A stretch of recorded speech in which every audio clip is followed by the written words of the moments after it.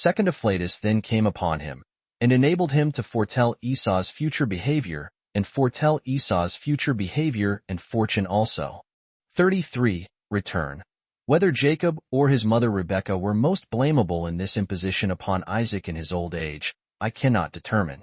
However, the blessing being delivered as a prediction of future events, by a divine impulse, and foretelling things to befall to the posterity of Jacob and Esau in future ages, was for certain providential, and according to what Rebekah knew to be the purpose of God, when he answered her inquiry, before the children were born, Genesis 25 verse 23, that one people should be stronger than the other people, and the elder, Esau, should serve the younger, Jacob.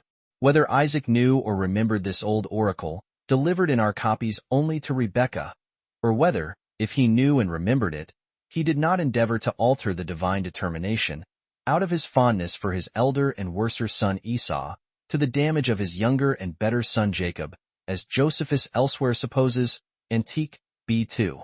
Ch. 7. Sect. 3. I cannot certainly say. If so, this might tempt Rebekah to contrive, and Jacob to put this imposition upon him. However, Josephus says here, that it was Isaac, and not Rebekah, who inquired of God at first, and received the forementioned oracle, sect. 1. Which, if it be the true reading, renders Isaac's procedure more inexcusable.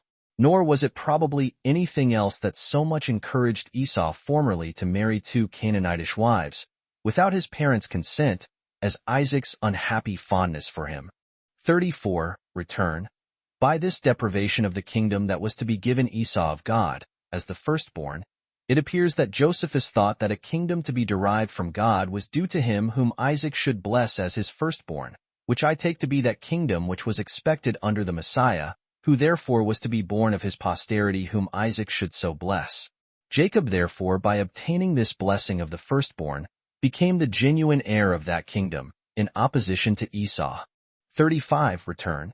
Here we have the difference between slaves for life and servants, such as we now hire for a time agreed upon on both sides, and dismiss again after he time contracted for is over, which are no slaves, but free men and free women. Accordingly, when the apostolical constitutions forbid a clergyman to marry perpetual servants or slaves, B6, H 17, it is meant only of the former sort, as we learn elsewhere from the same constitutions, H 47. XXXI.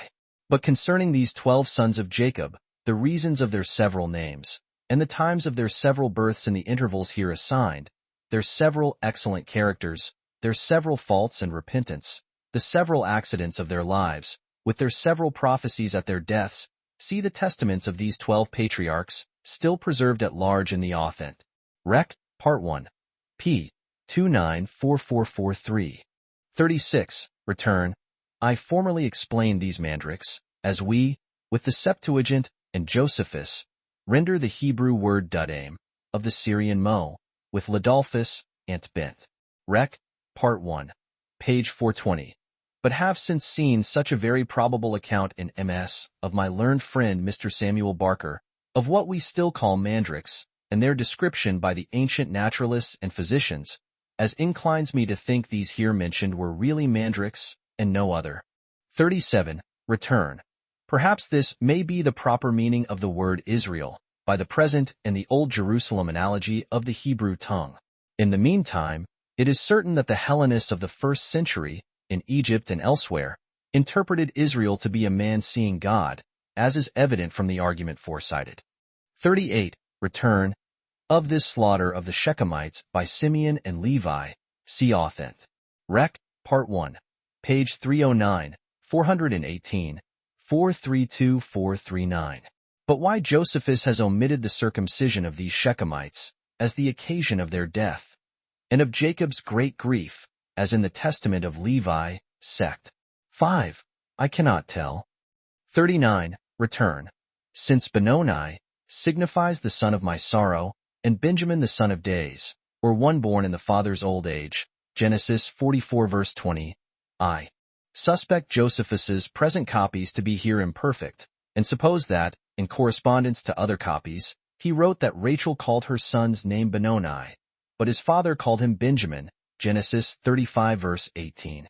As for Benjamin, as commonly explained, the son of the right hand, it makes no sense at all, and seems to be a gross modern error only. The Samaritan always writes this name truly Benjamin, which probably is here of the same signification, only with the Chaldee termination in, instead of him in the Hebrew, as we pronounce cherubim or cherubim indifferently. Accordingly, both the Testament of Benjamin, sect. 2, page 401, and Philo de Nomina Mutation, page 1059, write the name Benjamin, but explain it not the son of the right hand, but the son of days. Book 2, containing the interval of 220 years. From the death of Isaac to the exodus out of Egypt. Chapter 1. How Esau and Jacob, Isaac's sons, divided their habitation, and Esau possessed Idumea and Jacob Canaan. 1. After the death of Isaac, his sons divided their habitations respectively, nor did they retain what they had before. But Esau departed from the city of Hebron, and left it to his brother, and dwelt in Seir, and ruled over Idumea. He called the country by that name from himself, for he was named Adam, which appellation he got on the following occasion. One day, returning from the toil of hunting very hungry, it was when he was a child in age, he lighted on his brother when he was getting ready lentil pottage for his dinner, which was of a very red color, on which account he the more earnestly longed for it, and desired him to give him some of it to eat. But he made advantage of his brother's hunger, and forced him to resign up to him his birthright. And he, being pinched with famine, resigned it up to him, under an oath. Whence it came, that, on account of the redness of this pottage, he was, in way of jest, by his contemporaries, called Adam, for the Hebrews call what is red Adam. And this was the name given to the country. But the Greeks gave it a more agreeable pronunciation, and named it Idumea. 2. He became the father of 5 sons, of whom Jaus and Jelomus and Corius were by one wife, whose name was Alabama. But of the rest, Aliphaz was born to him by Adah, and Ragel by Basemath. And these were the sons of Esau. Aliphaz had 5 legitimate sons, the Man, Omer, Saphus, Gotham, and Kenaz. For Amalek was not legitimate, but by a concubine, whose name was Thamnah. These dwelt in that part of Idumea which is called Jebelitis, and that denominated from Amalek, Amalekitis. For Idumea was a large country, and did then preserve the name of the whole, while in its several parts it kept the names of its peculiar inhabitants. Chapter 2. How Joseph, the youngest of Jacob's sons, was envied by his brethren, when certain dreams had foreshown his future happiness. 1. It happened that Jacob came to so great happiness as rarely any other person had arrived at. He was richer than the rest of the inhabitants of that country, and was at once envied and admired for such virtuous sons, for they were deficient in nothing, but were of great souls, both for laboring with their hands and enduring of toil, and shrewd also in understanding. And God exercised such a providence over him, and such a care of his happiness, as to bring him the greatest blessings, even out of what appeared to be the most sorrowful condition, and to make him the cause of our forefathers' departure out of Egypt, him and his posterity. The occasion was this.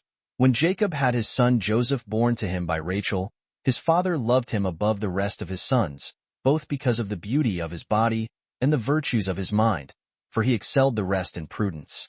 This affection of his father excited the envy and the hatred of his brethren, as did also his dreams which he saw, and related to his father, and to them, which foretold his future happiness, it being usual with mankind to envy their very nearest relations such their prosperity. Now the visions which Joseph saw in his sleep were these. 2.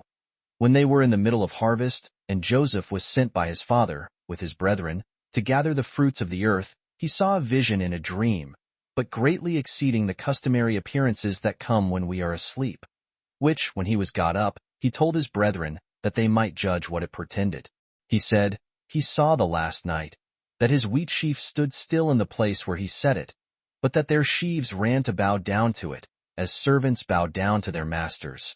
But as soon as they perceived the vision foretold that he should obtain power and great wealth, and that his power should be in opposition to them, they gave no interpretation of it to Joseph, as if the dream were not by them understood. But they prayed that no part of what they suspected to be its meaning might come to pass, and they bear a still greater hatred to him on that account. 3. But God, in opposition to their envy, sent a second vision to Joseph, which was much more wonderful than the former. For it seemed to him that the sun took with him the moon and the rest of the stars, and came down to the earth and bowed down to him. He told the vision to his father, and that, as suspecting nothing of ill will from his brethren, when they were there also, and desired him to interpret what it should signify. Now Jacob was pleased with the dream. For, considering the prediction in his mind, and shrewdly and wisely guessing at its meaning, he rejoiced at the great things thereby signified, because it declared the future happiness of his son, and that, by the blessing of God, the time would come when he should be honored and thought worthy of worship by his parents and brethren, as guessing that the moon and sun were like his mother and father, the former, as she that gave increase and nourishment to all things, and the latter, he that gave form and other powers to them, and that the stars were like his brethren, since they were 11 in number, as were the stars that receive their power from the sun and moon. 4. And thus did Jacob make a judgment of this vision, and that a shrewd one also.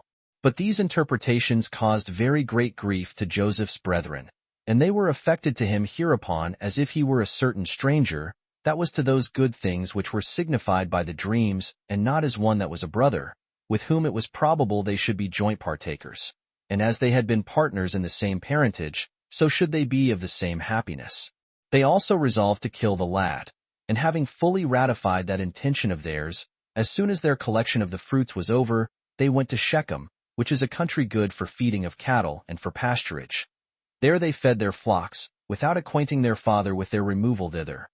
Whereupon he had melancholy suspicions about them, as being ignorant of his son's condition, and receiving no messenger from the flocks that could inform him of the true state they were in. So, because he was in great fear about them, he sent Joseph to the flocks, to learn the circumstances his brethren were in, and to bring him word how they did. Chapter 3. How Joseph was thus sold by his brethren into Egypt, by reason of their hatred to him, and how he there grew famous and illustrious and had his brethren under his power. 1. Now these brethren rejoiced as soon as they saw their brother coming to them, not indeed as at the presence of a near relation, or as at the presence of one sent by their father, but as at the presence of an enemy, and one that by divine providence was delivered into their hands. And they already resolved to kill him, and not let slip the opportunity that lay before them. But when Reuel, the eldest of them, saw them thus disposed, and that they had agreed together to execute their purpose, he tried to restrain them, showing them the heinous enterprise they were going about, and the horrid nature of it, that this action would appear wicked in the sight of God, and impious before men, even though they should kill one not related to them, but much more flagitious and detestable to appear to have slain their own brother, by which act the father must be treated unjustly in the son's slaughter, and the mother one also be in perplexity while she laments that her son is taken away from her, and this not in a natural way neither. So he entreated them to have a regard to their own consciences, and wisely to consider what mischief would betide them upon the death of so good a child, and their youngest brother, that they would also fear God, who was already both a spectator and a witness of the designs they had against their brother, that he would love them if they abstained from this act, and yielded to repentance and amendment. But in case they proceeded to do the fact, all sorts of punishments would overtake them from God for this murder of their brother, since they polluted his providence, which was everywhere present, and which did not overlook what was done, either in deserts or in cities. For wheresoever a man is, there ought he to suppose that God is also. He told them further, that their consciences would be their enemies, if they attempted to go through so wicked an enterprise, which they can never avoid, whether it be a good conscience, or whether it be such a one as they will have within them when once they have killed their brother. He also added this besides to what he had before said, that it was not a righteous thing to kill a brother, though he had injured them, that it is a good thing to forget the actions of such near friends, even in things wherein they might seem to have offended, but that they were going to kill Joseph, who had been guilty of nothing that was ill towards them, in whose case the infirmity of his small age should rather procure him mercy, and move them to unite together in the care of his preservation. That the cause of killing him made the act itself much worse, while they determined to take him off out of envy at his future prosperity, an equal share of which they would naturally partake while he enjoyed it, since they were to him not strangers, but the nearest relations, for they might reckon upon what God bestowed upon Joseph as their own, and that it was fit for them to believe that the anger of God would for this cause be more severe upon them, if they slew him who was judged by God to be worthy of that prosperity which was to be hoped for, and while, by murdering him, they made it impossible for God to bestow it upon him. 2. Reubel said these and many other things, and used entreaties to them, and thereby endeavored to divert them from the murder of their brother. But when he saw that his discourse had not mollified them at all, and that they made haste to do the fact, he advised them to alleviate the wickedness they were going about in the manner of taking Joseph off. For as he had exhorted them first, when they were going to revenge themselves, to be dissuaded from doing it. So, since the sentence for killing their brother had prevailed, he said that they would not, however, be so grossly guilty, if they would be persuaded to follow his present advice, which would include what they were so eager about, but was not so very bad, but, in the distress they were in, of a lighter nature. He begged of them, therefore, not to kill their brother with their own hands, but to cast him into the pit that was hard by, and so to let him die, by which they would gain so much, that they would not defile their own hands with his blood. To this the young men readily agreed. So Reubel took the lad and tied him to a cord, and let him down gently into the pit, for it had no water at all in it, who, when he had done this, went his way to seek for such pasturage as was fit for feeding his flocks. 3. But Judas, being one of Jacob's sons also, seeing some Arabians, of the posterity of Ismael, carrying spices and Syrian wares out of the land of Gilead to the Egyptians, after Reubel was gone, advised his brethren to draw Joseph out of the pit, and sell him to the Arabians. For if he should die among strangers a great way off, they should be freed from this barbarous action. This, therefore, was resolved on. So they drew Joseph up out of the pit, and sold him to the merchants for 22 pounds. He was now 17 years old. But Reubel, coming in the night time to the pit, resolved to save Joseph, without the privity of his brethren. And when, upon his calling to him, he made no answer, he was afraid that they had destroyed him after he was gone, of which he complained to his brethren. But when they had told him what they had done, Reubel left off his mourning. 4. When Joseph's brethren had done thus to him, they considered what they should do to escape the suspicions of their father. Now they had taken away from Joseph the coat which he had on when he came to them at the time they let him down into the pit. So they thought proper to tear that coat to pieces, and to dip it into goat's blood, and then to carry it and show it to their father, that he might believe he was destroyed by wild beasts. And when they had so done, they came to the old man, but this not till what had happened to his son had already come to his knowledge. Then they said that they had not seen Joseph, nor knew what mishap had befallen him, but that they had found his coat bloody and torn to pieces, whence they had a suspicion that he had fallen among wild beasts, and so perished, if that was the coat he had on when he came from home. Now Jacob had before some better hopes that his son was only made a captive, but now he laid aside that notion, and supposed that this coat was an evident argument that he was dead, for he well remembered that this was the coat he had on when he sent him to his brethren. So he hereafter lamented the lad as now dead, and as if he had been the father of no more than one, without taking any comfort in the rest. And so he was also affected with his misfortune before he met with Joseph's brethren, when he also conjectured that Joseph was destroyed by wild beasts. He sat down also clothed in sackcloth and in heavy affliction, insomuch that he found no ease when his sons comforted him, neither did his pains remit by length of time. Chapter 4. Concerning the signal chastity of Joseph. 1. Now Potiphar, an Egyptian, who was chief cook to King Pharaoh, bought Joseph of the merchants, who sold him to him. He had him in the greatest honor, and taught him the learning that became a free man, and gave him leave to make use of a diet better than was allotted to slaves. He entrusted also the care of his house to him. So he enjoyed these advantages, yet did not he leave that virtue which he had before, upon such a change of his condition. But he demonstrated that wisdom was able to govern the uneasy passions of life, in such as have it in reality, and do not only put it on for a show, under a present state of prosperity. 2. For when his master's wife was fallen in love with him, both on account of his beauty of body and his dexterous management of affairs, and supposed that if she should make it known to him, she could easily persuade him to come and lie with her, and that he would look upon it as a piece of happy fortune that his mistress should entreat him, as regarding that state of slavery he was in, and not his moral character, which continued after his condition was changed. So she made known her naughty inclinations, and spake to him about lying with her. However, he rejected her entreaties, not thinking it agreeable to religion to yield so far to her, as to do what would tend to the affront and injury of him that purchased him, and had vouchsafed him so great honors. He, on the contrary, exhorted her to govern that passion, and laid before her the impossibility of her obtaining her desires, which he thought might be conquered, if she had no hope of succeeding.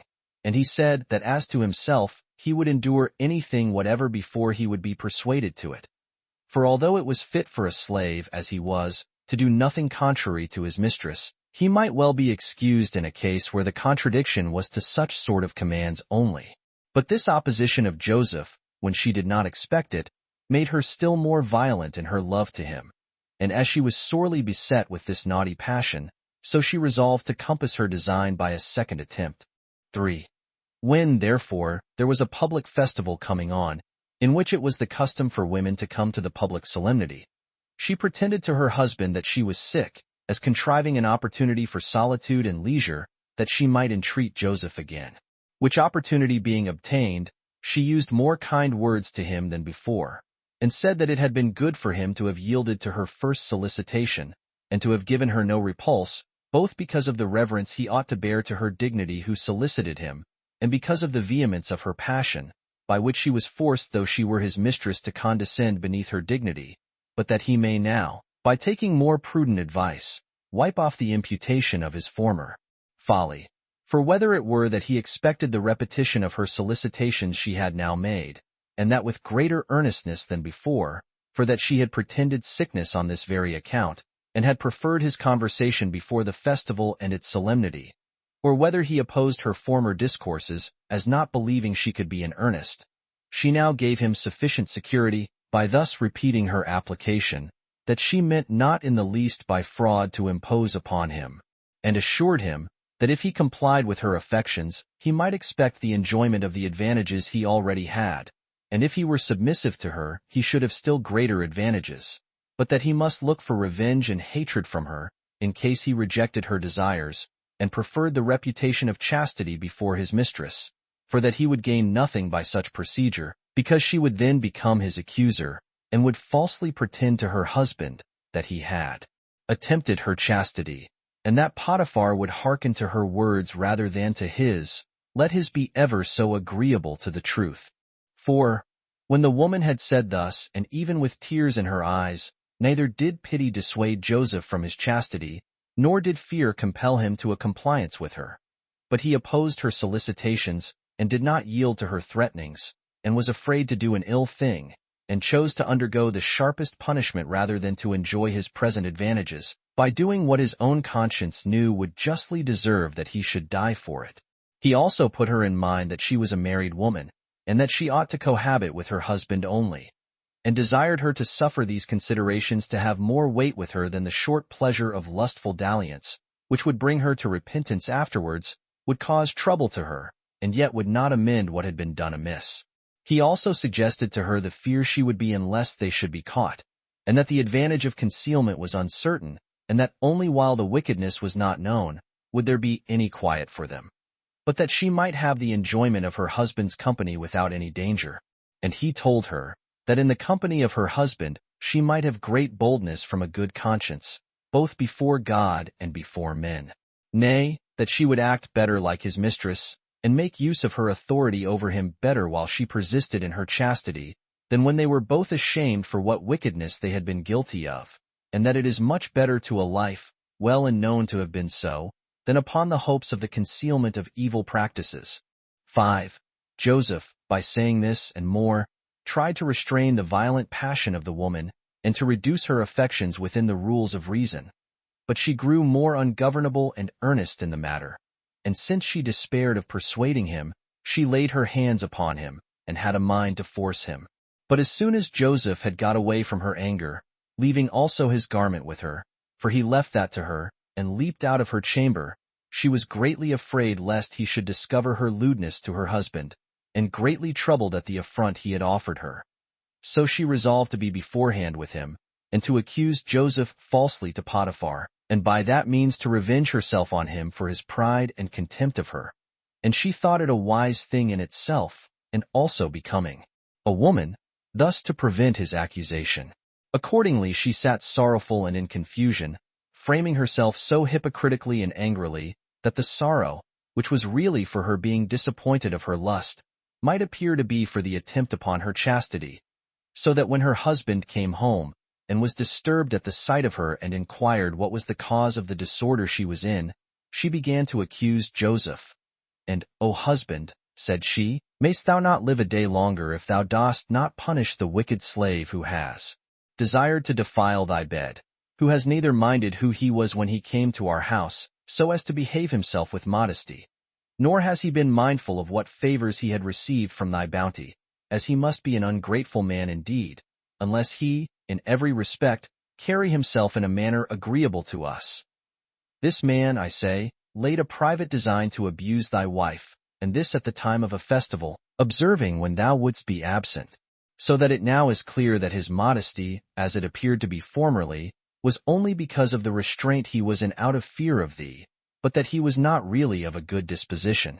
This has been occasioned by his being advanced to honor beyond what he deserved, and what he hoped for, insomuch that he concluded that he who was deemed fit to be trusted with thy estate and the government of thy family, and was preferred above thy eldest servants, might be allowed to touch thy wife also. Thus, when she had ended her discourse, she showed him his garment, as if he then left it with her when he attempted to force her. But Potiphar, not being able to disbelieve what his wife's tears showed, and what his wife said, and what he saw himself, and being seduced by his love to his wife, did not set himself about the examination of the truth, but taking it for granted that his wife was a modest woman, and condemning Joseph as a wicked man, he threw him into the malefactor's prison, and had a still higher opinion of his wife, and bare her witness that she was a woman of a becoming modesty and chastity. Chapter 5. What things befell Joseph in prison? 1. Now Joseph, commending all his affairs to God, did not betake himself to make his defense, nor to give an account of the exact circumstances of the fact, but silently underwent the bonds and the distress he was in, firmly believing that God, who knew the cause of his affliction and the truth of the fact, would be more powerful than those that inflicted the punishments upon him, a proof of whose providence he quickly received. For the keeper of the prison, taking notice of his care and fidelity in the affairs he had set him about, and the dignity of his countenance, relaxed his bonds, and thereby made his heavy calamity lighter and more supportable to him. He also permitted him to make use of a diet better than that of the rest of the prisoners. Now, as his fellow prisoners, when their hard labors were over, fell to discoursing one among another, as is usual in such as are equal sufferers, and to inquire one of another what were the occasions of their being condemned to a prison. Among them the king's cupbearer, and one that had been respected by him, was put in bonds upon the king's anger at him. This man was under the same bonds with Joseph, and grew more familiar with him.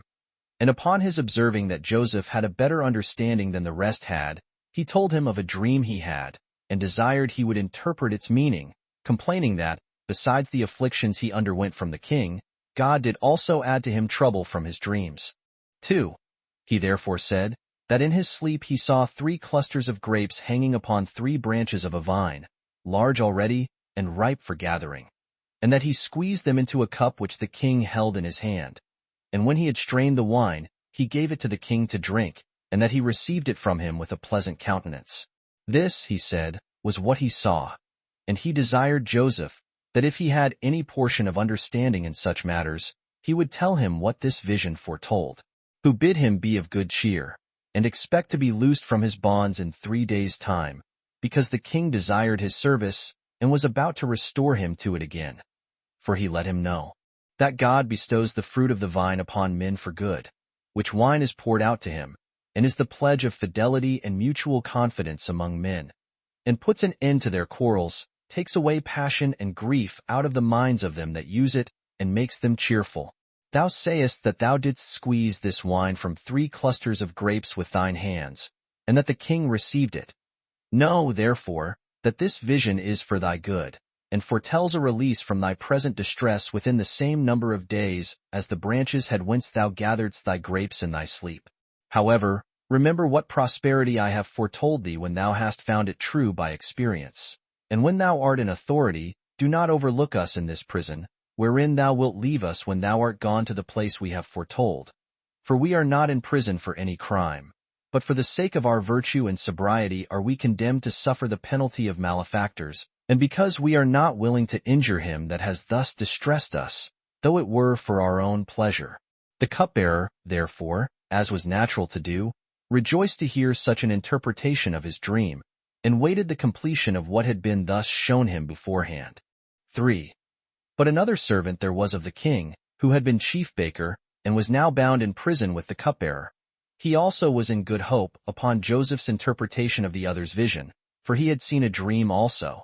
So he desired that Joseph would tell him what the visions he had seen the night before might mean. They were these that follow. Methought, says he, I carried 3 baskets upon my head. 2 were full of loaves, and the third full of sweetmeats and other eatables, such as are prepared for kings.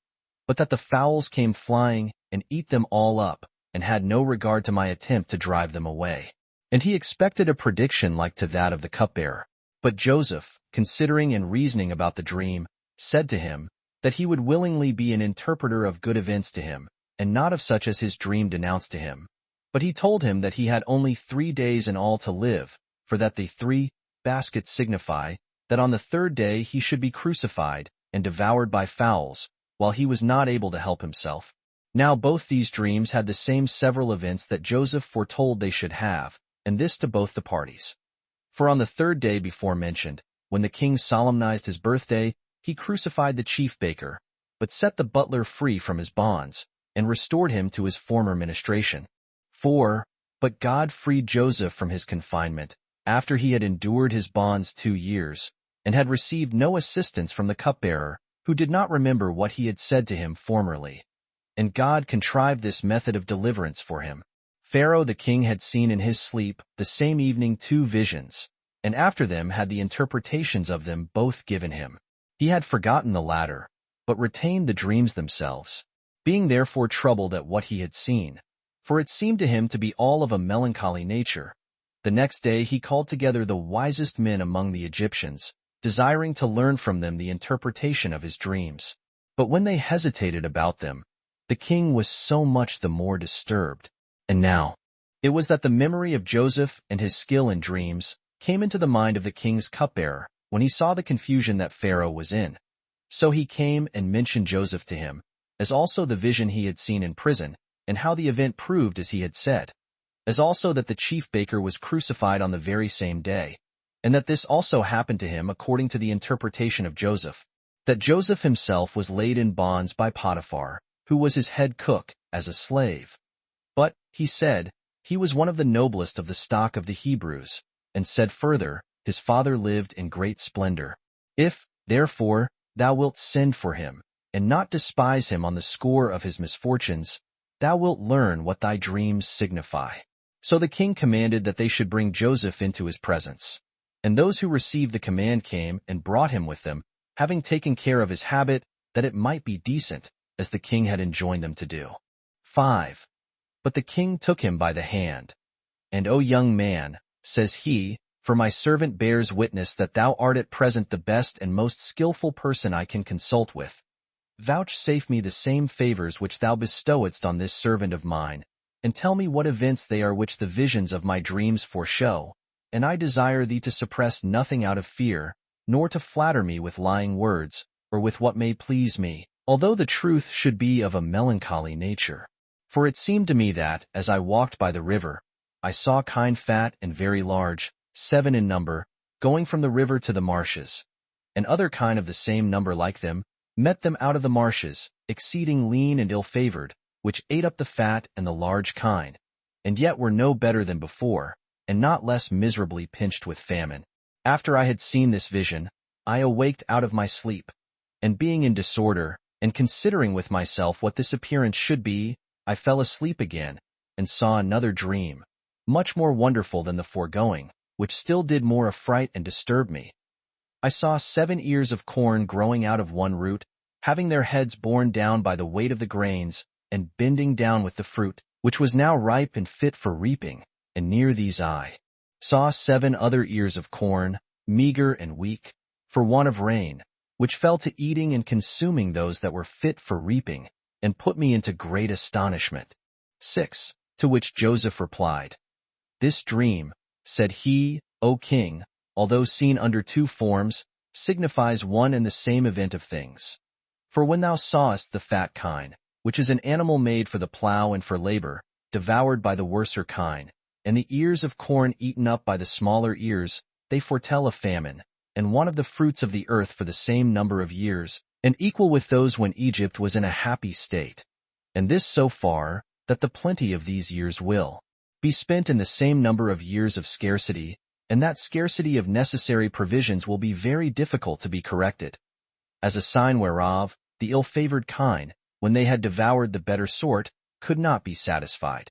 But still God foreshows what is to come upon men, not to grieve them, but that, when they know it beforehand, they may by prudence make the actual experience of what is foretold the more tolerable. If thou, therefore, carefully dispose of the plentiful crops which will come in the former years, thou wilt procure that the future calamity will not be felt by the Egyptians. 7. Hereupon the king wondered at the discretion and wisdom of Joseph, and asked him by what means he might so dispense the foregoing plentiful crops in the happy years, as to make the miserable crops more tolerable. Joseph then added this his advice, to spare the good crops, and not permit the Egyptians to spend them luxuriously, but to reserve what they would have spent in luxury beyond their necessity against the time of want. He also exhorted him to take the corn of the husbandmen, and give them only so much as will be sufficient for their food. Accordingly Pharaoh, being surprised at Joseph, not only for his interpretation of the dream, but for the counsel he had given him, entrusted him with dispensing the corn, with power to do what he thought would be for the benefit of the people of Egypt, and for the benefit of the king, as believing that he who first discovered this method of acting would prove the best overseer of it. But Joseph, having this power given him by the king, with leave to make use of his seal, and to wear purple, drove in his chariot through all the land of Egypt, and took the corn of the husbandmen, 3 allotting as much to every one as would be sufficient for seed, and for food, but without discovering to anyone the reason why he did so. Chapter 6. How Joseph, when he was become famous in Egypt, had his brethren in subjection. 1. Joseph was now grown up to 30 years of age, and enjoyed great honors from the king, who called him Sothom-Phanek, out of regard to his prodigious degree of wisdom, for that name denotes the revealer of secrets. He also married a wife of very high quality, for he married the daughter of Potephares, for one of the priests of Heliopolis. She was a virgin, and her name was Asenath. By her he had children before the scarcity came on. Manasseh, the elder, which signifies forgetful, because his present happiness made him forget his former misfortunes, and Ephraim, the younger, which signifies restored, because he was restored to the freedom of his forefathers. Now after Egypt had happily passed over 7 years, according to Joseph's interpretation of the dreams, the famine came upon them in the 8th year. And because this misfortune fell upon them when they had no sense of it beforehand, 5. They were all sorely afflicted by it, and came running to the king's gates. And he called upon Joseph, who sold the corn to them, being become confessedly a savior to the whole multitude of the Egyptians. Nor did he open this market of corn for the people of that country only, but strangers had liberty to buy also, Joseph being willing that all men, who are naturally akin to one another, should have assistance from those that lived in happiness. 2. Now Jacob also, when he understood that foreigners might come, sent all his sons into Egypt to buy corn, for the land of Canaan was grievously afflicted with the famine, and this great misery touched the whole continent. He only retained Benjamin, who was born to him by Rachel, and was of the same mother with Joseph. These sons of Jacob then came into Egypt, and applied themselves to Joseph, wanting to buy corn.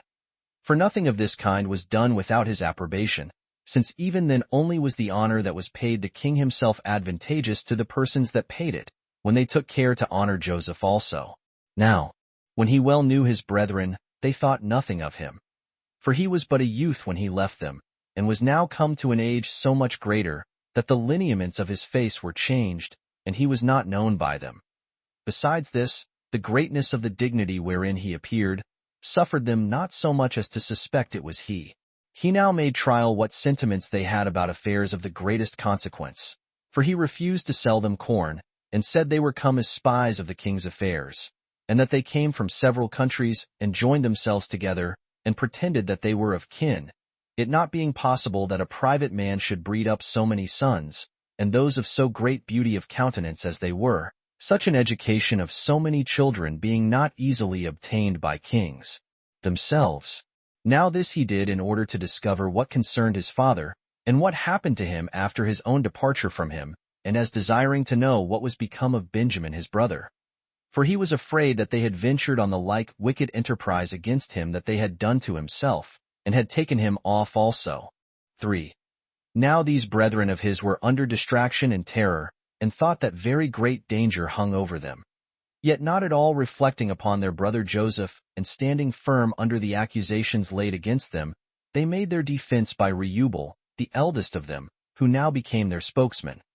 We come not hither, said he, with any unjust design, nor in order to bring any harm to the king's affairs. We only want to be preserved, as supposing your humanity might be a refuge for us from the miseries which our country labors under, we having heard that you propose to sell corn, not only to your own countrymen, but to strangers also, and that you determine to allow that corn, in order to preserve all that want it. But that we are brethren, and of the same common blood, the peculiar lineaments of our faces, and those not so much different from one another, plainly show. Our father's name is Jacob, an Hebrew man, who had 12 of us for his sons by 4 wives, which 12 of us, while we were all alive, were a happy family. But when one of our brethren, whose name was Joseph, died, our affairs changed for the worse, for our father could not forbear to make a long lamentation for him. And we are in affliction, both by the calamity of the death of our brother, and the miserable state of our aged father. We are now, therefore, come to buy corn, having entrusted the care of our father, and the provision for our family, to Benjamin, our youngest brother. And if thou sendest to our house, thou mayst learn whether we are guilty of the least falsehood in what we say. 4. And thus did Reubel endeavor to persuade Joseph to have a better opinion of them. But when he had learned from them that Jacob was alive, and that his brother was not destroyed by them, he for the present put them in prison, as intending to examine more into their affairs when he should be at leisure. But on the 3rd day he brought them out and said to them, Since you constantly affirm that you are not come to do any harm to the king's affairs, that you are brethren, and the sons of the father whom you named, you will satisfy me of the truth of what you say, if you leave one of your company with me, who shall suffer no injury here. And if, when ye have carried corn to your father, you will come to me again and bring your brother, whom you say you left there, along with you, for this shall be by me esteemed an assurance of the truth of what you have told me. Hereupon they were in greater grief than before. They wept, and perpetually deplored one among another the calamity of Joseph, and said, they were fallen into this misery as a punishment inflicted by God for what evil contrivances they had against him. And Reubel was large in his reproaches of them for their too late repentance, whence no profit arose to Joseph, and earnestly exhorted them to bear with patience whatever they suffered, since it was done by God in way of punishment on his account. Thus they spake to one another, not imagining that Joseph understood their language. A general sadness also seized on them at Reubel's words, and a repentance for what they had done. And they condemned the wickedness they had perpetrated, for which they judged they were justly punished by God. Now when Joseph saw that they were in this distress, he was so affected at it that he fell into tears, and not being willing that they should take notice of him, he retired.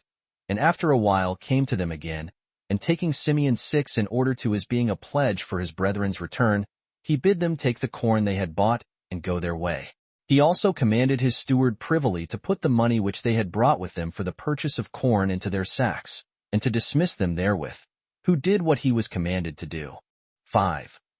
Now when Jacob's sons were come into the land of Canaan, they told their father what had happened to them in Egypt, and that they were taken to have come thither as spies upon the king, and how they said they were brethren, and had left their 11th brother with their father, but were not believed, and how they had left Simeon with the governor, until Benjamin should go thither, and be a testimonial of the truth of what they had said. And they begged of their father to fear nothing, but to Send the lad along with them." But Jacob was not pleased with anything his sons had done, and he took the detention of Simeon heinously, and thence thought it a foolish thing to give up Benjamin also. Neither did he yield to Reuel's persuasion, though he begged it of him, and gave leave that the grandfather might, in way of requital, kill his own sons, in case any harm came to Benjamin in the journey. So they were distressed, and knew not what to do. Nay, there was another accident that still disturbed them more: the money that was found hidden in their sacks of corn. Yet when the corn they had brought failed them, and when the famine still afflicted them, and necessity forced them, Jacob did 7. Not. Still resolved to send Benjamin with his brethren, although there was no returning into Egypt unless they came with what they had promised. Now the misery growing every day worse, and his sons begging it of him, he had no other course to take in his present circumstances. And Judas, who was of a bold temper on other occasions, spake his mind very freely to him, that it did not become him to be afraid on account of his son, nor to suspect the worst as he did. For nothing could be done to his son but by the appointment of God, which must also for certain come to pass, though he were at home with him, that he ought not to condemn them to such manifest destruction, nor deprive them of that plenty of food they might have from Pharaoh, by his unreasonable fear about his son Benjamin, but ought to take care of the preservation of Simeon, lest, by attempting to hinder Benjamin's journey, Simeon should perish. He exhorted him to trust God for him, and said he would either bring his son back to him safe, or, together with his, lose his own life. So that Jacob was at length persuaded, and delivered Benjamin to them, with the price of the corn doubled. He also sent presents to Joseph of the fruits of the land of Canaan, balsam and rosin, as also turpentine and honey. 8 Now their father shed many tears at the departure of his sons, as well as themselves. His concern was that he might receive them back again safe after their journey, and their concern was that they might find their father well, in no way afflicted with grief for them. And this lamentation lasted a whole day, so that the old man was at last tired with grief, and stayed behind. But they went on their way for Egypt, endeavoring to mitigate their grief for their present misfortunes, with the hopes of better success hereafter. 6. As soon as they came into Egypt, they were brought down to Joseph. But here no small fear disturbed them, lest they should be accused about the price of the corn, as if they had cheated Joseph. They then made a long apology to Joseph's steward, and told him that when they came home they found the money in their sacks, and that they had now brought it along with them. He said he did not know what they meant, so they were delivered from that fear. And when he had loosed Simeon, and put him into a handsome habit, he suffered him to be with his brethren, at which time Joseph came from his attendance on the king. So they offered him their presents, and upon his putting the question to them about their father, they answered that they found him well. He also, upon his discovery that Benjamin was alive, asked whether this was their younger brother, for he had seen him, whereupon they said he was. He replied that the God over all was his protector. But when his affection to him made him shed tears, he retired, desiring he might not be seen in that plight by his brethren. Then Joseph took them to supper, and they were set down in the same order as they used to sit at their father's table. And although Joseph treated them all kindly, yet did he send a mess to Benjamin that was double to what the rest of the guests had for their shares. 7. Now when after supper they had composed themselves to sleep, Joseph commanded his steward both to give them their measures of corn, and to hide its price again in their sacks, and that withal they should put into Benjamin's sack the golden cup, out of which he loved himself to drink, which things he did, in order to make trial of his brethren, whether they would stand by Benjamin when he should be accused of having stolen the cup, and should appear to be in danger, or whether they would leave him, and, depending on their own innocency, go to their father without him. When the servant had done as he was bidden, the sons of Jacob, knowing nothing of all this, went their way, and took Simeon along with them, and had a double cause of joy, both because they had received him again, and because they took back Benjamin to their father, as they had promised. But presently a troop of horsemen encompassed them, and brought with them Joseph's servant, who had put the cup into Benjamin's sack. Upon which unexpected attack of the horsemen they were much disturbed, and asked what the reason was that they came thus upon men, who a little before had been by their Lord thought worthy of an honorable and hospitable reception. They replied, by calling them wicked wretches, who had forgot that very hospitable and kind treatment which Joseph had given them, and did not scruple to be injurious to him, and to carry off that cup out of which he had, in so friendly a manner, drank to them, and not regarding their friendship with Joseph, no more than the danger they should be in if they were taken, in comparison of the unjust gain. Hereupon he threatened that they should be punished. For though they had escaped the knowledge of him who was but a servant, yet had they not escaped the knowledge of God, nor had gone off with what they had stolen, and after all, asked why we come upon them, as if they knew nothing of the matter. And he told them that they should immediately know it by their punishment. This, and more of the same nature, did the servants say, in way of reproach to them. But they being wholly ignorant of anything here that concerned them, laughed at what he said, and wondered at the abusive language which the servant gave them, when he was so hardy as to accuse those who did not before so much as retain the price of their corn, which was found in their sacks, but brought it again, though nobody else knew of any such thing. So far were they from offering any injury to Joseph, voluntarily. But still, supposing that a search would be a more sure justification of themselves than their own denial of the fact, they bid him search them, and that if any of them had been guilty of the theft, to punish them all. For being no way conscious to themselves of any crime, they spake with assurance, and, as they thought, without any danger to themselves also. The servants desired there might be a search made, but they said the punishment should extend to him alone who should be found guilty of the theft. So they made the search, and, having searched all the rest, they came last of all to Benjamin, as knowing it was Benjamin's sack in which they had hidden the cup, they having indeed searched the rest only for a show of accuracy. So the rest were out of fear for themselves, and were now only concerned about Benjamin, but still were well assured that he would also be found innocent. And they reproached those that came after them for their hindering them, while they might, in the meanwhile, have gotten a good way on their journey. But as soon as they had searched Benjamin's sack, they found the cup, and took it from him. And all was changed into mourning and lamentation. They rent their garments, and wept for the punishment which their brother was to undergo for his theft, and for the delusion they had put on their father, when they promised they would bring Benjamin safe to him. What added to their misery was, that this melancholy accident came unfortunately at a time when they thought they had been gotten off clear. But they confessed that this misfortune of their brother, as well as the grief of their father for him, was owing to themselves, since it was they that forced their father to send him with them, when he was averse to it. 8. The horsemen therefore took Benjamin and brought him to Joseph, his brethren also following him, who, when he saw him in custody, and them in the habit of mourners, said, How came you, vile wretches as you are, to have such a strange notion of my kindness to you, and of God's providence, as impudently to do thus to your benefactor, who in such an hospitable manner had entertained you? Whereupon they gave up themselves to be punished, in order to save Benjamin, and called to mind what a wicked enterprise they had been guilty of against Joseph. They also pronounced him more happy than themselves, if he were dead, and being freed from the miseries of this life. And if he were alive, that he enjoyed the pleasure of seeing God's vengeance upon them. They said further, that they were the plague of their father, since they should now add to his former affliction for Joseph, this other affliction for Benjamin. Reuel also was large in cutting them upon this occasion. But Joseph dismissed them, for he said they had been guilty of no offense, and that he would content himself with the lad's punishment. For he said it was not a fit thing to let him go free, for the sake of those who had not offended. Nor was it a fit thing to punish them together with him who had been guilty of stealing.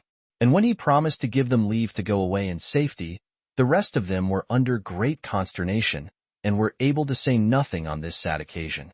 But Judas, who had persuaded their father to send the lad from him, being otherwise also a very bold and active man, determined to hazard himself for the preservation of his brother. It is true, 9 said he, O governor, that we have been very wicked with regard to thee, and on that account deserved punishment. Even all of us may justly be punished, although the theft were not committed by all, but only by one of us, and he the youngest also. But yet there remains some hope for us, who otherwise must be under despair on his account, and this from thy goodness, which promises us a deliverance out of our present danger. And now I beg thou wilt not look at us, or at that great crime we have been guilty of, but at thy own excellent nature, and take advice of thine own virtue, instead of that wrath thou hast against us, which passion those that otherwise are of lower character indulge, as they do their strength, and that not only on great, but also on very trifling occasions. Overcome, sir, that passion, and be not subdued by it, nor suffer it to slay those that do not otherwise presume upon their own safety, but are desirous to accept of it from thee. For this is not the first time that thou wilt bestow it on us, but before, when we came to buy corn, thou affordedst us great plenty of food, and gavest us leave to carry so much home to our family as has preserved them from perishing by famine. Nor is there any difference between not overlooking men that were perishing for want of necessaries, and not punishing those that seem to be offenders, and have been so unfortunate as to lose the advantage of that glorious benefaction which they received from thee. This will be an instance of equal favor, though bestowed after a different manner. For thou wilt save those this way whom thou didst feed the other, and thou wilt hereby preserve alive, by thy own bounty, those souls which thou didst not suffer to be distressed by famine, it being indeed at once a wonderful and a great thing to sustain our lives by corn, and to bestow on us that pardon, whereby, now we are distressed, we may continue those lives. And I am ready to suppose that God is willing to afford thee this opportunity of showing thy virtuous disposition, by bringing us into this calamity, that it may appear thou canst forgive the injuries that are done to thyself, and mayst be esteemed kind to others, besides those who, on other accounts, stand in need of thy assistance. Since it is indeed a right thing to do well to those who are in distress for want of food, but still a more glorious thing to save those who deserve to be punished, when it is on account of heinous offenses against thyself.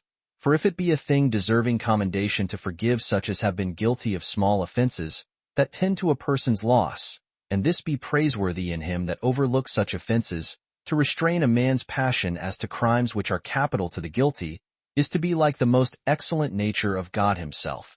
And truly, as for myself, had it not been that we had a father, who had discovered, on occasion of the death of Joseph, how miserably he is always afflicted at the loss of his sons, I had not made any words on account of the saving of our own lives. I mean, any further than as that would be an excellent character for thyself, to preserve even those that would have nobody to lament them when they were dead, but we would have yielded ourselves up to suffer whatsoever thou pleasedst. But now, we do not plead for mercy to ourselves, though indeed, if we die, it will be while we are young, and before we have had the enjoyment of life. Have regard to our Father, and take pity of his old age, on whose account it is that we make these supplications to thee. We beg thou wilt give us those lives which this wickedness of ours has rendered obnoxious to thy punishment, and this for his sake who is not himself wicked, nor does his being our Father make us wicked. He is a good man, and not worthy to have such trials of his patience. And now, we are absent, he is afflicted with care for us. But if he hear of our deaths, and what was the cause of it, he will on that account die an immature death, and the reproachful manner of our ruin will hasten his end, and will directly kill him. Nay, will bring him to a miserable death, while he will make haste to rid himself out of the world, and bring himself to a state of insensibility, before the sad story of our end come abroad into the rest of the world. Consider these things in this manner, although our wickedness does now provoke thee with a just desire of punishing that wickedness, and forgive it for our Father's sake, and let thy commiseration of him weigh more with thee than our wickedness. Have regard to the old age of our Father, who, if we perish, will be very lonely while he lives, and will soon die himself also. 10. Grant this boon to the name of fathers, for thereby thou wilt honor him that begot thee, and will grant it to thyself also, who enjoyest already that denomination. Thou wilt then, by that denomination, be preserved of God, the Father of all, by showing a pious regard to which, in the case of our Father, thou wilt appear to honor him who is styled by the same name. I mean, if thou wilt have this pity on our Father, upon this consideration, how miserable he will be if he be deprived of his sons. It is thy part therefore to bestow on us what God has given us, when it is in thy power to take it away, and so to resemble him entirely in charity. For it is good to use that power, which can either give or take away, on the merciful side, and when it is in thy power to destroy, to forget that thou ever hadst that power, and to look on thyself as only allowed power for preservation, and that the more any one extends this power, the greater reputation does he gain to himself. Now, by forgiving our brother what he has unhappily committed, thou wilt preserve us all. For we cannot think of living if he be put to death, since we dare not show ourselves alive to our father without our brother. But here must we partake of one and the same catastrophe of his life. And so far we beg of thee, O governor, that if thou condemnest our brother to die, thou wilt punish us together with him, as partners of his crime. For we shall not think it reasonable to be reserved to kill ourselves for grief of our brother's death, but so to die rather as equally guilty with him of this crime. I will only leave with thee this one consideration, and then will say no more, viz. That our brother committed this fault when he was young, and not yet of confirmed wisdom in his conduct, and that men naturally forgive such young persons. I end here, without adding what more I have to say, that in case thou condemnest us, that omission may be supposed to have hurt us, and permitted thee to take the severer's side. But in case thou settest us free, that this may be ascribed to thy own goodness, of which thou art inwardly conscious, that thou freest us from condemnation, and that not by barely preserving us, but by granting us such a favor as will make us appear more righteous than we really are, and by representing to thyself more motives for our deliverance than we are able to produce ourselves. If, therefore, thou resolvest to slay him, I desire thou wilt slay me in his stead, and send him back to his father. Or if thou pleasest to retain him with thee as a slave, I am fitter to labor for thy advantage in that capacity, and, as thou sayest, am better prepared for either of those sufferings. So Judas, being very willing to undergo anything whatever for the deliverance of his brother, cast himself down at Joseph's feet, and earnestly labored to assuage and pacify his anger. All his brethren also fell down before him, weeping and delivering themselves up to destruction for the preservation of the life of Benjamin. 10. But Joseph, as overcome now with his affections, and no longer able to personate an angry man, commanded all that were present to depart, that he might make himself known to his brethren when they were alone. And when the rest were gone out, he made himself known to his brethren, and said, I commend you for your virtue, and your kindness to our brother. I find you better men than I could have expected from what you contrived about me. Indeed, I did all this to try your love to your brother. So I believe you were not wicked by nature in what you did in my case, but that all has happened according to God's will, who has hereby procured our enjoyment of what good things we have, and if he continue in a favorable disposition, of what we hope for hereafter. Since, therefore, I know that our Father is safe and well, beyond expectation, and I see you so well disposed to your brother, I will no longer remember what guilt you seem to have had about me, but will leave off to hate you for that your wickedness, and do rather return you my thanks, that you have concurred with the intentions of God to bring things to their present state. I would have you also rather to forget the same, since that imprudence of yours is come to such a happy conclusion, than to be uneasy and blush at those your offenses. Do not, therefore, let your evil intentions, when you condemned me, and that bitter remorse which might follow, be a grief to you now, because those intentions were frustrated.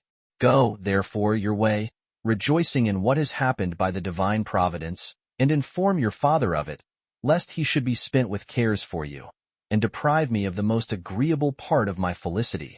I mean, lest he should die before he comes into my sight, and enjoys the good things that we now have. Bring, therefore, with you our father, and your wives and children, and all your kindred, and remove your habitations hither. For it is not proper that the persons dearest to me should live remote from me, now my affairs are so prosperous, especially when they must endure 5 more years of famine. When Joseph had said this, he embraced his brethren, who were in tears and sorrow. But the generous kindness of their brother seemed to leave among them no room for fear, lest they should be punished on account of what they had consulted and acted against him. And they were then feasting. Now the king, as soon as he heard that Joseph's brethren were come to him, was exceeding glad of it, as if it had been a part of his own good fortune, and gave them wagons full of corn and gold and silver to be conveyed to his father. Now when they had received more of their brother part to be carried to their father, and part as free gifts to every one of themselves, Benjamin having still more than the rest, they departed. Chapter 7. The removal of Joseph's father with all his family, to him, on account of the famine. 1.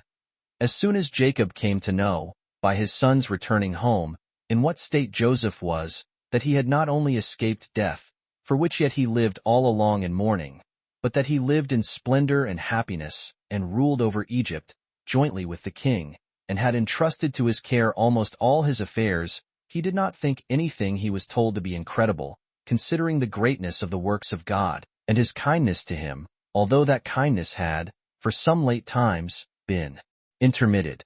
So he immediately and zealously set out upon his journey to him. 2. When he came to the well of the oath, Beersheba, he offered sacrifice to God. And being afraid that the happiness there was in Egypt might tempt his posterity to fall in love with it and settle in it, and no more think of removing into the land of Canaan and possessing it, as God had promised them. As also being afraid, lest, if this descent into Egypt were made without the will of God, his family might be destroyed there.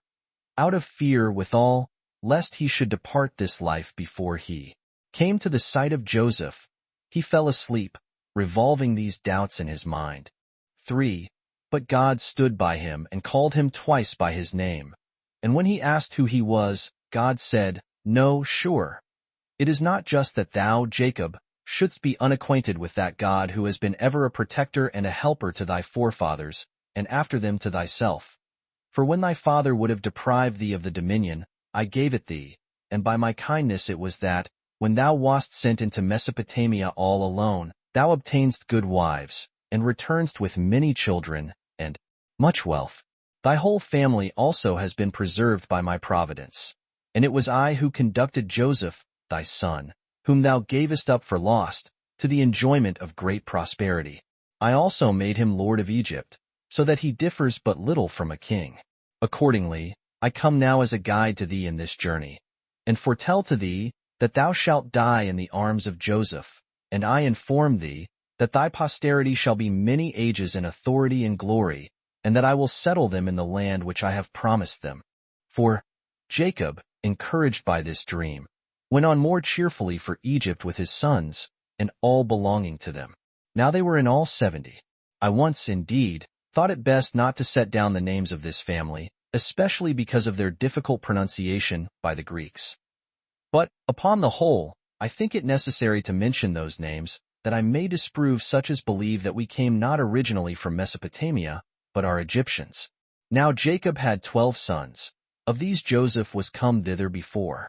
We will therefore set down the names of Jacob's children and grandchildren.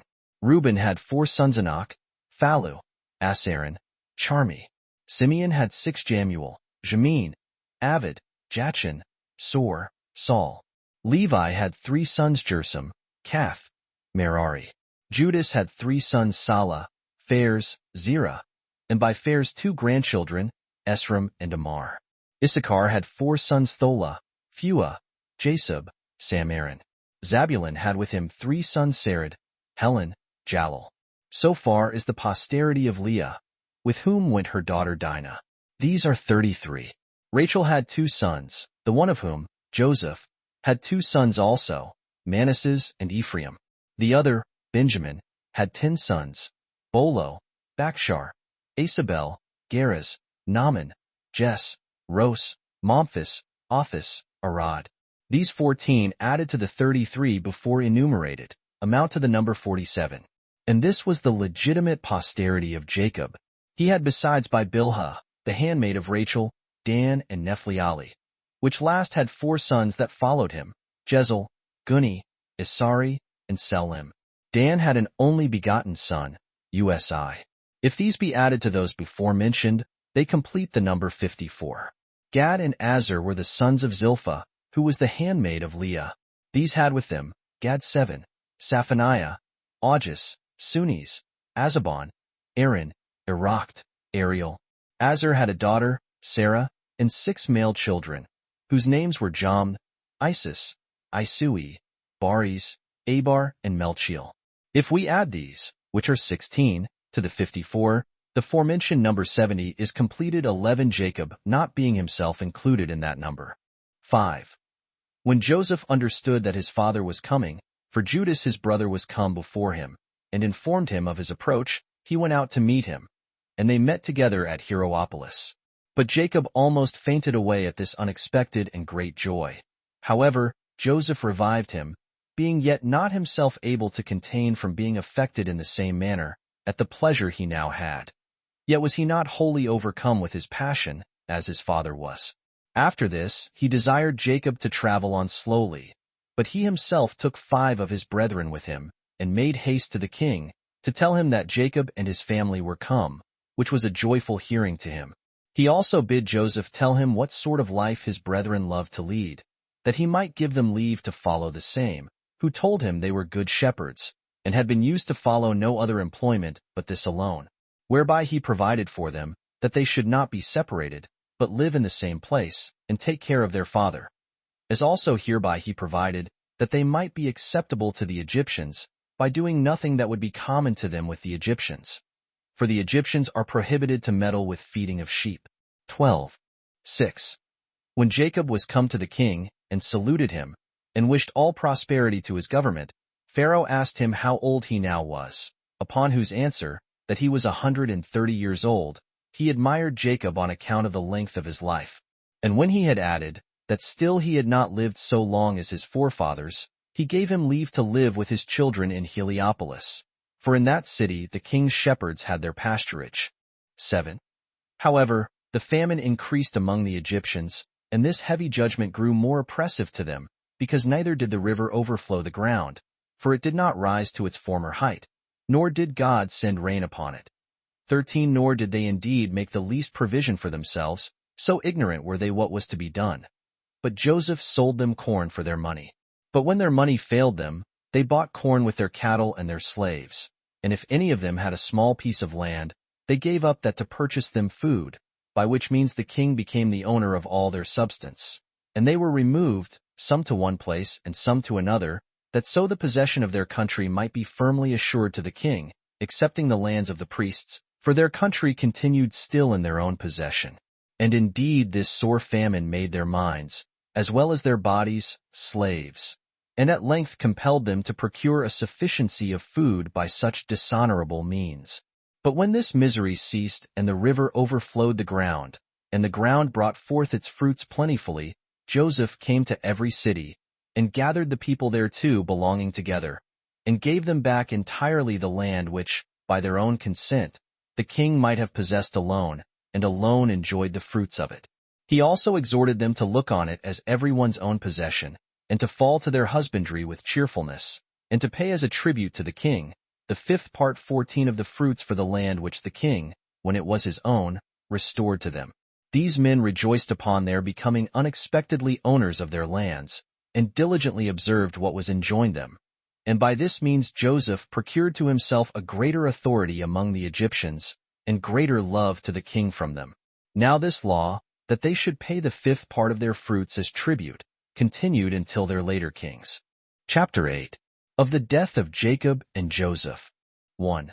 Now when Jacob had lived 17 years in Egypt, he fell into a disease, and died in the presence of his sons. But not till he made his prayers for their enjoying prosperity, until he had foretold to them prophetically how every one of them was to dwell in the land of Canaan. But this happened many years afterward. He also enlarged upon the praises of Joseph 15, how he had not remembered the evil doings of his brethren to their disadvantage. Nay, on the contrary, was kind to them, bestowing upon them so many benefits, as seldom are bestowed on men's own benefactors. He then commanded his own sons that they should admit Joseph's sons, Ephraim and Manasseh, into their number, and divide the land of Canaan in common with them, concerning whom we shall treat hereafter. However, he made it his request that he might be buried at Hebron. So he died, when he had lived full 150 years, 3 only abetted, having not been behind any of his ancestors in piety towards God, and having such a recompense for it, as it was fit those should have who were so good as these were. But Joseph, by the king's permission, carried his father's dead body to Hebron, and there buried it, at a great expense. Now his brethren were at first unwilling to return back with him, because they were afraid lest, now their father was dead, he should punish them for their secret practices against him, since he was now gone, for whose sake he had been so gracious to them. But he persuaded them to fear no harm, and to entertain no suspicions of him. So he brought them along with him, and gave them great possessions, and never left off his particular concern for them. 2. Joseph also died when he had lived 110 years, having been a man of admirable virtue, and conducting all his affairs by the rules of reason, and used his authority with moderation, which was the cause of his so great felicity among the Egyptians, even when he came from another country, and that in such ill circumstances also, as we have already described. At length his brethren died, after they had lived happily in Egypt. Now the posterity and sons of these men, after some time, carried their bodies and buried them at Hebron. But as to the bones of Joseph, they carried them into the land of Canaan afterward, when the Hebrews went out of Egypt, for so had Joseph made them promise him upon oath. But what became of every one of these men, and by what toils they got the possession of the land of Canaan, shall be shown hereafter, when I have first explained upon what account it was that they left Egypt. Chapter 9. Concerning the afflictions that befell the Hebrews in Egypt during 400 years. 16. 1. Now it happened that the Egyptians grew delicate and lazy, as to painstaking, and gave themselves up to other pleasures, and in particular to the love of gain. They also became very ill-affected towards the Hebrews, as touched with envy at their prosperity. For when they saw how the nation of the Israelites flourished, and were become eminent already in plenty of wealth, which they had acquired by their virtue and natural love of labor, they thought their increase was to their own detriment. And having, in length of time, forgotten the benefits they had received from Joseph, particularly the crown being now come into another family, they became very abusive to the Israelites, and contrived many ways of afflicting them. For they enjoined them to cut a great number of channels for the river, and to build walls for their cities and ramparts, that they might restrain the river, and hinder its waters from stagnating upon its running over its own banks. They set them also to build pyramids, 17, and by all this wore them out, and forced them to learn all sorts of mechanical arts, and to accustom themselves to hard labor. And 400 years did they spend under these afflictions. For they strove one against the other which should get the mastery, the Egyptians desiring to destroy the Israelites by these labors, and the Israelites desiring to hold out to the end under them. 2. While the affairs of the Hebrews were in this condition, there was this occasion offered itself to the Egyptians, which made them more solicitous for the extinction of our nation. One of those sacred scribes, 18, who are very sagacious in foretelling future events truly, told the king that about this time there would a child be born to the Israelites, who, if he were reared, would bring the Egyptian dominion low, and would raise the Israelites, that he would excel all men in virtue, and obtain a glory that would be remembered through all ages. Which thing was so feared by the king, that, according to this man's opinion, he commanded that they should cast every male child, which was born to the Israelites, into the river, and destroy it. That besides this, the Egyptian midwives 19 should watch the labors of the Hebrew women, and observe what is born. For those were the women who were enjoined to do the office of midwives to them, and by reason of their relation to the king, would not transgress his commands.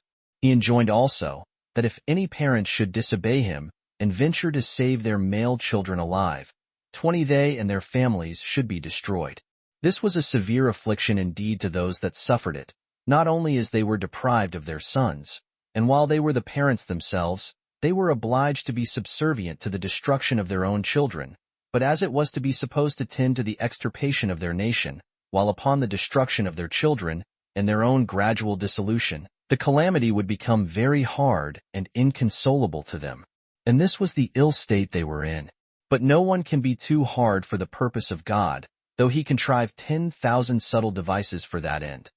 For this child, whom the sacred scribe foretold, was brought up and concealed from the observers appointed by the king.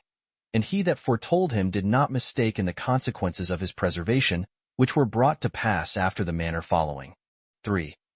A man whose name was Amram, one of the nobler sort of the Hebrews, was afraid for his whole nation, lest it should fail, by the want of young men to be brought up hereafter, and was very uneasy at it, his wife being then with child, and he knew not what to do. Hereupon he betook himself to prayer to God, and entreated him to have compassion on those men who had nowise transgressed the laws of his worship, and to afford them deliverance from the miseries they at that time endured, and to render abortive their enemies' hopes of the destruction of their nation. Accordingly God had mercy on him, and was moved by his supplication. He stood by him in his sleep, and exhorted him not to despair of his future favors. He said further, that he did not forget their piety towards him, and would always reward them for it, as he had formerly granted his favor to their forefathers, and made them increase from a few to so great a multitude. He put him in mind that when Abraham was come alone out of Mesopotamia into Canaan, he had been made happy, not only in other respects, but that when his wife was at first barren, she was afterwards by him enabled to conceive seed, and bear him sons. That he left to Ishmael and to his posterity the country of Arabia, as also to his sons by Keturah, Troglodytis, and to Isaac, Canaan. That by my assistance, said he did great exploits in war, which, unless you be yourselves impious, you must still remember. As for Jacob, he became well known to strangers also, by the greatness of that prosperity in which he lived, and left to his sons, who came into Egypt with no more than 70 souls, while you are now become above 600,000. Know therefore that I shall provide for you all in common what is for your good, and particularly for thyself what shall make thee famous. For that child, out of dread of whose nativity the Egyptians have doomed the Israelite children to destruction, shall be this child of thine, and shall be concealed from those who watch to destroy him. And when he is brought up in a surprising way, he shall deliver the Hebrew nation from the distress they are under from the Egyptians. His memory shall be famous while the world lasts, and this not only among the Hebrews, but foreigners also. All which shall be the effect of my favor to thee, and to thy posterity. He shall also have such a brother, that he shall himself obtain my priesthood, and his posterity shall have it after him to the end of the world. 4. When the vision had informed him of these things, Amram awaked and told it to Jochebed, who was his wife. And now the fear increased upon them on account of the prediction in Amram's dream. For they were under concern, not only for the child, but on account of the great happiness that was to come to him also. However, the mother's labor was such as afforded a confirmation to what was foretold by God. For it was not known to those that watched her, by the easiness of her pains, and because the throes of her delivery did not fall upon her with violence. And now they nourished the child at home privately for 3 months. But after that time Amram, fearing he should be discovered, and by falling under the king's displeasure, both he and his child should perish, and so he should make the promise of God of none effect, he determined rather to trust the safety and care of the child to God, than to depend on his own concealment of him, which he looked upon as a thing uncertain, and whereby both the child, so privately to be nourished, and himself, should be in imminent danger. But he believed that God would some way for certain procure the safety of the child, in order to secure the truth of his own predictions. When they had thus determined, they made an ark of bulrushes, after the manner of a cradle, and of a bigness sufficient for an infant to be laid in, without being too straitened. They then daubed it over with slime, which would naturally keep out the water from entering between the bulrushes, and put the infant into it, and setting it afloat upon the river, they left its preservation to God. So the river received the child, and carried him along. But Miriam, the child's sister, passed along upon the bank over against him, as her mother had bid her, to see whither the ark would be carried, where God demonstrated that human wisdom was nothing, but that the Supreme Being is able to do whatsoever he pleases, that those who, in order to their own security, condemn others to destruction, and use great endeavors about it, fail of their purpose, but that others are in a surprising manner preserved, and obtain a prosperous condition almost from the very midst of their calamities, those, I mean, whose dangers arise by the appointment of God. And, indeed, such a providence was exercised in the case of this child, as showed the power of God. 5. Thermuthis was the king's daughter. She was now diverting herself by the banks of the river, and seeing a cradle borne along by the current, she sent some that could swim, and bid them bring the cradle to her. When those that were sent on this errand came to her with the cradle, and she saw the little child, she was greatly in love with it, on account of its largeness and beauty. For God had taken such great care in the formation of Moses, that he caused him to be thought worthy of bringing up, and providing for, by all those that had taken the most fatal resolutions, on account of the dread of his nativity, for the destruction of the rest of the Hebrew nation. Thermuthis bid them bring her a woman that might afford her breast to the child. Yet would not the child admit of her breast, but turned away from it, and did the like to many other women. Now Miriam was by when this happened, not to appear to be there on purpose, but only as staying to see the child. And she said, It is in vain that thou, O queen, cryest for these women for the nourishing of the child, who are no way of kin to it. But still, if thou wilt order one of the Hebrew women to be brought, perhaps it may admit the breast of one of its own nation. Now since she seemed to speak well, Thermuthis bid her procure such a one, and to bring one of those Hebrew women that gave suck. So when she had such authority given her, she came back and brought the mother, who was known to nobody there. And now the child gladly admitted the breast, and seemed to stick close to it. And so it was, that, at the queen's desire, the nursing of the child was entirely entrusted to the mother. 6. Hereupon it was that Thermuthis imposed this name Moses upon him, from what had happened when he was put into the river. For the Egyptians call water by the name of Emo, and such as are saved out of it, by the name of Uses. So by putting these two words together, they imposed this name upon him.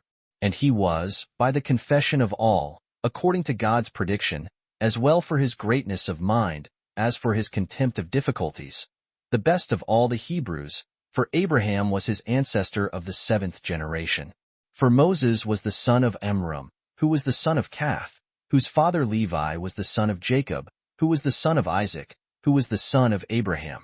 Now Moses's understanding became superior to his age, nay, far beyond that standard.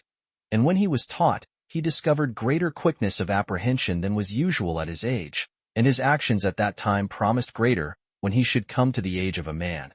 God did also give him that tallness, when he was but 3 years old, as was wonderful.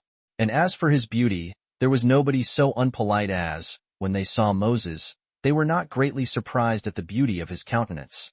Nay, it happened frequently, that those that met him as he was carried along the road, were obliged to turn again upon seeing the child, that they left what they were about, and stood still a great while to look on him. For the beauty of the child was so remarkable and natural to him on many accounts, that it detained the spectators, and made them stay longer to look upon him. 7. Thermuthis therefore, perceiving him to be so remarkable a child, adopted him for her son, having no child of her own.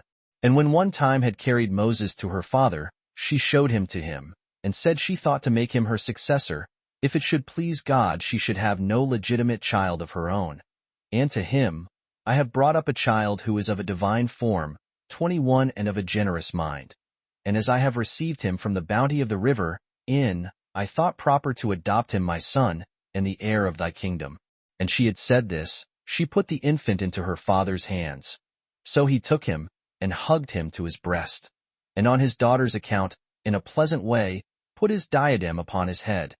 But Moses threw it down to the ground, and, in a puerile mood, he wreathed it round, and trod upon his feet, which seemed to bring along with evil presage concerning the kingdom of Egypt. But when the sacred scribe saw this, he was the person who foretold that his nativity would lay the dominion of that kingdom low.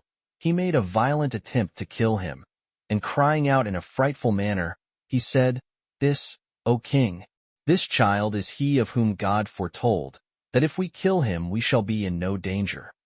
He himself affords an attestation to the prediction of the same thing, by his trampling upon thy government, and treading upon thy diadem. Take him, therefore, out of the way, and deliver the Egyptians from the fear they are in about him, and deprive the Hebrews of the hope they have of being encouraged by him. But Thermuthis prevented him, and snatched the child away.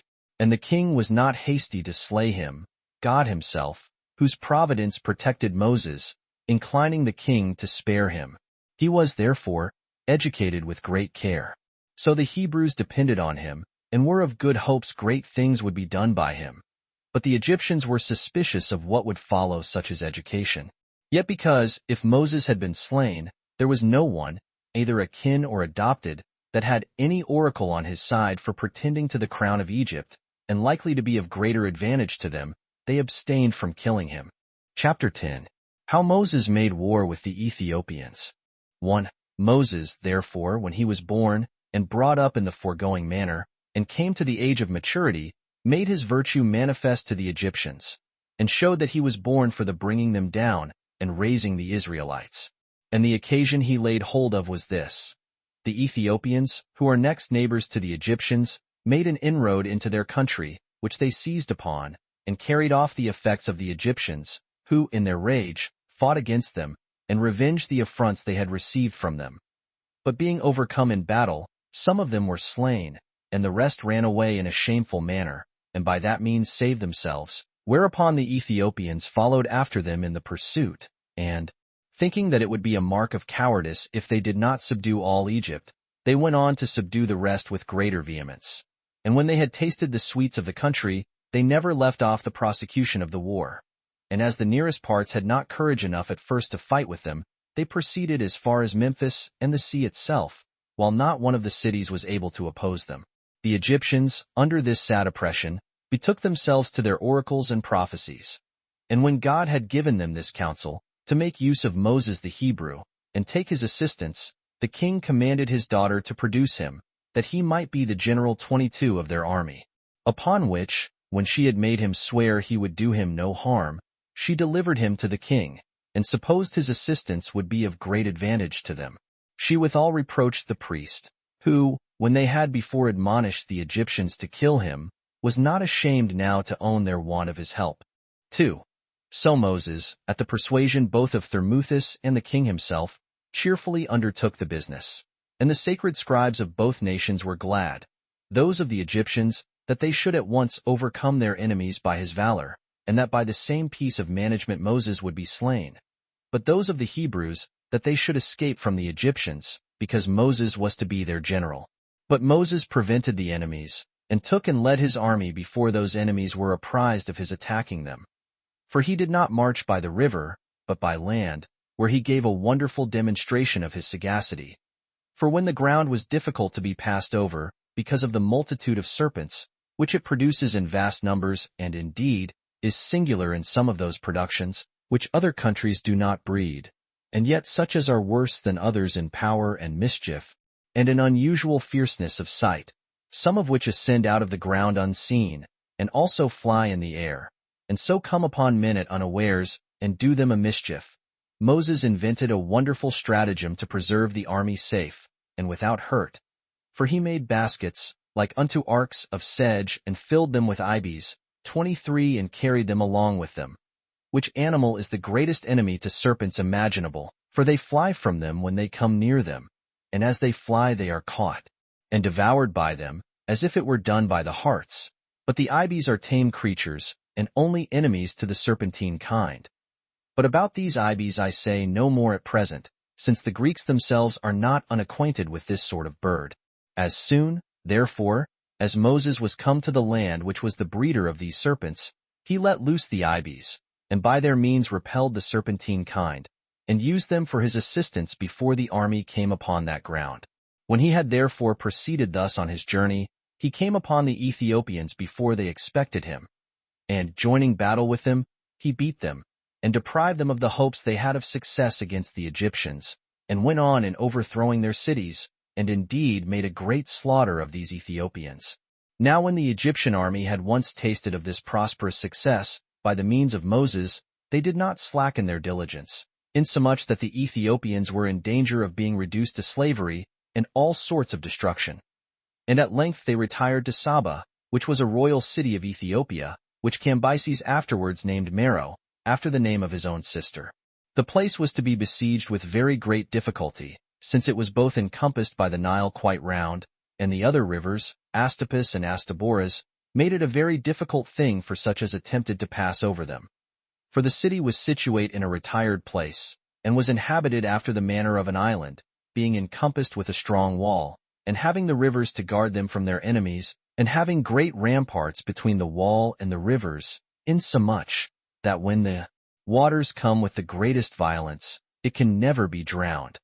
Which ramparts make it next to impossible for even such as are gotten over the rivers to take the city. However, while Moses was uneasy at the armies lying idle, for the enemies durst not come to a battle, this accident happened. Tharbis was the daughter of the king of the Ethiopians. She happened to see Moses as he led the army near the walls, and fought with great courage, and admiring the subtlety of his undertakings, and believing him to be the author of the Egyptians' success, when they had before despaired of recovering their liberty, and to be the occasion of the great danger the Ethiopians were in, when they had before boasted of their great achievements, she fell deeply in love with him. and upon the prevalency of that passion, sent to him the most faithful of all her servants to discourse with him about their marriage. He thereupon accepted the offer, on condition she would procure the delivering up of the city, and gave her the assurance of an oath to take her to his wife, and that when he had once taken possession of the city, he would not break his oath to her. No sooner was the agreement made, but it took effect immediately. And when Moses had cut off the Ethiopians, he gave thanks to God, and consummated his marriage, and led the Egyptians back to their own land. Chapter 11. How Moses fled out of Egypt into Midian. 1. Now the Egyptians, after they had been preserved by Moses, entertained a hatred to him, and were very eager in compassing their designs against him, as suspecting that he would take occasion, from his good success, to raise a sedition, and bring innovations into Egypt, and told the king he ought to be slain. The king had also some intentions of himself to the same purpose, and this as well out of envy at his glorious expedition at the head of his army, as out of fear of being brought low by him and being instigated by the sacred scribes. He was ready to undertake to kill Moses. But when he had learned beforehand what plots there were against him, he went away privately, and because the public roads were watched, he took his flight through the deserts, and where his enemies could not suspect he would travel. And, though he was destitute of food, he went on, and despised that difficulty courageously. And when he came to the city Midian, which lay upon the Red Sea, and was so denominated from one of Abraham's sons by Keturah, he sat upon a certain well, and rested himself there after his laborious journey, and the affliction he had been in. It was not far from the city, and the time of the day was noon, where he had an occasion offered him by the custom of the country of doing what recommended his virtue, and afforded him an opportunity of bettering his circumstances. 2. For that country having but little water, the shepherds used to seize on the wells before others came, lest their flocks should want water, and lest it should be spent by others before they came. There were now come, therefore, to this well 7 sisters that were virgins, the daughters of Raguel, a priest, and one thought worthy by the people of the country of great honor. These virgins, who took care of their father's flocks, which sort of work it was customary and very familiar for women to do in the country of the troglodytes, they came first of all, and drew water out of the well in a quantity sufficient for their flocks, into troughs, which were made for the reception of that water. But when the shepherds came upon the maidens and drove them away, that they might have the command of the water themselves, Moses, thinking it would be a terrible reproach upon him if he overlooked the young women under unjust oppression, and should suffer the violence of the men to prevail over the right of the maidens, he drove away the men, who had a mind to more than their share, and afforded a proper assistance to the women, who, when they had received such a benefit from him, came to their father, and told him how they had been affronted by the shepherds, and assisted by a stranger, and entreated that he would not let this generous action be done in vain, nor go without a reward. Now the father took it well from his daughters that they were so desirous to reward their benefactor, and bid them bring Moses into his presence, that he might be rewarded as he deserved. And when Moses came, he told him what testimony his daughters bare to him, that he had assisted them, and that, as he admired him for his virtue, he said that Moses had bestowed such his assistance on persons not insensible of benefits, but where they were both able and willing to return the kindness, and even to exceed the measure of his generosity. So he made him his son, and gave him one of his daughters in marriage, and appointed him to be the guardian and superintendent over his cattle, for of old all the wealth of the barbarians was in those cattle. Chapter 12. Concerning the burning bush and the rod of Moses. 1. Now Moses, when he had obtained the favor of Jethro, for that was one of the names of Raguel, stayed there and fed his flock. But some time afterward, taking his station at the mountain called Sinai, he drove his flocks thither to feed them. Now this is the highest of all the mountains thereabout, and the best for pasturage, the herbage being there good. And it had not been before fed upon, because of the opinion men had that God dwelt there, the shepherds not daring to ascend up to it. And here it was that a wonderful prodigy happened to Moses. For a fire fed upon a thorn bush, yet did the green leaves and the flowers continue untouched, and the fire did not at all consume the fruit branches, although the flame was great and fierce. Moses was affrighted at this strange sight, as it was to him. But he was still more astonished when the fire uttered a voice, and called to him by name, and spake words to him, by which it signified how bold he had been in venturing to come into a place whither no man had ever come before, because the place was divine, and advised him to remove a great way off from the flame, and to be contented with what he had seen. And though he were himself a good man, and the offspring of great men, yet that he should not pry any further, and he foretold to him that he should have glory and honor among men, by the blessing of God upon him. He also commanded him to go away thence with confidence to Egypt, in order to his being the commander and conductor of the body of the Hebrews, and to his delivering his own people from the injuries they suffered there. For, said God, they shall inhabit this happy land which your forefather Abraham inhabited, and shall have the enjoyment of all good things. But still he enjoined them, when he brought the Hebrews out of the land of Egypt, to come to that place, and to offer sacrifices of thanksgiving there. Such were the divine oracles which were delivered out of the fire. 2. But Moses was astonished at what he saw, and much more at what he heard. And he said, I think it would be an instance of too great madness, O Lord, for one of that regard I bear to thee, to distrust thy power, since I myself adore it, and know that it has been made manifest to my progenitors. But I am still in doubt how I, who am a private man and one of no abilities, should either persuade my own countrymen to leave the country they now inhabit, and to follow me to a land whither I lead them. Or, if they should be persuaded, how can I force Pharaoh to permit them to depart, since they augment their own wealth and prosperity by the labors and works they put upon them? 3. But God persuaded him to be courageous on all occasions, and promised to be with him, and to assist him in his words, when he was to persuade men, and in his deeds, when he was to perform wonders. He bid him also to take a signal of the truth of what he said, by throwing his rod upon the ground, which, when he had done, it crept along, and was become a serpent, and rolled itself round in its folds, and erected its head, as ready to revenge itself on such as should assault it. After which it become a rod again as it was before. After this God bid Moses to put his right hand into his bosom. He obeyed, and when he took it out it was white, and in color like to chalk. But afterward it returned to its wonted color again. He also, upon God's command, took some of the water that was near him, and poured it upon the ground, and saw the color was that of blood.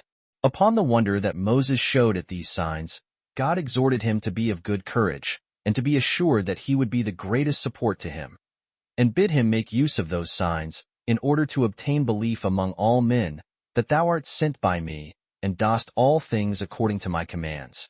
Accordingly I enjoin thee to make no more delays, but to make haste to Egypt, and to travel night and day, and not to draw out the time, and so make the slavery of the Hebrews and their sufferings to last the longer.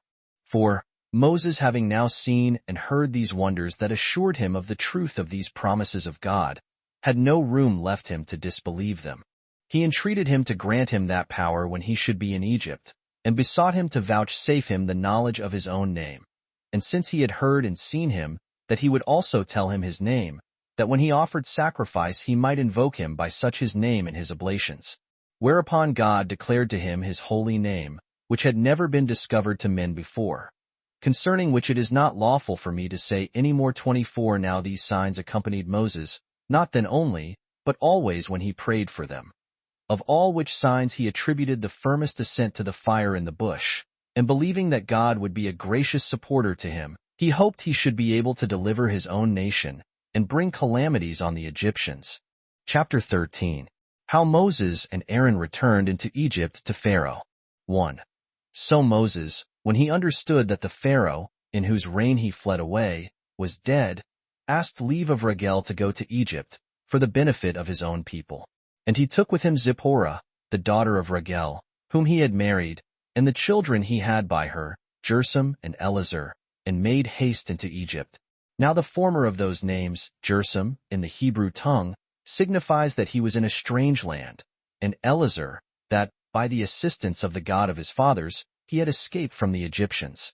Now when they were near the borders, Aaron his brother, by the command of God, met him, to whom he declared what had befallen him at the mountain, and the commands that God had given him. But as they were going forward, the chief men among the Hebrews, having learned that they were coming, met them, to whom Moses declared the signs he had seen. And while they could not believe them, he made them see them. So they took courage at these surprising and unexpected sights, and hoped well of their entire deliverance, as believing now that God took care of their preservation. 2.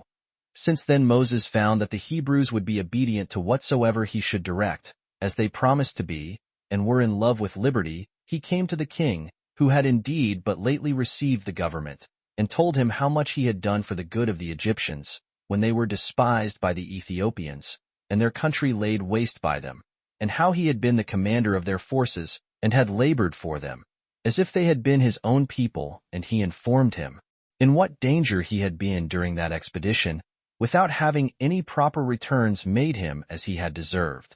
He also informed him distinctly what things happened to him at Mount Sinai, and what God said to him, and the signs that were done by God, in order to assure him of the authority of those commands which he had given him. He also exhorted him not to disbelieve what he told him, nor to oppose the will of God. 3. But when the king derided Moses, he made him in earnest see the signs that were done at Mount Sinai. Yet was the king very angry with him, and called him an ill man, who had formerly run away from his Egyptian slavery, and came now back with deceitful tricks, and wonders, and magical arts, to astonish him. And when he had said this, he commanded the priests to let him see the same wonderful sights, as knowing that the Egyptians were skillful in this kind of learning, and that he was not the only person who knew them and pretended them to be divine. As also he told him, that when he brought such wonderful sights before him, he would only be believed by the unlearned. Now when the priests threw down their rods, they became serpents. But Moses was not daunted at it, and said, O king, I do not myself despise the wisdom of the Egyptians, but I say that what I do is so much superior to what these do by magic arts and tricks, as divine power exceeds the power of man. But I will demonstrate that what I do is not done by craft or counterfeiting what is not really true, but that they appear by the providence and power of God. And when he had said this, he cast his rod down upon the ground, and commanded it to turn itself into a serpent. It obeyed him, and went all round, and devoured the rods of the Egyptians, which seemed to be dragons, until it had consumed them all. It then returned to its own form, and Moses took it into his hand again. 4. However, the king was no more moved when it was done than before, and being very angry, he said that he should gain nothing by this his cunning and shrewdness against the Egyptians. And he commanded him that was the chief taskmaster over the Hebrews, to give them no relaxation from their labors, but to compel them to submit to greater oppressions than before. And though he allowed them chaff before for making their bricks, he would allow it them no longer, but he made them to work hard at brick-making in the daytime, and to gather chaff in the night. Now, when their labor was thus doubled upon them, they laid the blame upon Moses, because their labor and their misery were on his account become more severe to them. But Moses did not let his courage sink for the king's threatenings, nor did he abate of his zeal on account of the Hebrews' complaints, but he supported himself, and set his soul resolutely against them both, and used his own utmost diligence to procure liberty to his countrymen. So he went to the king, and persuaded him to let the Hebrews go to Mount Sinai, and there to sacrifice to God, because God had enjoined them so to do. He persuaded him also not to counterwork the designs of God, but to esteem his favor above all things, and to permit them to depart, lest, before he be aware, he lay an obstruction in the way of the divine commands, and so occasion his own suffering such punishments as it was probable any one that counterworked the divine commands should undergo, since the severest afflictions arise from every object to those that provoke the divine wrath against them. For such as these have neither the earth, nor the air for their friends, nor are the fruits of the womb according to nature, but everything is unfriendly and adverse towards them. He said further, that the Egyptians should know this by sad experience, and that besides, the Hebrew people should go out of their country without their consent. Chapter 14. Concerning the 10 plagues which came upon the Egyptians. 1. But when the king despised the words of Moses, and had no regard at all to them, grievous plagues seized the Egyptians, every one of which I will describe, both because no such plagues did ever happen to any other nation as the Egyptians now felt, and because I would demonstrate that Moses did not fail in any one thing that he foretold them, and because it is for the good of mankind that they may learn this caution, not to do anything that may displease God, lest he be provoked to wrath, and avenge their iniquities upon them. For the Egyptian river ran with bloody water at the command of God, insomuch that it could not be drunk, and they had no other spring of water neither. For the water was not only of the color of blood, but it brought upon those that ventured to drink of it great pains and bitter torment. Such was the river to the Egyptians, but it was sweet and fit for drinking to the Hebrews, and no way different from what it naturally used to be. As the king therefore knew not what to do in these surprising circumstances, and was in fear for the Egyptians, he gave the Hebrews leave to go away.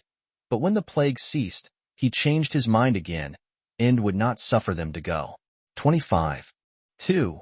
But when God saw that he was ungrateful, and upon the ceasing of this calamity would not grow wiser, he sent another plague upon the Egyptians. An innumerable multitude of frogs consumed the fruit of the ground. The river was also full of them, insomuch that those who drew water had it spoiled by the blood of these animals, as they died in, and were destroyed by the water. And the country was full of filthy slime, as they were born, and as they died. They also spoiled their vessels and their houses which they used, and were found among what they eat and what they drank, and came in great numbers upon their beds. There was also an ungrateful smell, and a stink arose from them, as they were born, and as they died therein. Now, when the Egyptians were under the oppression of these miseries, the king ordered Moses to take the Hebrews with him, and be gone. Upon which the whole multitude of the frogs vanished away, and both the land and the river returned to their former natures. But as soon as Pharaoh saw the land freed from this plague, he forgot the cause of it, and retained the Hebrews. And, as though he had a mind to try the nature of more such judgments, he would not yet suffer Moses and his people to depart, having granted that liberty rather out of fear than out of any good consideration. 3. Accordingly, God punished his falseness with another plague, added to the former. For there arose out of the bodies of the Egyptians an innumerable quantity of lice, by which, wicked as they were, they miserably perished, as not able to destroy this sort of vermin either with washes or with ointments. At which terrible judgment the king of Egypt was in disorder, upon the fear into which he reasoned himself, lest his people should be destroyed, and that the manner of this death was also reproachful, so that he was forced in part to recover himself from his wicked temper to a sounder mind, for he gave leave for the Hebrews themselves to depart. But when the plague thereupon ceased, he thought it proper to require that they should leave their children and wives behind them, as pledges of their return. Whereby he provoked God to be more vehemently angry at him, as if he thought to impose on his providence, and as if it were only Moses, and not God, who punished the Egyptians for the sake of the Hebrews. For he filled that country full of various sorts of pestilential creatures, with their various properties, such indeed as had never come into the sight of men before, by whose means the men perished themselves, and the land was destitute of husbandmen for its cultivation. But if anything escaped destruction from them, it was killed by a distemper which the men underwent also. 4. But when Pharaoh did not even then yield to the will of God, but, while he gave leave to the husbands to take their wives with them, yet insisted that the children should be left behind, God presently resolved to punish his wickedness with several sorts of calamities, and those worse than the foregoing, which yet had so generally afflicted them. For their bodies had terrible boils, breaking forth with blains, while they were already inwardly consumed, and a great part of the Egyptians perished in this manner. But when the king was not brought to reason by this plague, hail was sent down from heaven, and such hail it was, as the climate of Egypt had never suffered before, nor was it like to that which falls in other climates in winter time. 26. But was larger than that which falls in the middle of spring to those that dwell in the northern and northwestern regions. This hail broke down their boughs laden with fruit. After this a tribe of locusts consumed the seed which was not hurt by the hail, so that to the Egyptians all hopes of the future fruits of the ground were entirely lost. 5. One would think the forementioned calamities might have been sufficient for one that was only foolish, without wickedness, to make him wise, and to make him sensible what was for his advantage. But Pharaoh, led not so much by his folly as by his wickedness, even when he saw the cause of his miseries, he still contested with God, and willfully deserted the cause of virtue. So he bid Moses take the Hebrews away, with their wives and children, to leave their cattle behind, since their own cattle were destroyed. But when Moses said that what he desired was unjust, since they were obliged to offer sacrifices to God of those cattle, and the time being prolonged on this account, a thick darkness, without the least light, spread itself over the Egyptians, whereby their sight being obstructed, and their breathing hindered by the thickness of the air, they died miserably, and under a terror lest they should be swallowed up by the dark cloud. Besides this, when the darkness, after 3 days and as many nights, was dissipated, and when Pharaoh did not still repent and let the Hebrews go, Moses came to him and said, How long wilt thou be disobedient to the command of God? For he enjoins thee to let the Hebrews go. Nor is there any other way of being freed from the calamities you are under, unless you do so. But the king, angry at what he said, and threatened to cut off his head if he came any more to trouble him these matters. Hereupon Moses said he not speak to him any more about them, for he himself, together with the principal men among the Egyptians, should desire the Hebrews away. So when Moses had said this, he is way. 6. But when God had signified that with one plague he would compel the Egyptians to let Hebrews go, he commanded Moses to tell the people that they should have a sacrifice ready, and they should prepare themselves on the 10th day of the month Xanthicus, against the 14th, which month is called by the Egyptians Pharmeth, Nisan by the Hebrews, but the Macedonians call it Xanthicus, and that he should carry the Hebrews with all they had. Accordingly, he having got the Hebrews ready for their departure, and having sorted the people into tribes, he kept them together in one place. But when the 14th day was come, and all were ready to depart, they offered the sacrifice, and purified their houses with the blood, using bunches of hyssop for that purpose. And when they had supped, they burnt the remainder of the flesh, as just ready to depart. Whence it is that we do still offer this sacrifice in like manner to this day, and call this festival Pacha, which signifies the feast of the Passover. Because on that day God passed us over, and sent the plague upon the Egyptians. For the destruction of the firstborn came upon the Egyptians that night, so that many of the Egyptians who lived near the king's palace persuaded Pharaoh to let the Hebrews go. Accordingly he called for Moses, and bid them be gone, as supposing that if once the Hebrews were gone out of the country, Egypt should be freed from its miseries. They also honored the Hebrews with gifts, 27. Some, in order to get them to depart quickly, and others on account of their neighborhood, and the friendship they had with them. Chapter 15. How the Hebrews under the conduct of Moses left Egypt. 1. So the Hebrews went out of Egypt, while the Egyptians wept, and repented that they had treated them so hardly. Now they took their journey by Letopolis, a place at that time deserted, but where Babylon was built afterwards, when Cambyses laid Egypt waste. But as they went away hastily, on the 3rd day they came to a place called Beelzephon, on the Red Sea. And when they had no food out of the land, because it was a desert, they eat of loaves kneaded of flour, only warmed by a gentle heat. And this food they made use of for 30 days. For what they brought with them out of Egypt would not suffice them any longer time. And this only while they dispensed it to each person, to use so much only as would serve for necessity, but not for satiety. Whence it is that, in memory of the want we were then in, we keep a feast for 8 days, which is called the Feast of Unleavened Bread. Now the entire multitude of those that went out, including the women and children, was not easy to be numbered. But those that were of an age fit for war were 600,000. 2.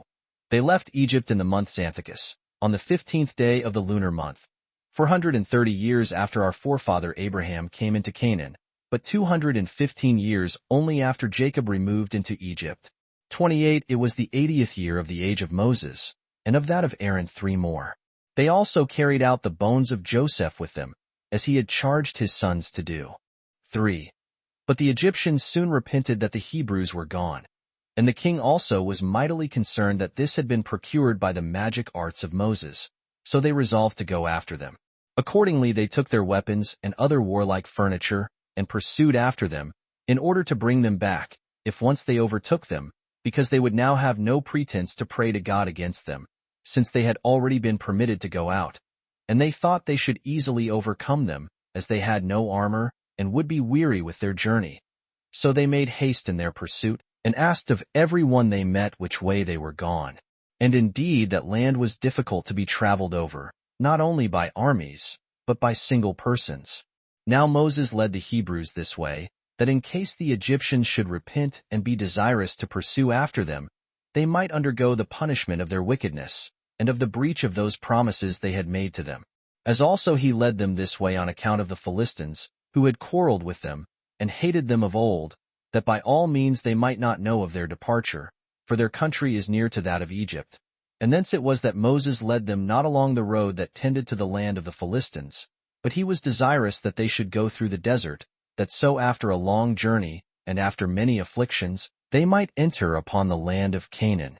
Another reason of this was, that God commanded him to bring the people to Mount Sinai, that there they might offer him sacrifices. Now when the Egyptians had overtaken the Hebrews, they prepared to fight them, and by their multitude they drove them into a narrow place. For the number that pursued after them was 600 chariots, with 50,000 horsemen, and 200,000 footmen, all armed. They also seized on the passages by which they imagined the Hebrews might fly, shutting them up 29 between inaccessible precipices and the sea. For there was, on each side, ridge of mountains that terminated at the sea, which were impassable by reason of their roughness, and obstructed their flight.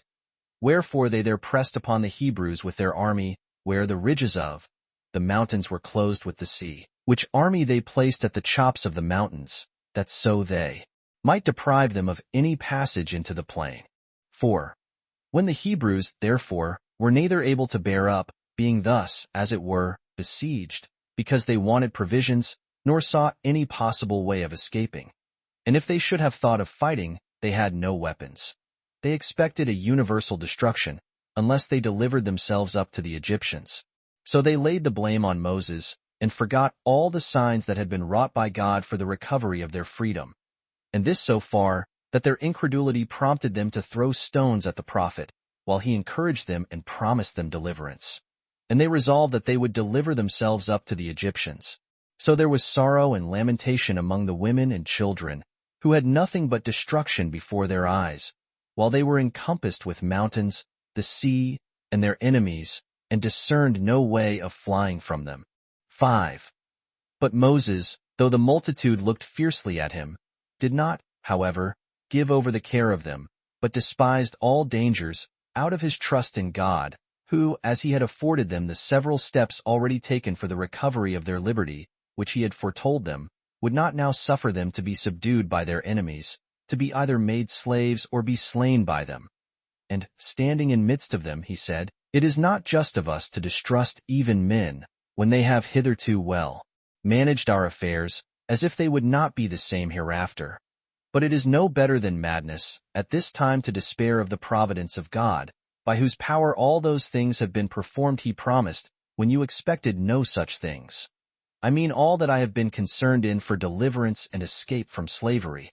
Nay, when we are in the utmost distress, as you see, we ought rather to hope that God will succor us, by whose operation it is that we are now in this narrow place, that he may out of such difficulties as are otherwise insurmountable and out of which neither you nor your enemies expect you can be delivered, and may at once demonstrate his own power and his providence over us.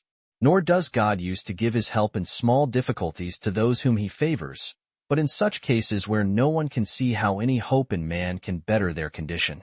Depend, therefore, upon such a protector as is able to make small things great, and to show that this mighty force against you is nothing but weakness, and be not affrighted at the Egyptian army, nor do you despair of being preserved, because the sea before, and the mountains behind, afford you no opportunity for flying, for even these mountains, if God so please, may be made plain ground for you, and the sea become dry land.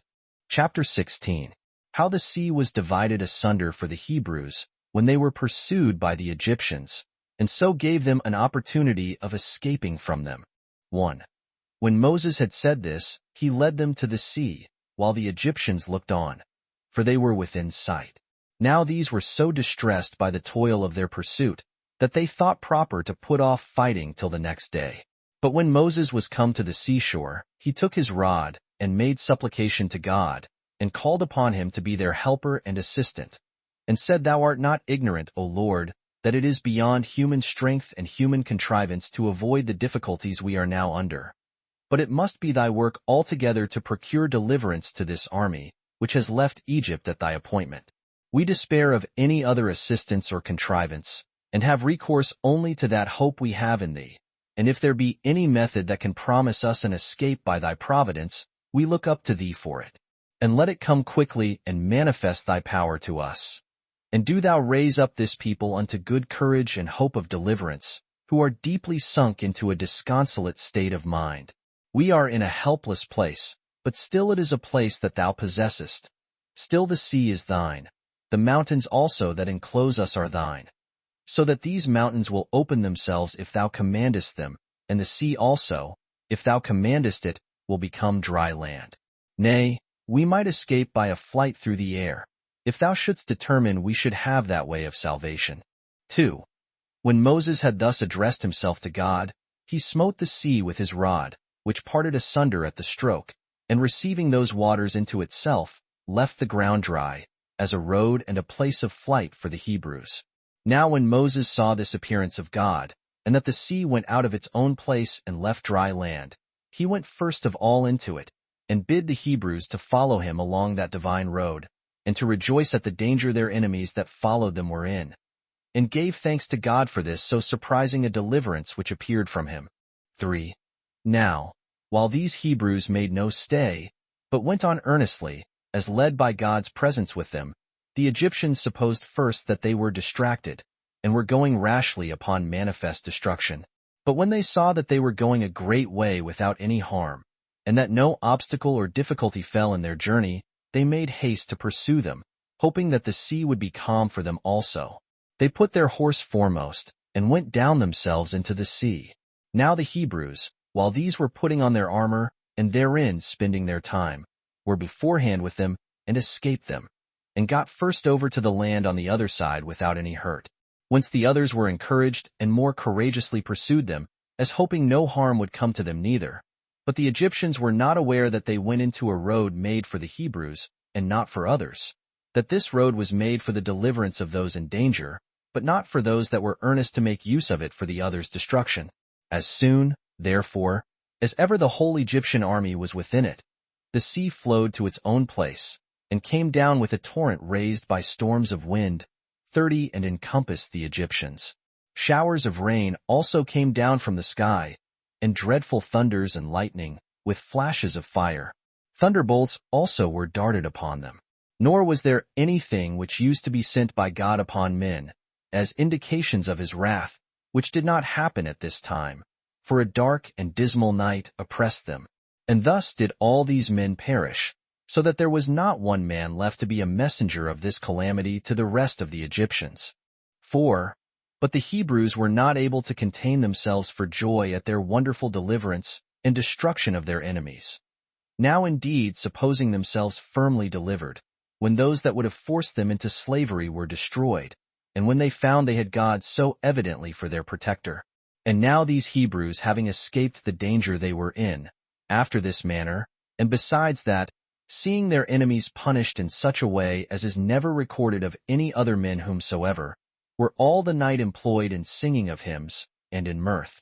31 Moses also composed a song unto God, containing his praises, and a thanksgiving for his kindness, in hexameter verse. 32. 5. As for myself, I have delivered every part of this history as I found it in the sacred books. Nor let anyone wonder at the strangeness of the narration if a way were discovered to those men of old time, who were free from the wickedness of the modern ages, whether it happened by the will of God or whether it happened of its own accord. While, for the sake of those that accompanied Alexander, king of Macedonia, who yet lived, comparatively but a little while ago, the Pamphylian sea retired, and afforded them a passage 33 through itself, had no other way to go. I mean, when it was the will of God to destroy the monarchy of the Persians. And this is confessed to be true by all that have written about the actions of Alexander. But as to these events, let everyone determine as he pleases. 6. On the next day Moses gathered together the weapons of the Egyptians, which were brought to the camp of the Hebrews by the current of the sea, and the force of the winds resisting it. And he conjectured that this also happened by divine providence, that so they might not be destitute of weapons. So when he had ordered the Hebrews to arm themselves with them, he led them to Mount Sinai, in order to offer sacrifice to God, and to render oblations for the salvation of the multitude, as he was charged to do beforehand. Footnotes 1. Return. We may here observe that in correspondence to Joseph's second dream, which implied that his mother, who was then alive, as well as his father, should come and bow down to him, Josephus represents her here as still alive after she was dead, for the decorum of the dream that foretold it, as the interpretation of the dream does also in all our copies, Genesis 37 verse 10. 2. Return. The Septuagint have 20 pieces of gold, the Testament of Gad 30, the Hebrew and Samaritan 20 of silver, and the vulgar Latin 30. What was the true number and true some cannot therefore now be known. 3. Return, that is, bought it for Pharaoh at a very low price. 4. Return.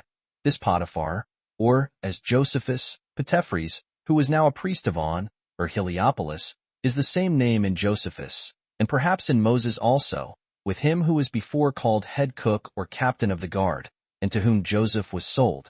See Genesis 37 verse 36, 39:1, with 41:50. They are also affirmed to be one and the same person in the testament of Joseph, sect. 18.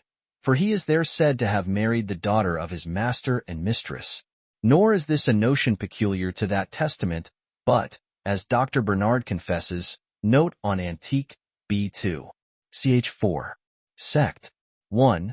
Common to Josephus, to the Septuagint interpreters, and to other learned Jews of old time. 5. Return. This entire ignorance of the Egyptians of these years of famine before they came, told us before, as well as here, Ch. 5. Sect. 7. By Josephus, seems to me almost incredible. It is in no other copy that I know of. 6. Return.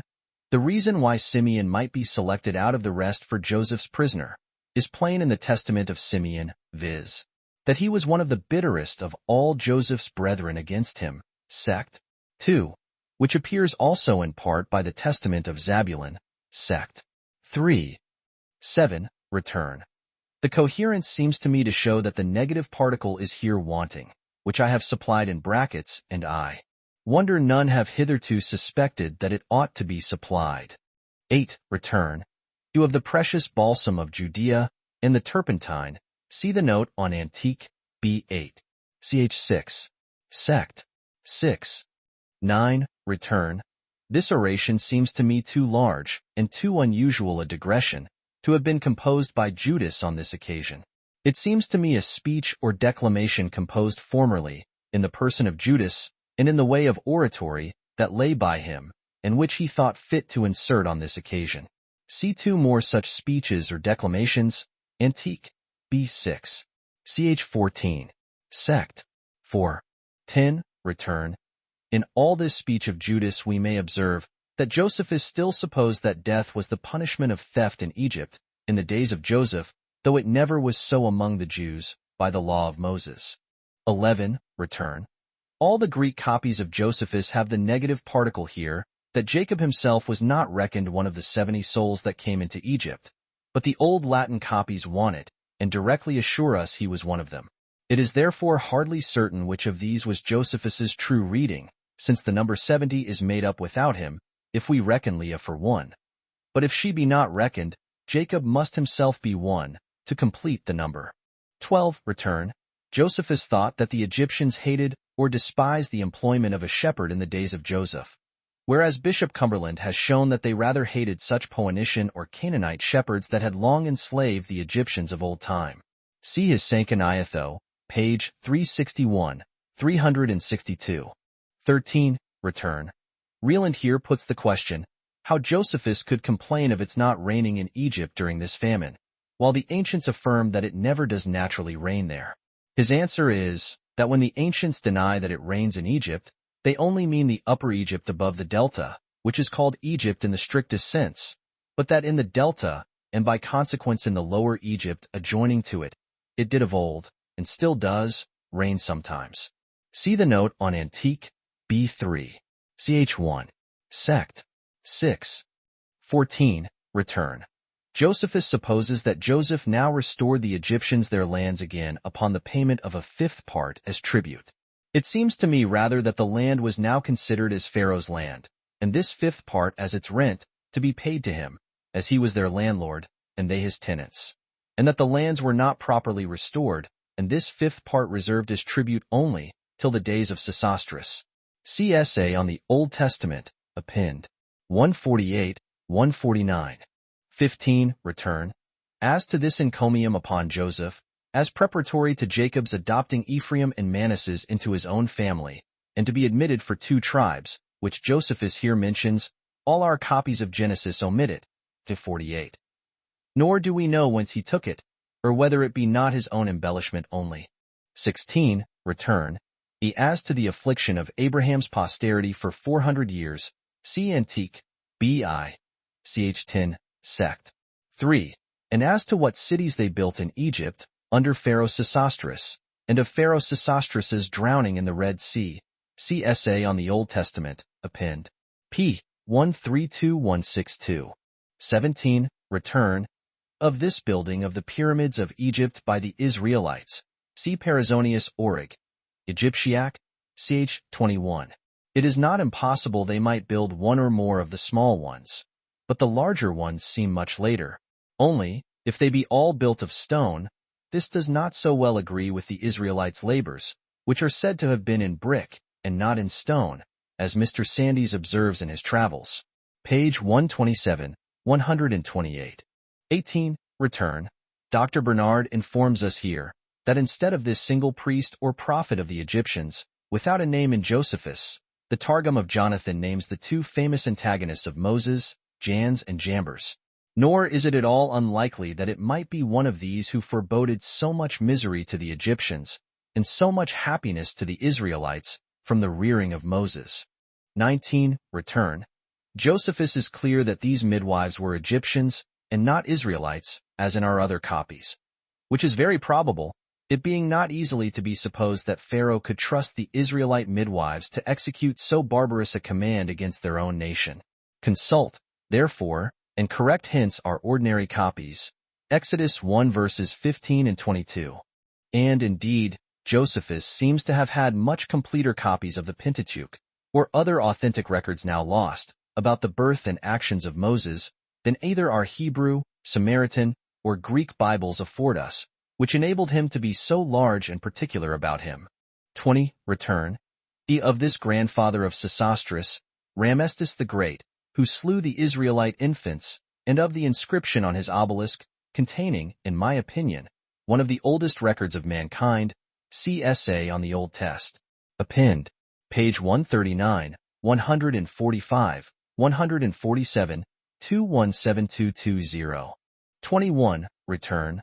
What Josephus here says of the beauty of Moses, that he was of a divine form, is very like what St. Stephen says of the same beauty, that Moses was beautiful in the sight of Acts 7 verse 20.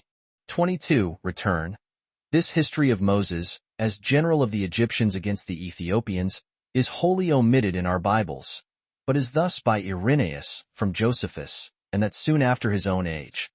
Josephus says that when Moses was nourished in the palace, he was appointed general of the army against the Ethiopians, and conquered them, when he married that king's daughter, because, out of her affection for him, she delivered the city up to him. See the fragments of Irenaeus, A.P. Edit. Grab. Page 472. Nor perhaps did St. Stephen refer to anything else when he said of Moses, before he was sent by God to the Israelites, that he was not only learned in all the wisdom of the Egyptians, but was also mighty in words and in deeds, Acts 7 verse 22. 23. Return. Pliny speaks of these birds called ibis, and says, the Egyptians invoked them against the serpents, History Nat. B. X. Page 28. Strabo speaks of this island Meroe, and these rivers Astypus and Astaboras, B. 16. Page 771, 786, and B. 17. Page 82. 24. Return. This superstitious fear of discovering the name with 4 letters, which of late we have been used falsely to pronounce Jehovah, but seems to have been originally pronounced Jaho, or Jao, is never, I think, heard of till this passage of Josephus, and this superstition, in not pronouncing that name, has continued among the rabbinical Jews to this day, though whether the Samaritans and Karaites observed it so early does not appear. Josephus also durst not set down the very words of the 10 Commandments, as we shall see hereafter, Antique, b. 3. Ch. 5. Sect. 4, which superstitious silence, I think, has yet not been continued even by the rabbins. It is, however, no doubt, but both these cautious concealments were taught Josephus by the Pharisees, a body of men at once very wicked and very superstitious. 25. Return. Of this judicial hardening the hearts and blinding the eyes of wicked men, or infatuating them, as a just punishment for their other willful sins, to their own destruction. See the note on Antique. B. 7. Ch. 9. Sect. 6. 26. Return. As to this winter or spring hail near Egypt and Judea, see the like on thunder and lightning there, in the note on Antique. B. 6. Ch. 5. Sect. 6. 27. Return. These large presents made to the Israelites, of vessels of and vessels of gold and raiment, were, as Josephus truly calls them, gifts really given them, not lent them, as our English falsely renders them. They were spoils required, not of them. Genesis 15 verse 14. Exodus 3 verse 22, 11 verse 2. Psalm 105 verse 37. As the same version falsely renders the Hebrew word Exodus 12 verses 35 and 36. God had ordered the Jews to demand these as their pay and reward during their long and bitter slavery in Egypt, as atonements for the lives of the Egyptians, and as the condition of the Jews' departure and of the Egyptians' deliverance from these terrible judgments, which, had they not now ceased, they had soon been all dead men, as they themselves confess, page 12. 33. Nor was there any sense in borrowing or lending, when the Israelites were finally departing out of the land forever. 28. Return. Why our Masoretic copy so groundlessly abridges this account in Exodus 12 verse 40, as to ascribe 430 years to the sole peregrination of the Israelites in Egypt, when it is clear even by that Masoretic chronology elsewhere, as well as from the express text itself, in the Samaritan, Septuagint, and Josephus, that they sojourned in Egypt but half that time, and that by consequence, the other half of their peregrination was in the land of Canaan, before they came into Egypt, is hard to say. See Essay on the Old Testament, page 62, 63. 29. Return. Take the main part of Rieland's excellent note here, which greatly illustrates Josephus and the Scripture in this history, as follows. A traveler, says Rieland, whose name was Enneman, when he returned out of Egypt, told me that he went the same way from Egypt to Mount Sinai, which he supposed the Israelites of old traveled, and that he found several mountainous tracts that ran down towards the Red Sea. He thought the Israelites had proceeded as far as the desert of Etham, Exodus 13 verse 20, when they were commanded by God to return back, Exodus 14 verse 2, and to pitch their camp between Migdol and the sea, and that when they were not able to fly, unless by sea, they were shut in on each side by mountains. He also thought we might evidently learn hence how it might be said that the Israelites were in Etham before they went over the sea, and yet might be said to have come into Etham after they had passed over the sea also. Besides, he gave me an account how he passed over a river in a boat near the city Suez, which he says must needs be the Herapolia of the ancients, since that city could not be situate anywhere else in that neighborhood. As to the famous passage produced here by Dr. Bernard, out of Herodotus, as the most ancient heathen testimony of the Israelites coming from the Red Sea into Palestine, Bishop Cumberland has shown that it belongs to the old Canaanite or Phoenician shepherds, and their retiring out of Egypt into Canaan or Phoenicia, long before the days of Moses. Sankaniatho, page 374 and c. 30. Return. Above these storms of wind, thunder, and lightning, at this drowning of Pharaoh's army, almost wanting in our copies of Exodus, but fully extant in that of David, Psalm 77:16-18, and in that of Josephus here, see Essay on the Old Test. Append. p. 15, 1, 155. 31. Return. What some have here objected against this passage of the Israelites over the Red Sea, in this one night, from the common maps, viz., that this sea being here about 30 miles broad, So great an army could not pass over it in so short a time, is a great mistake. Mons. Thevenot, an authentic eyewitness, informs us that this sea, for about 5 days' journey, is nowhere more than about 8 or 9 miles overcross, and in one place but 4 or 5 miles, according to Delisle's map, which is made from the best travelers themselves, and not copied from others. What has been further objected against this passage of the Israelites, and drowning of the Egyptians, being miraculous also, viz., that Moses might carry the Israelites over at a low tide without any miracle, while yet the Egyptians, not knowing the tide so well as he, might be drowned upon the return of the tide, is a strange story indeed. That Moses, who never had lived here, should know the quantity and time of the flux and reflux of the Red Sea better than the Egyptians themselves in its neighborhood. Yet does Artapanus, an ancient heathen historian, inform us that this was what the more ignorant Memphites, who lived at a great distance, pretended, though he confesses that the more learned Heliopolitans, who lived much nearer, owned the destruction of the Egyptians and the deliverance of the Israelites to have been miraculous. And De Castro, a mathematician, who surveyed this sea with great exactness, informs us that there is no great flux or reflux in this part of the Red Sea to give a color to this hypothesis, nay, that at the elevation of the tide there is little above half the height of a man. See Essay on the Old Test. Append. Page 239, 240. So vain and groundless are these and the like evasions and subterfuges of our modern skeptics and unbelievers, and so certainly do thorough inquiries and authentic evidence disprove and confute such evasions and subterfuges upon all occasions. 32. Return. What that hexameter verse, in which Moses's triumphant song is here said to be written, distinctly means, our present ignorance of the old Hebrew meter or measure will not let us determine.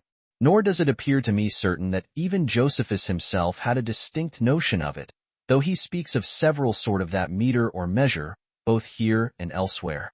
Antique, B4. Ch 8. Sect. 44, and B7. Ch 12. Sect. 3. 33. Return. Take here the original passages of the 4 old authors that still remain. As to this transit of Alexander the Great over the Pamphylian Sea, I mean, of Callisthenes, Strabo, Arrian, and Appian. As to Callisthenes, who himself accompanied Alexander in this expedition, Eustathius, in his notes on the 3rd Iliad of Homer, as Dr. Bernard here informs us, says, that this Callisthenes wrote how the Pamphylian Sea did not only open a passage for Alexander, but, by rising and did pay him homage as its king. Strabo's is this, Geography, B14. Page 666. Now about Phaselis is that narrow passage by the seaside, through which his army. There is a mountain called Climax, adjoins to the Sea of Pamphylia, leaving a narrow passage on the shore, which, in calm weather, is bare, so as to be passable by travelers, but when the sea overflows it is covered to a great degree by the waves. Now then, the ascent by the mountains being roundabout and steep, in still weather they make use of the road along the coast. But Alexander fell into the winter season, and committing himself chiefly to fortune, he marched on before the waves retired. And so it happened that we're a whole day in journeying over it, and were under water up to the navel. Arrian's account is this, B.I. Page 72, 73. Alexander removed from Phaselis, he sent some part his army over the mountains to Perga, which road the Thracians showed him. A difficult way it was, but short. He himself conducted those that were with him by the seashore. This road is impassable at any other time than when the north wind blows. But if the south wind prevail, there is no passing by the shore. Now at this time, after strong south winds, a north wind blew, and that not without the divine providence, as both he and they that were with him supposed, and afforded him an easy and quick passage. Appian, when he compares Caesar and Alexander together, de Bell. Civil, B2. Page 522, says that they both depended on their boldness and fortune, as much as on their skill in war. As an instance of which, Alexander journeyed over a country without water, in the heat of summer, to the oracle of Jupiter, Hammon, and quickly passed over the Bay of Pamphylia, when, by divine providence, the sea was cut off, thus Providence restraining the sea on his account, as it had sent him rain when he traveled over the desert. N.B. Since, in the days of Josephus, as he assures us, all the more numerous original historians of Alexander gave the account he has here set down, as to the providential going back of the waters of the Pamphylian Sea, when he was going with his army to destroy the Persian monarchy, which the forenamed authors now remaining fully confirm, it is without all just foundation that Josephus is here blamed by some late writers for quoting those ancient authors upon the present occasion. Nor can the Reflections of Plutarch, or any other author later than Josephus, be in the least here alleged to contradict him. Josephus went by all the evidence he then had, and that evidence of the most authentic sort also, so that whatever the moderns may think of the thing itself, there is hence not the least color for finding fault with Josephus. He would rather have been much to blame had he omitted these quotations. Book 3, containing the interval of 2 years. From the Exodus out of Egypt to the rejection of that generation. Chapter 1. How Moses, when he had brought the people out of Egypt, led them to Mount Sinai, but not till they had suffered much in their journey. 1. When the Hebrews had obtained such a wonderful deliverance, the country was a great trouble to them, for it was entirely a desert, and without sustenance for them, and also had exceeding little water, so that it not only was not at all sufficient for the men, but not enough to feed any of the cattle, for it was parched up, and had no moisture that might afford nutriment to the vegetables. So they were forced to travel over this country, as having no other country but this to travel in. They had indeed carried water along with them from the land over which they had traveled before, as their conductor had bidden them, but when that was spent, they were obliged to draw water out of wells with pain, by reason of the hardness of the soil. Moreover, what water they found was bitter, and not fit for drinking, and this in small quantities also. And as they thus traveled, they came late in the evening to a place called Marah, one which had that name from the badness of its water, for Mar denotes bitterness. Thither they came afflicted both by the tediousness of their journey, and by their want of food, for it entirely failed them at that time. Now here was a well, which made them choose to stay in the place, which, although it were not sufficient to satisfy so great an army, did yet afford them some comfort, as found in such desert places. For they heard from those who had been to search, that there was nothing to be found, if they traveled on farther. Yet was this water bitter, and not fit for men to drink, and not only so, but it was intolerable even to the cattle themselves. 2.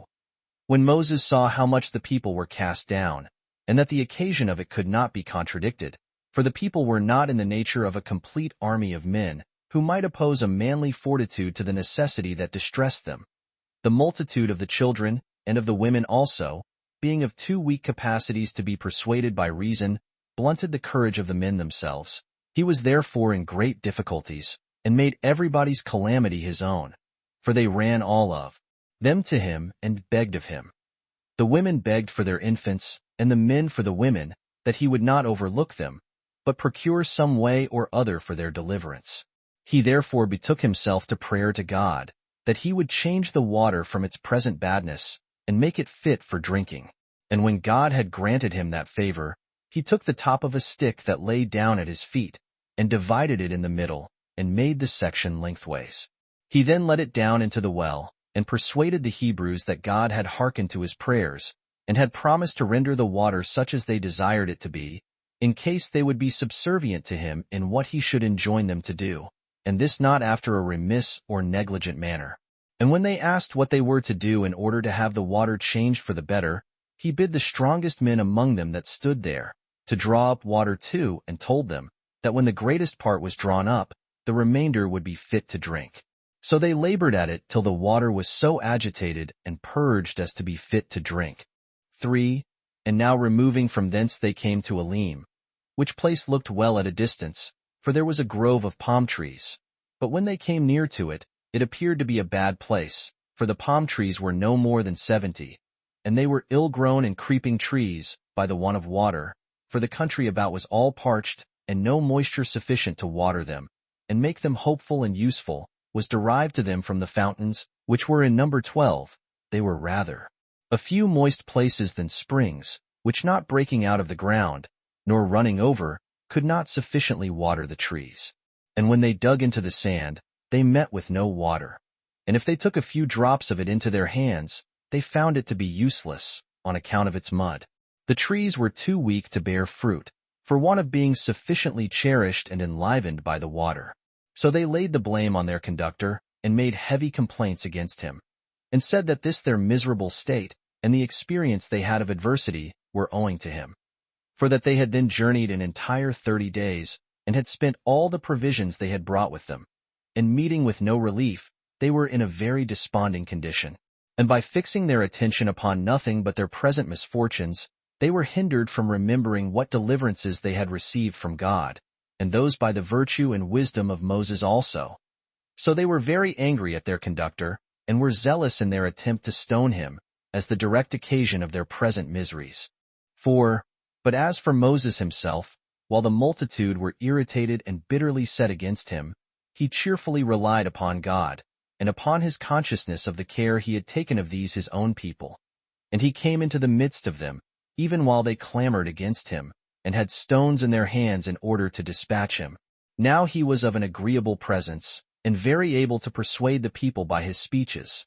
Accordingly he began to mitigate their anger, and exhorted them not to be over-mindful of their present adversities, lest they should thereby suffer the benefits that had formerly been bestowed on them to slip out of their memories. And he desired them by no means, on account of their present uneasiness, to cast those great and wonderful favors and gifts, which they had obtained of God, out of their minds, but to expect deliverance out of those their present troubles which they could not free themselves from, and this by the means of that divine providence which watched over them.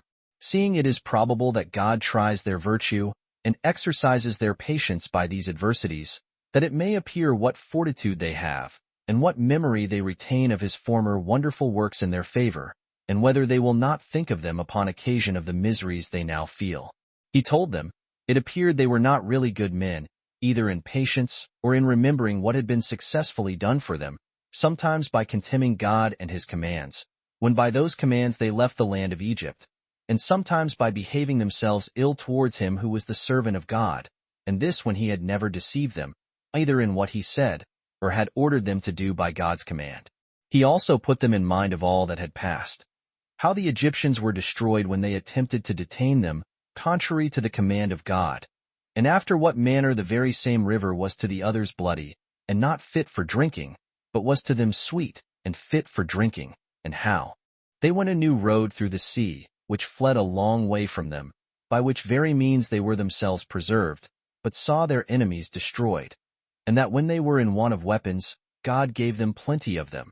And so he recounted all the particular instances, how when they were, in appearance, just going to be destroyed, God had saved them in a surprising manner, and that he had still the same power, and that they ought not even now to despair of his providence over them, and accordingly he exhorted them to continue quiet, and to consider that help would not come too late, though it come not immediately, if it be present with them before they suffer any great misfortune, that they ought to reason thus, that God delays to assist them, not because he has no regard to them, but because he will first try their fortitude, and the pleasure they take in their freedom, that he may learn whether you have souls great enough to bear want of food, and scarcity of water, on its account, or whether you rather love to be slaves, as cattle are slaves to such as own them, and feed them liberally, but only in order to make them more useful in their service.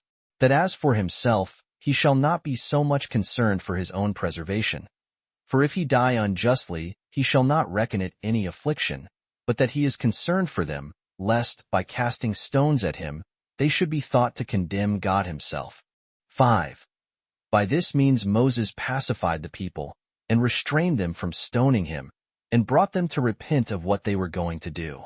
And because he thought the necessity they were under made their passion less unjustifiable, he thought he ought to apply himself to God by prayer and supplication. And going up to an eminence, he requested of God for some succor for the people, and some way of deliverance from the want they were in, because in him, and in him alone, was their hope of salvation. And he desired that he would forgive what necessity had forced the people to do, since such was the nature of mankind, hard to please, and very complaining under adversities. Accordingly God promised he would take care of them, and afford them the succor they were desirous of. Now when Moses had heard this from God, he came down to the multitude, But as soon as they saw him joyful at the promises he had received from God, they changed their sad countenances into gladness. So he placed himself in the midst of them, and told them he came to bring them from God a deliverance from their present distresses. Accordingly, a little after came a vast number of quails, which is a bird more plentiful in this Arabian Gulf than anywhere else, flying over the sea, and hovered over them, till wearied with their laborious flight, and indeed, as usual, flying very near to the earth, they fell down upon the Hebrews, who caught them, and satisfied their hunger with them, and supposed that this was the method whereby God meant to supply them with food. Upon which Moses returned thanks to God for affording them his assistance so suddenly, and sooner than he had promised them. 6. But presently after this first supply of food, he sent them a second. For as Moses was lifting up his hands in prayer, a dew fell down. And Moses, when he found it stick to his hands, supposed this was also come for food from God to them. He tasted it, and perceiving that the people knew not what it was, and thought it snowed, and that it was what usually fell at that time of the year, he informed them that this dew did not fall from heaven after the manner they imagined, but came for their preservation and sustenance. So he tasted it, and gave them some of it, that they might be satisfied about what he told them. They also imitated their conductor, and were pleased with the food, for it was like honey in sweetness and pleasant taste, but like in its body to bdellium, one of the sweet spices, and in bigness equal to coriander seed. And very earnest they were in gathering it. But they were enjoined to gather it equally 3, the measure of an omer for each one every day, because this food should not come in too small a quantity, lest the weaker might not be able to get their share, by reason of the overbearing of the strong in collecting it. However, these strong men, when they had gathered more than the measure appointed for them, had no more than others, but only tired themselves more in gathering it, for they found no more than an omer apiece. And the advantage they got by what was superfluous was none at all, it corrupting, both by the worms breeding in it, and by its bitterness. So divine and wonderful a food was this. It also supplied the want of other sorts of food to those that fed on it. And even now, in all that place, this manna comes down in rain, for according to what Moses then obtained of God, to send it to the people for their sustenance. Now the Hebrews call this food manna. For the particle man, in our language, is the asking of a question. What is this? So the Hebrews were very joyful at what was sent them from heaven. Now they made use of this food for 40 years, or as long as they were in the wilderness. 7. As soon as they were removed thence, they came to Rephidim, being distressed to the last degree by thirst. And while in the foregoing days they had lit on a few small fountains, but now found the earth entirely destitute of water, they were in an evil case. They again turned their anger against Moses, but he at first avoided the fury of the multitude, and then betook himself to prayer to God, beseeching him, that as he had given them food when they were in the greatest want of it, so he would give them drink, since the favor of giving them food was of no value to them while they had nothing to drink. And God did not long delay to give it them, but promised Moses that he would procure them a fountain and plenty of water, from a place they did not expect any.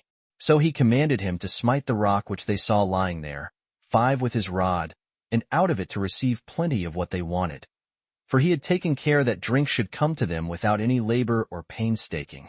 When Moses had received this command from God, he came to the people, who waited for him, and looked upon him, for they saw already that he was coming apace from his eminence. As soon as he was come, he told them that God would deliver them from their present distress, and had granted them an unexpected favor, and informed them that a river should run for their sakes out of the rock. But they were amazed at that hearing, supposing they were of necessity to cut the rock in pieces. Now they were distressed by their thirst and by their journey. While Moses, only smiting the rock with his rod, opened a passage, and out of it burst water, and that in great abundance and very clear. But they were astonished at this wonderful effect, and as it were, quenched their thirst by the very sight of it. So they drank this pleasant, this sweet water, and such it seemed to be, as might well be expected where God was the donor. They were also in admiration how Moses was honored by God, and they made grateful returns of sacrifices to God for his providence towards them. Now that scripture, which is laid up in the temple, 6, informs us how God foretold to Moses that water timid in this manner be derived out of the rock. Chapter 2. How the Amalekites and the neighboring nations made war with the Hebrews and were beaten and lost a great part of their army. 1. The name of the Hebrews began already to be everywhere renowned, and rumors about them ran abroad. This made the inhabitants of those countries to be in no small fear. Accordingly, they sent ambassadors to one another, and exhorted one another to defend themselves, and to endeavor to destroy these men. Those that induced the rest to do so were such as inhabited Gabalitis and Petra. They were called Amalekites, and were the most warlike of the nations that lived thereabout, and whose kings exhorted one another and their neighbors to go to this war against the Hebrews, telling them that an army of strangers, and such a one as had run away from slavery under the Egyptians, lay in wait to ruin them, which army they were not, in common prudence and regard to their own safety, to overlook, but to crush them before they gather strength, and come to be in prosperity, and perhaps attack them first in a hostile manner, as presuming upon our indolence in not attacking them before, and that we ought to avenge ourselves of them for what they have done in the wilderness, but that this cannot be so well done when they have once laid their hands on our cities and our goods, that those who endeavor to crush a power in its first rise are wiser than those that endeavor to put a stop to its progress when it is become formidable. For these last seem to be angry only at the flourishing of others, but the former do not leave any room for their enemies to become troublesome to them. After they had sent such embassiges to the neighboring nations, and among one another, they resolved to attack the Hebrews in battle. 2. These proceedings of the people of those countries occasioned perplexity and trouble to Moses, who expected no such warlike preparations. And when these nations were ready to fight, and the multitude of the Hebrews were obliged to try the fortune of war, they were in a mighty disorder, and in want of all necessaries, and yet were to make war with men who were thoroughly well prepared for it. Then therefore it was that Moses began to encourage them, and to exhort them to have a good heart, and rely on God's assistance by which they had been put in a state of freedom, and to hope for victory over those who were ready to fight with them, in order to deprive them of that blessing. That they were to suppose their own army to be numerous, wanting nothing, neither weapons, nor money, nor provisions, nor such other conveniences as, when men are in possession of, they fight undauntedly, and that they are to judge themselves to have all these advantages in the divine assistance. They are also to suppose the enemy's army to be small, unarmed, weak, and such as want those conveniences which they know must be wanted, when it is God's will that they shall be beaten. And how valuable God's assistance is, they had experienced in abundance of trials, and those such as were more terrible than war, for that is only against men. But these were against famine and thirst, things indeed that are in their own nature insuperable, as also against mountains, and that sea which afforded them no way for escaping. Yet had all these difficulties been conquered by God's gracious kindness to them. So he exhorted them to be courageous at this time, and to look upon their entire prosperity to depend on the present conquest of their enemies. 3. And with these words did Moses encourage the multitude, who then called together the princes of their tribes, and their chief men, both separately and conjointly. The young men he charged to obey their elders, and the elders to hearken to their leader. So the people were elevated in their minds, and ready to try their fortune in battle, and hoped to be thereby at length delivered from all their miseries. Nay, they desired that Moses would immediately lead them against their enemies without the least delay, that no backwardness might be a hindrance to their present resolution. So Moses sorted all that were fit for war into different troops, and set Joshua, the son of Nun, of the tribe of Ephraim over them. One that was of great courage and patient to undergo labors, of great abilities to understand, and to speak what was proper, and very serious in the worship of God, and indeed made like another Moses, a teacher of piety towards God. He also appointed a small party of the armed men to be near the water, and to take care of the children, and the women, and of the entire camp. So that whole night they prepared themselves for the battle. They took their weapons, if any of them had such as were well made, and attended to their commanders as ready to rush forth to the battle as soon as Moses should give the word of command. Moses also kept awake, teaching Joshua after what manner he should order his camp. But when the day began, Moses called for Joshua again, and exhorted him to approve himself in deeds such a one as his reputation made men expect from him, and to gain glory by the present expedition, in the opinion of those under him, for his exploits in this battle. He also gave a particular exhortation to the principal men of the Hebrews, and encouraged the whole army as it stood armed before him.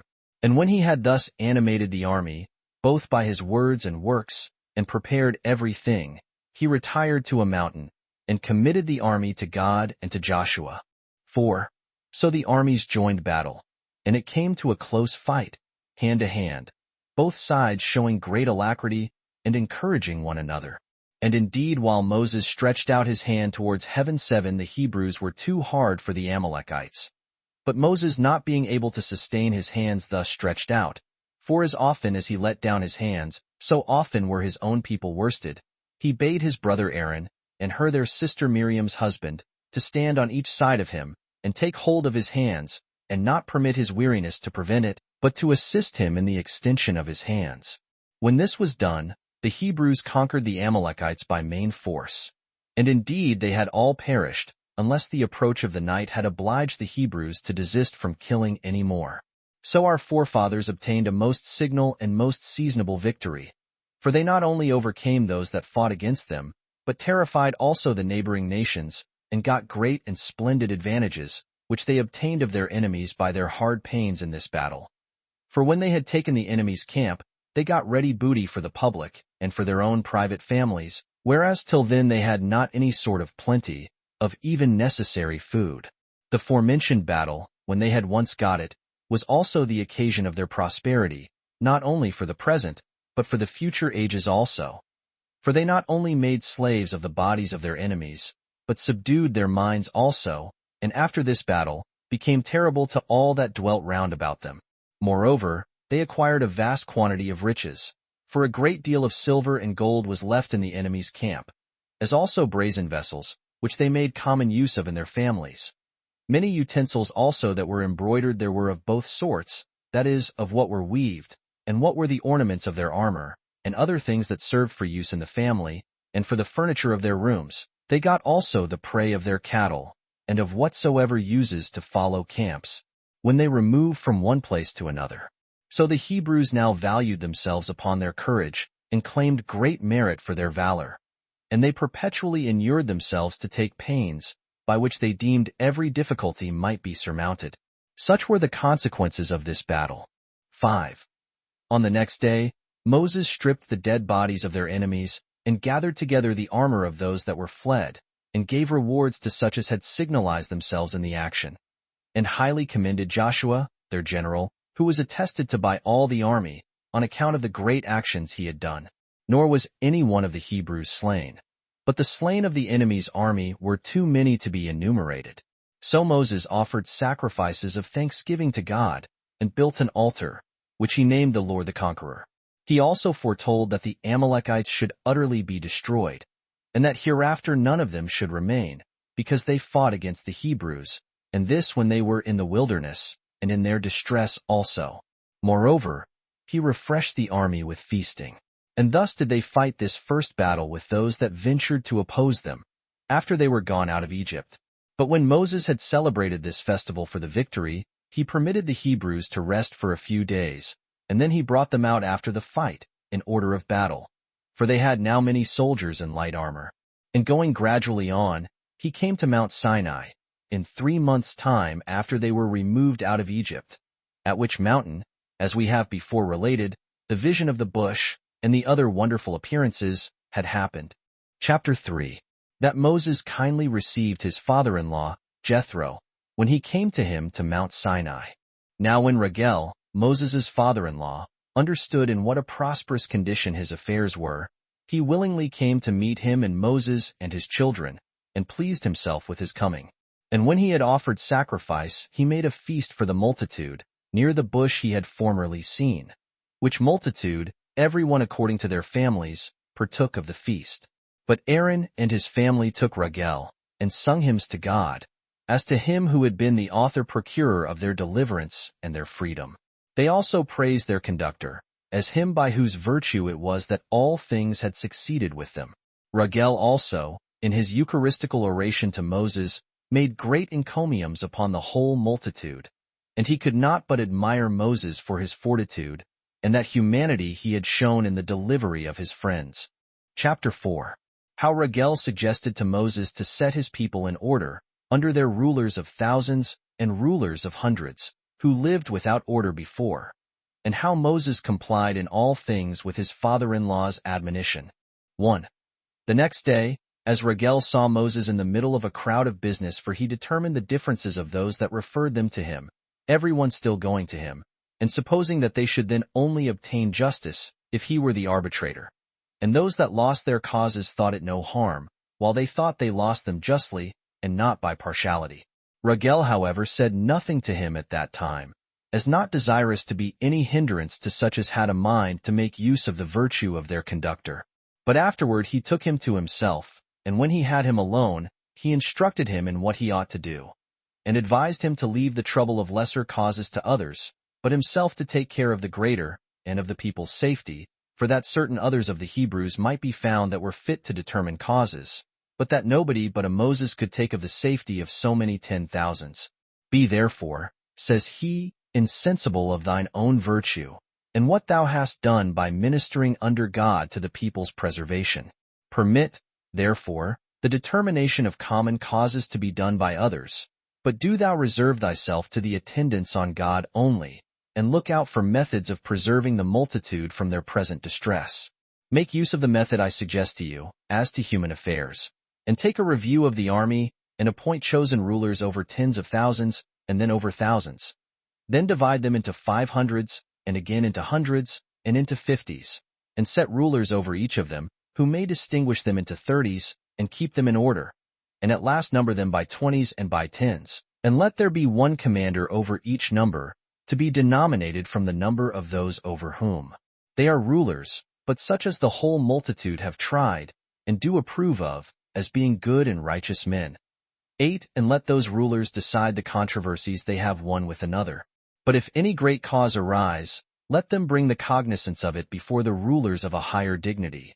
But if any great difficulty arise that is too hard for even their determination, let them send it to thee. By these means 2 advantages will be gained. The Hebrews will have justice done them, and thou wilt be able to attend constantly on God, and procure him to be more favorable to the people. 2. This was the admonition of Rigel, and Moses received his advice very kindly, and acted according to his suggestion. Nor did he conceal the invention of this method, nor pretend to it himself, but informed the multitude who it was that invented it. Nay, he has named Rigel in the books he wrote, as the person who invented this ordering of the people, as thinking it right to give a true testimony to worthy persons, although he might have gotten reputation by ascribing to himself the inventions of other men, whence we may learn the virtuous disposition of Moses. But of such his disposition, we shall have proper occasion to speak in other places of these books. Chapter 5. How Moses ascended up to Mount Sinai, and received laws from God, and delivered them to the Hebrews. 1. Now Moses called the multitude together, and told them that he was going from them unto Mount Sinai to converse with God, to receive from him, and to bring back with him, a certain oracle. But he enjoined them to pitch their tents near the mountain, and prefer the habitation that was nearest to God, before one more remote. When he had said this, he ascended up to Mount Sinai, which is the highest of all the mountains that are in that country 9, and is not only very difficult to be ascended by men, on account of its vast altitude, but because of the sharpness of its precipices also. Nay, indeed, it cannot be looked at without pain of the eyes. And besides this, it was terrible and inaccessible, on account of the rumor that passed about, that God dwelt there. But the Hebrews removed their tents as Moses had bidden them, and took possession of the lowest parts of the mountain, and were elevated in their minds, in expectation that Moses would return from God with promises of the good things he had proposed to them. So they feasted and waited for their conductor, and kept themselves pure as in other respects, and not accompanying with their wives for 3 days, as he had before ordered them to do. And they prayed to God that he would favorably receive Moses in his conversing with him, and bestow some such gift upon them by which they might live well. They also lived more plentifully as to their diet, and put on their wives and children more ornamental and decent clothing than they usually wore. 2. So they passed 2 days in this way of feasting. But on the 3rd day, before the sun was up, a cloud spread itself over the whole camp of the Hebrews, such a one as none had before seen, and encompassed the place where they had pitched their tents. And while all the rest of the air was clear, there came strong winds, that raised up large showers of rain, which became a mighty tempest. There was also such lightning, as was terrible to those that saw it, and thunder, with its thunderbolts, were sent down, and declared God to be there present in a gracious way to such as Moses desired he should be gracious. Now, as to these matters, every one of my readers may think as he pleases, but I am under a necessity of relating this history as it is described in the sacred books. This sight, and the amazing sound that came to their ears, disturbed the Hebrews to a prodigious degree, for they were not such as they were accustomed to. And then the rumor that was spread abroad, how God frequented that mountain, greatly astonished their minds, so they sorrowfully contained themselves within their tents, as both supposing Moses to be destroyed by the divine wrath, and expecting the like destruction for themselves. 3.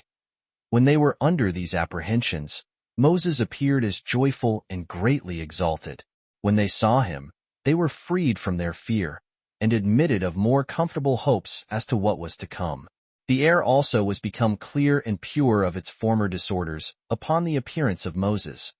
Whereupon he called together the people to a congregation, in order to their hearing what God would say to them.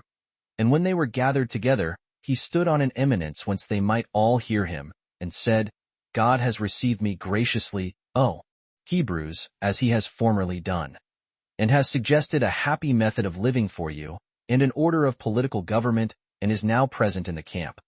I therefore charge you, for his sake and the sake of his works, and what we have done by his means, that you do not put a low value on what I am going to say, because the commands have been given by me that now deliver them to you, nor because it is the tongue of a man that delivers them to you.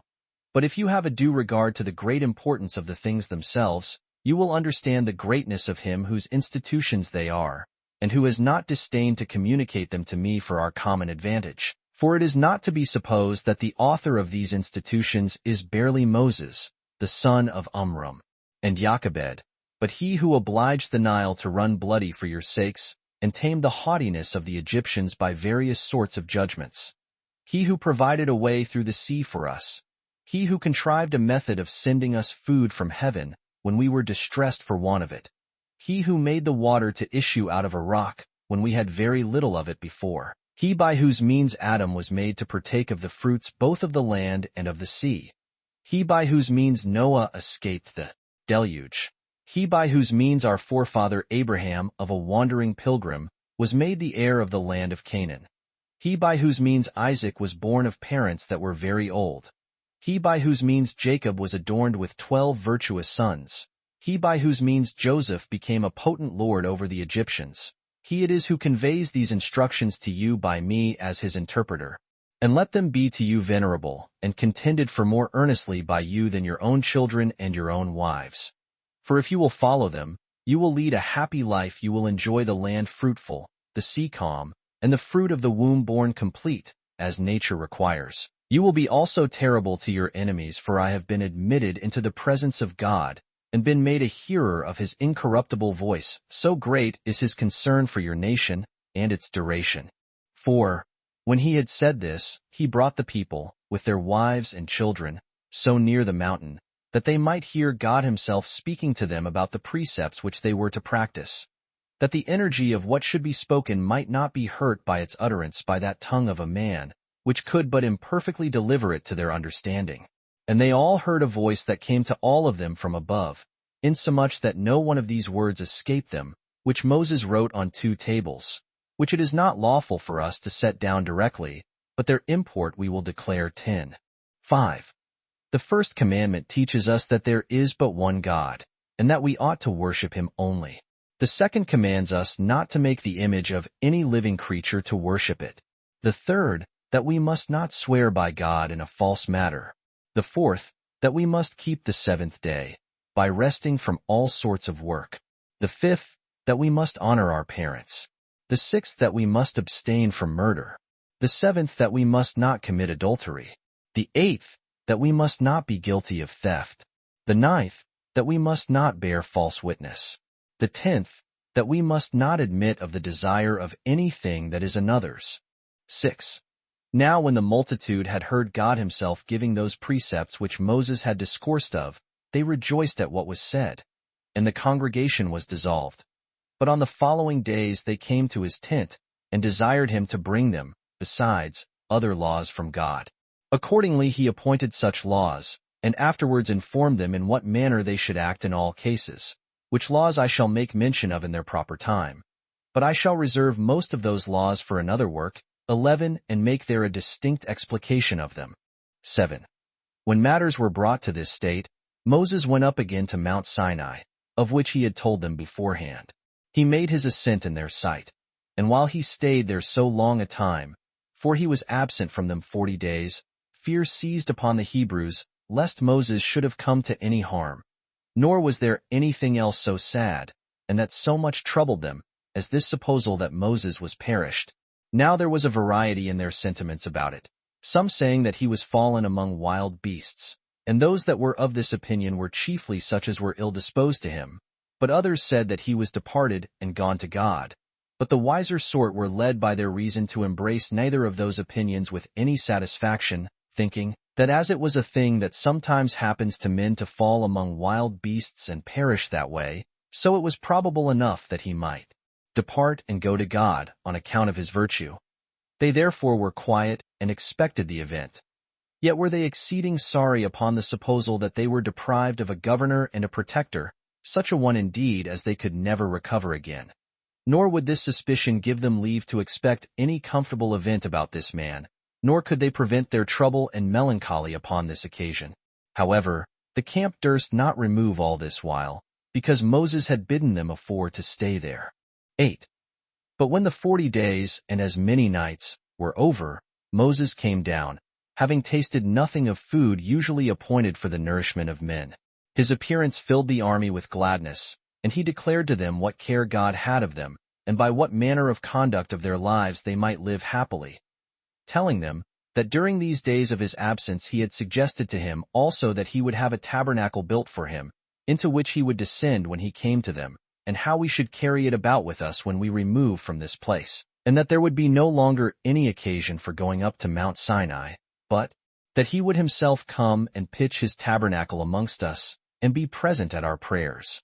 As also, that the tabernacle should be of such measures and construction as he had shown him, and that you are to fall to the work, and prosecute it diligently.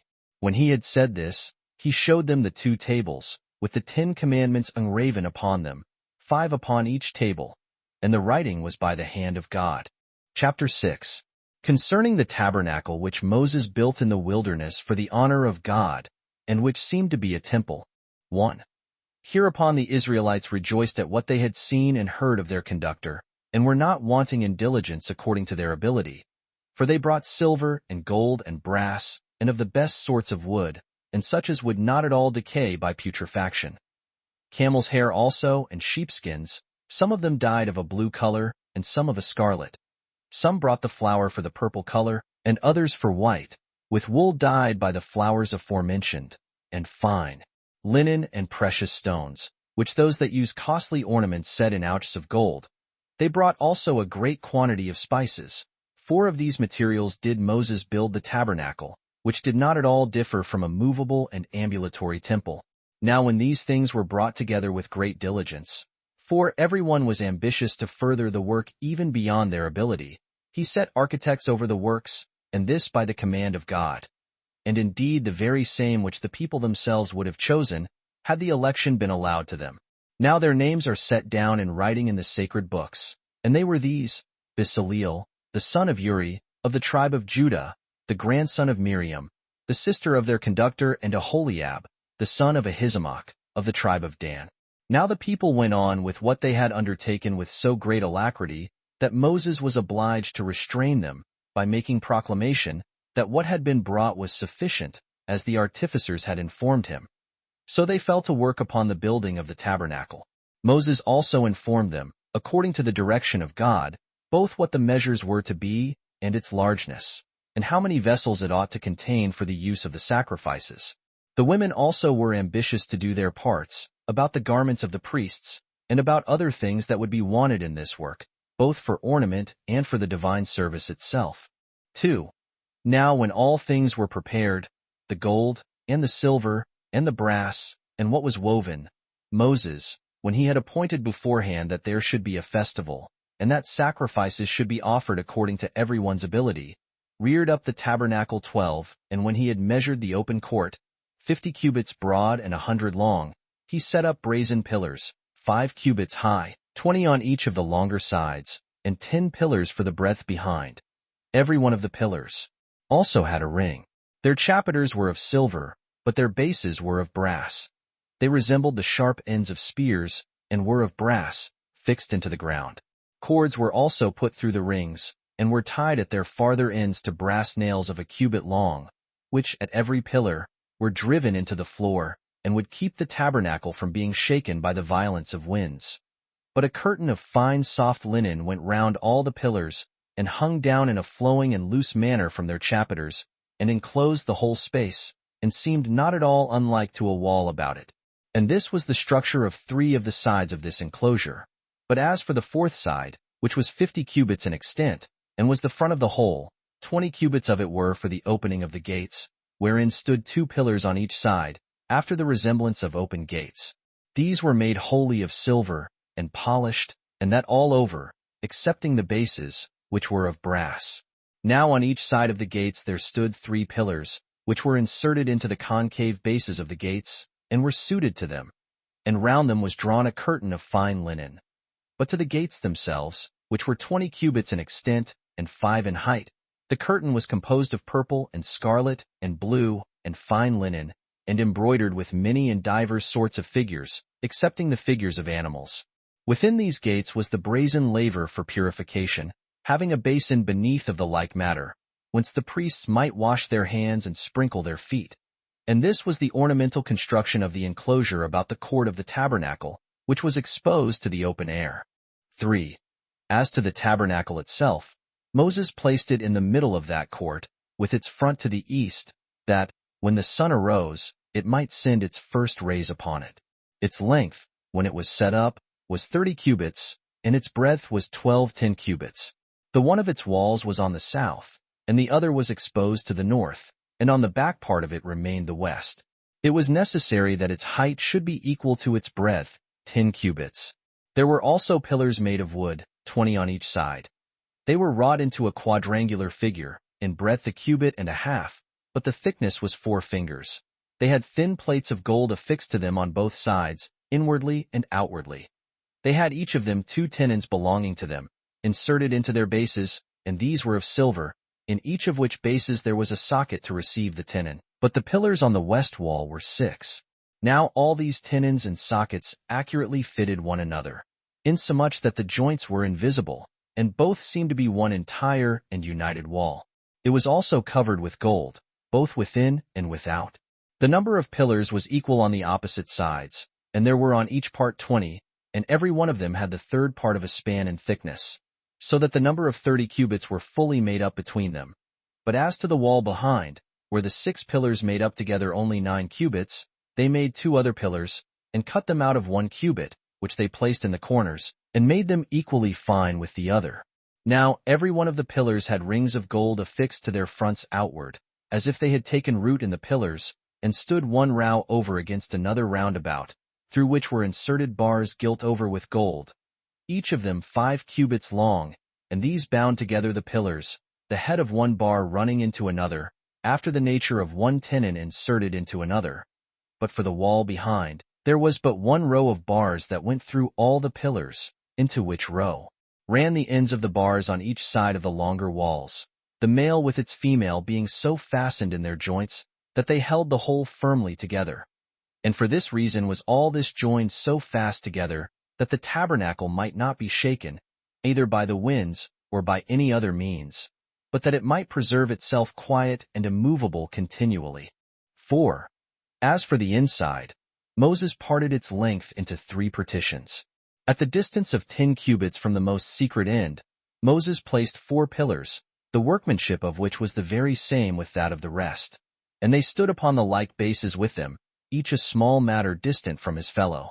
Now the room within those pillars was the most holy place, but the rest of the room was the tabernacle, which was open for the priests. However, this proportion of the measures of the tabernacle proved to be an imitation of the system of the world. For that third part thereof which was within the 4 pillars, to which the priests were not admitted, is, as it were, a heaven peculiar to God. But the space of the 20 cubits is, as it were, sea and land, on which men live, and so this part is peculiar to the priests only. But at the front, where the entrance was made, they placed pillars of gold, that stood on bases of brass, in number 7. But then they spread over the tabernacle veils of fine linen and purple and blue and scarlet colors, embroidered. The first veil was 10 cubits every way, and this they spread over the pillars which parted the temple, and kept the most holy place concealed within. And this veil was that which made this part not visible to any. Now the whole temple was called the holy place, but that part which was within the 4 pillars, and to which none were admitted, was called the Holy of Holies. This veil was very ornamental, and embroidered with all sorts of flowers which the earth produces, and there were interwoven into it all sorts of variety that might be an ornament, excepting the forms of animals. Another veil there was which covered the 5 pillars that were at the entrance. It was like the former in its magnitude, and texture, and color. And at the corner of every pillar a ring retained it from the top downwards half the depth of the pillars, the other half affording an entrance for the priests, who crept under it. Over this there was a veil of linen, of the same largeness with the former.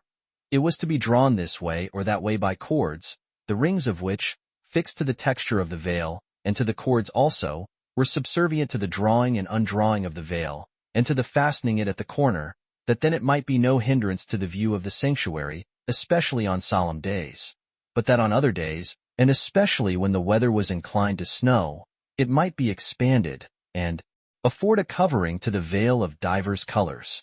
Whence that custom of ours is derived, of having a fine linen veil, after the temple has been built, to be drawn over the entrances.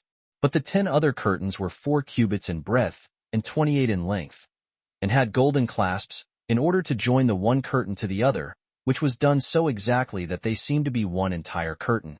These were spread over the temple, and covered all the top and parts of the walls, on the sides and behind, so far as within 1 cubit of the ground. There were other curtains of the same breadth with these, but one more in number and longer, for they were 30 cubits long. But these were woven of hair, with the like subtlety as those of wool were made, and were extended loosely down to the ground, appearing like a triangular front and elevation at the gates, the 11th curtain being used for this very purpose. There were also other curtains made of skins above these, which afforded covering and protection to those that were woven both in hot weather and when it rained. And great was the surprise of those who viewed these curtains at a distance, for they seemed not at all to differ from the color of the sky. But those that were made of hair and of skins reached down in the same manner as did the veil at the gates, and kept off the heat of the sun, and what injury the rains might do. And after this manner was the tabernacle reared. 5. There was also an ark made, sacred to God, of wood that was naturally strong, and could not be corrupted. This was called Aaron in our own language. Its construction was thus: its length was 5 spans, but its breadth and height was each of them 3 spans.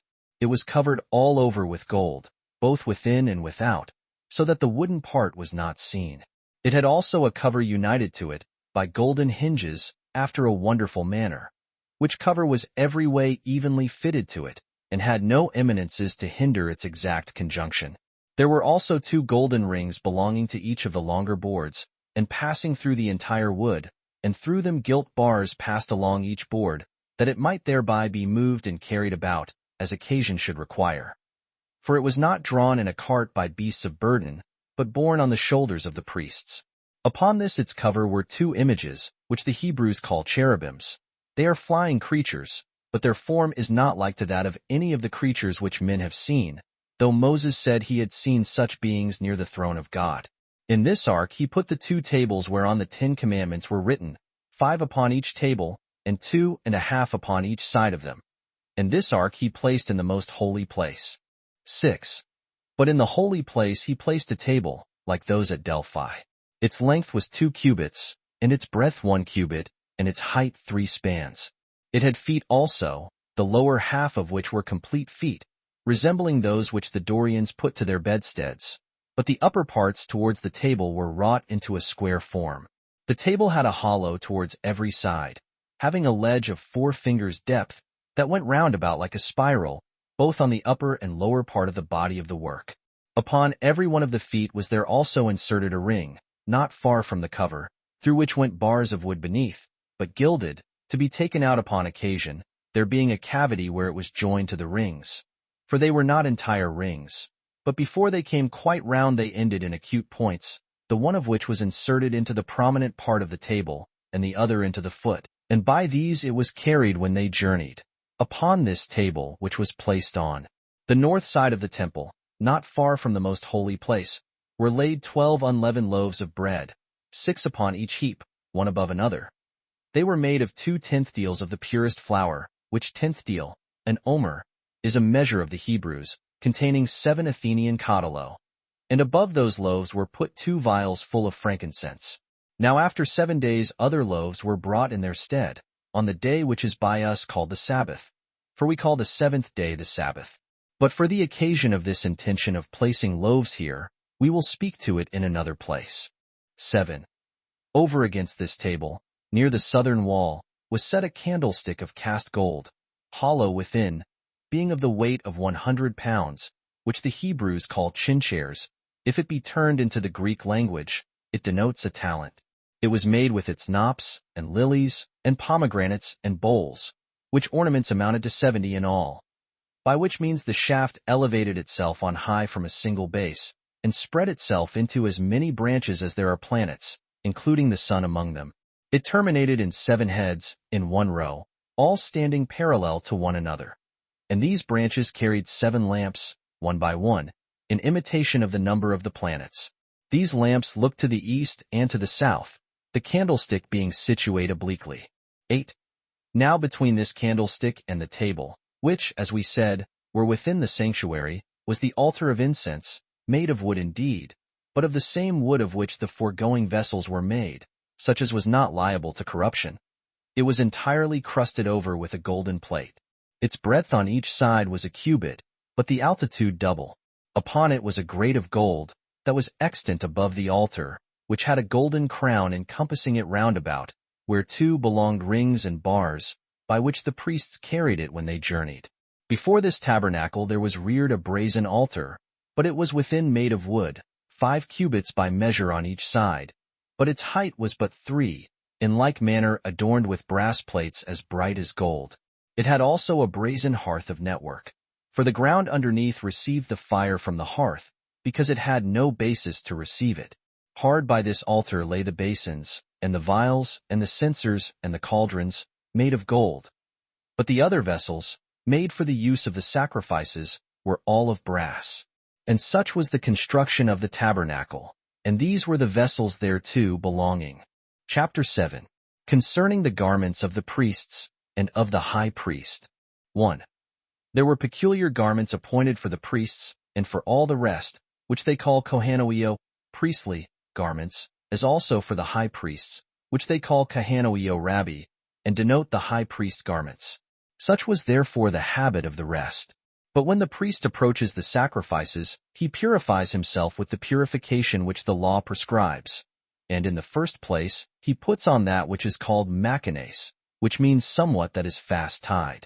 It is a girdle, composed of fine twined linen, and is put about the privy parts, the feet being to be inserted into them in the nature of breeches, but above half of it is cut off, and it ends at the thighs, and is there tied fast. 2.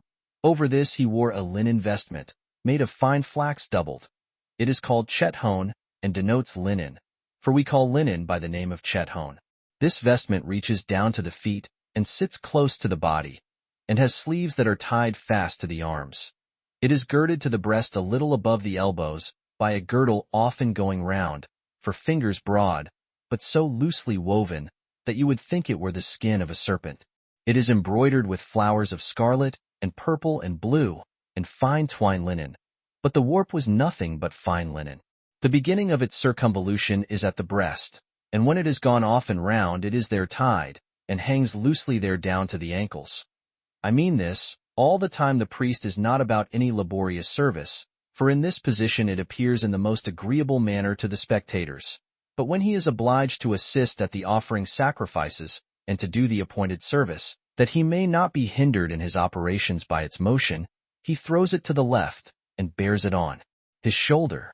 Moses indeed calls this belt albaneth, but we have learned from the Babylonians to call it emia, for so it is by them called. This vestment has no loose or hollow parts anywhere in it, but only a narrow aperture about the neck, and it is tied with certain strings hanging down from the edge over the breast and back, and is fastened above each shoulder. It is called massabazanes. 3.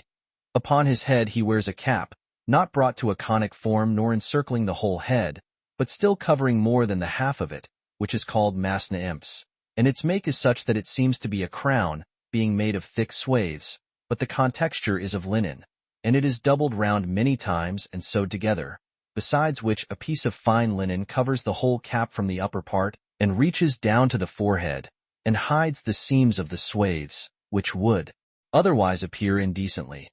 This adheres closely upon the solid part of the head, and is thereto so firmly fixed, that it may not fall off during the sacred service about the sacrifices.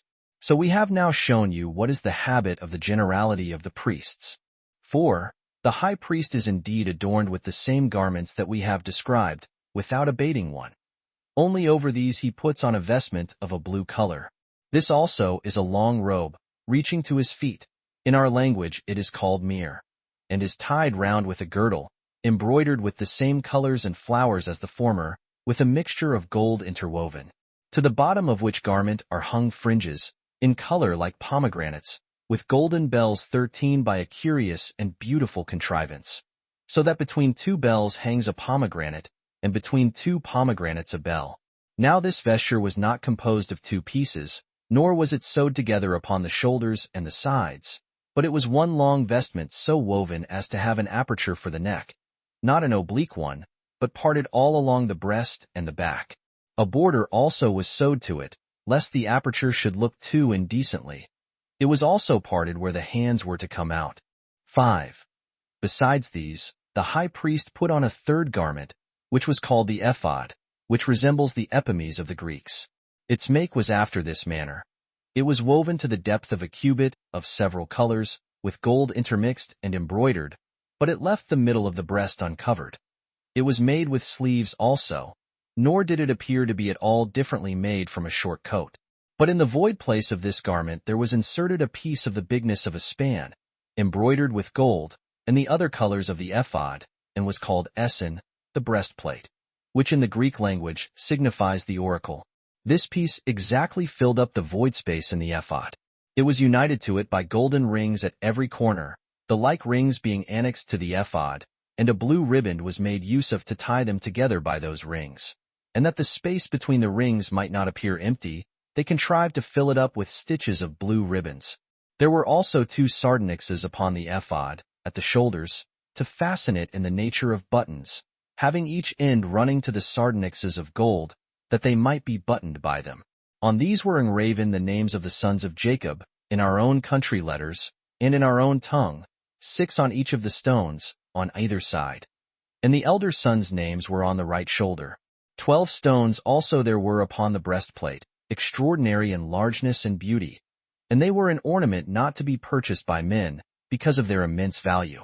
These stones, however, stood in 3 rows, by 4 in a row, and were inserted into the breastplate itself, and they were set in ouches of gold, that were themselves inserted in the breastplate, and were so made that they might not fall out.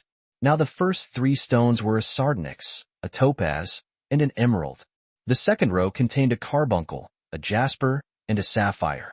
The first of the third row was a ligure, then an amethyst, and the third an agate, being the 9th of the whole number. The first of the fourth row was a chrysolite, the next was an onyx, and then a beryl, which was the last of all.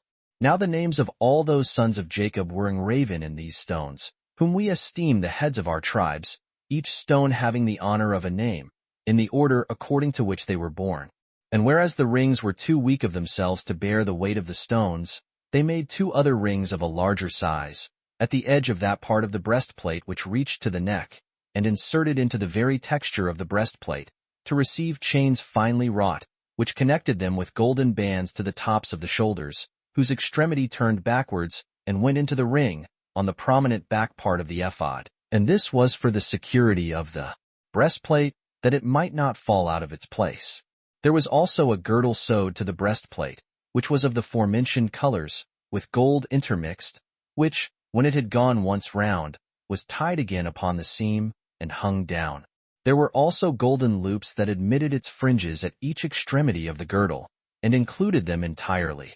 6.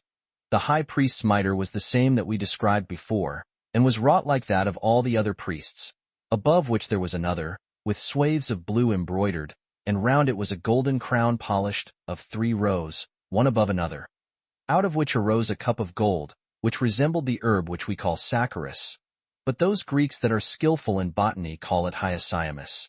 Now, lest any one that has seen this herb, but has not been taught its name, and is unacquainted with its nature, or, having known its name, knows not the herb when he sees it, I shall give such as these are a description of it.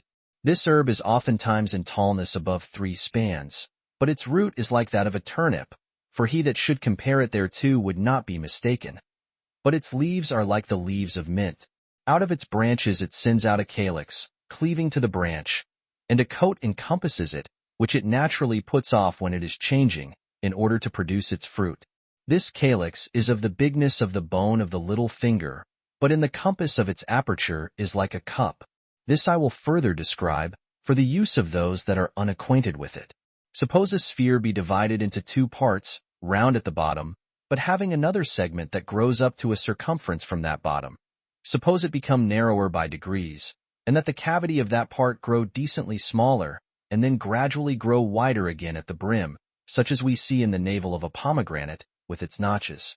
And indeed such a coat grows over this plant as renders it a hemisphere, and that, as one may say, turned accurately in a lathe, and having its notches extant above it, which, as I said, grow like a pomegranate, only that they are sharp, and end in nothing but prickles. Now the fruit is preserved by this coat of the calyx, which fruit is like the seed of the herb sideritis. It sends out a flower that may seem to resemble that of poppy. Of this was a crown made, as far from the hinder part of the head to each of the temples. But this Aphelis, for so this calyx may be called, did not cover the forehead, but it was covered with a golden plate, 14 which had inscribed upon it the name of God in sacred characters. And such were the ornaments of the high priest. 7. Now here one may wonder at the ill will which men bear to us, and which they profess to bear on account of our despising that deity which they pretend to honor. For if any one do but consider the fabric of the tabernacle, and take a view of the garments of the high priest, and of those vessels which we make use of in our sacred ministration, he will find that our legislator was a divine man, and that we are unjustly reproached by others. For if any one do without prejudice and with judgment, look upon these things, he will find they were every one made in way of imitation and representation of the universe. When Moses distinguished the tabernacle into 3 parts, 15, and allowed 2 of them to the priests, as a place accessible and common, he denoted the land and the sea, these being of general access to all. But he set apart the 3rd division for God, because heaven is inaccessible to men. And when he ordered 12 loaves to be set on the table, he denoted the year, as distinguished into so many months. By branching out the candlestick into 70 parts, he secretly intimated the decani, or 70 divisions of the planets. And as to the 7 lamps upon the candlesticks, they referred to the course of the planets, of which that is the number. The veils, too, which were composed of 4 things, they declared the 4 elements. For the fine linen was proper to signify the earth, because the flax grows out of the earth. The purple signified the sea, because that color is dyed by the blood of a sea shellfish. The blue is fit to signify the air, and the scarlet will naturally be an indication of fire. Now the vestment of the high priest being made of linen, signified the earth. The blue denoted the sky, being like lightning in its pomegranates, and in the noise of the bells resembling thunder. And for the ephod, it showed that God had made the universe of 4 elements. And as for the gold interwoven, I suppose it related to the splendor by which all things are enlightened. He also appointed the breastplate to be placed in the middle of the ephod, to resemble the earth, for that has the very middle place of the world. And the girdle which encompassed the high priest round signified the ocean, for that goes round about and includes the universe. Each of the sardonyxes declares to us the sun and the moon. Those, that were in the nature of buttons on the high priest's shoulders. And for the 12 stones, whether we understand by them the months, or whether we understand the like number of the signs of that circle which the Greeks call the zodiac, we shall not be mistaken in their meaning. And for the mitre, which was of a blue color, it seems to me to mean heaven. For how otherwise could the name of God be inscribed upon it? That it was also illustrated with a crown, and that of gold also, is because of that splendor with which God is pleased. Let this explication 16 suffice at present, since the course of my narration will often, and on many occasions, afford me the opportunity of enlarging upon the virtue of our legislator. Chapter 8. Of the priesthood of Aaron. 1. When what has been described was brought to a conclusion, gifts not being yet presented, God appeared to Moses, and enjoined him to bestow the high priesthood upon Aaron his brother, as upon him that best of them all deserved to obtain that honor, on account of his virtue. And when he had gathered the multitude together, he gave them an account of Aaron's virtue, and of his goodwill to them, and of the dangers he had undergone for their sakes. Upon which, when they had given testimony to him in all respects, and showed their readiness to receive him, Moses said to them, O you Israelites, this work is already brought to a conclusion, in a manner most acceptable to God, and according to our abilities. And now since you see that he is received into this tabernacle, we shall first of all stand in need of one that may officiate for us, and may minister to the sacrifices, and to the prayers that are to be put up for us. And indeed, had the inquiry after such a person been left to me, I should have thought myself worthy of this honor, both because all men are naturally fond of themselves, and because I am conscious to myself that I have taken a great deal of pains for your deliverance. But now God himself has determined that Aaron is worthy of this honor, and has chosen him for his priest, as knowing him to be the most righteous person among you, so that he is to put on the vestments which are consecrated to God. He is to have the care of the altars, and to make provision for the sacrifices. And he it is that must put up prayers for you to God, who will readily hear them, not only because he is himself solicitous for your nation, but also because he will receive them as offered by one that he hath himself chosen to this office. The Hebrews were pleased with what was said, and they gave their approbation to him whom God had ordained. For Aaron was of them all the most deserving of this honor, on account of his own stock and gift of prophecy, and his brother's virtue. He had at that time 4 sons, Nadab, Abihu, Eleazar, and Ithamar. 17. 2. Now Moses commanded them to make use of all the utensils which were more than were necessary to the structure of the tabernacle, for covering the tabernacle itself, the candlestick, and altar of incense, and the other vessels, that they might not be at all hurt when they journeyed, either by the rain, or by the rising of the dust.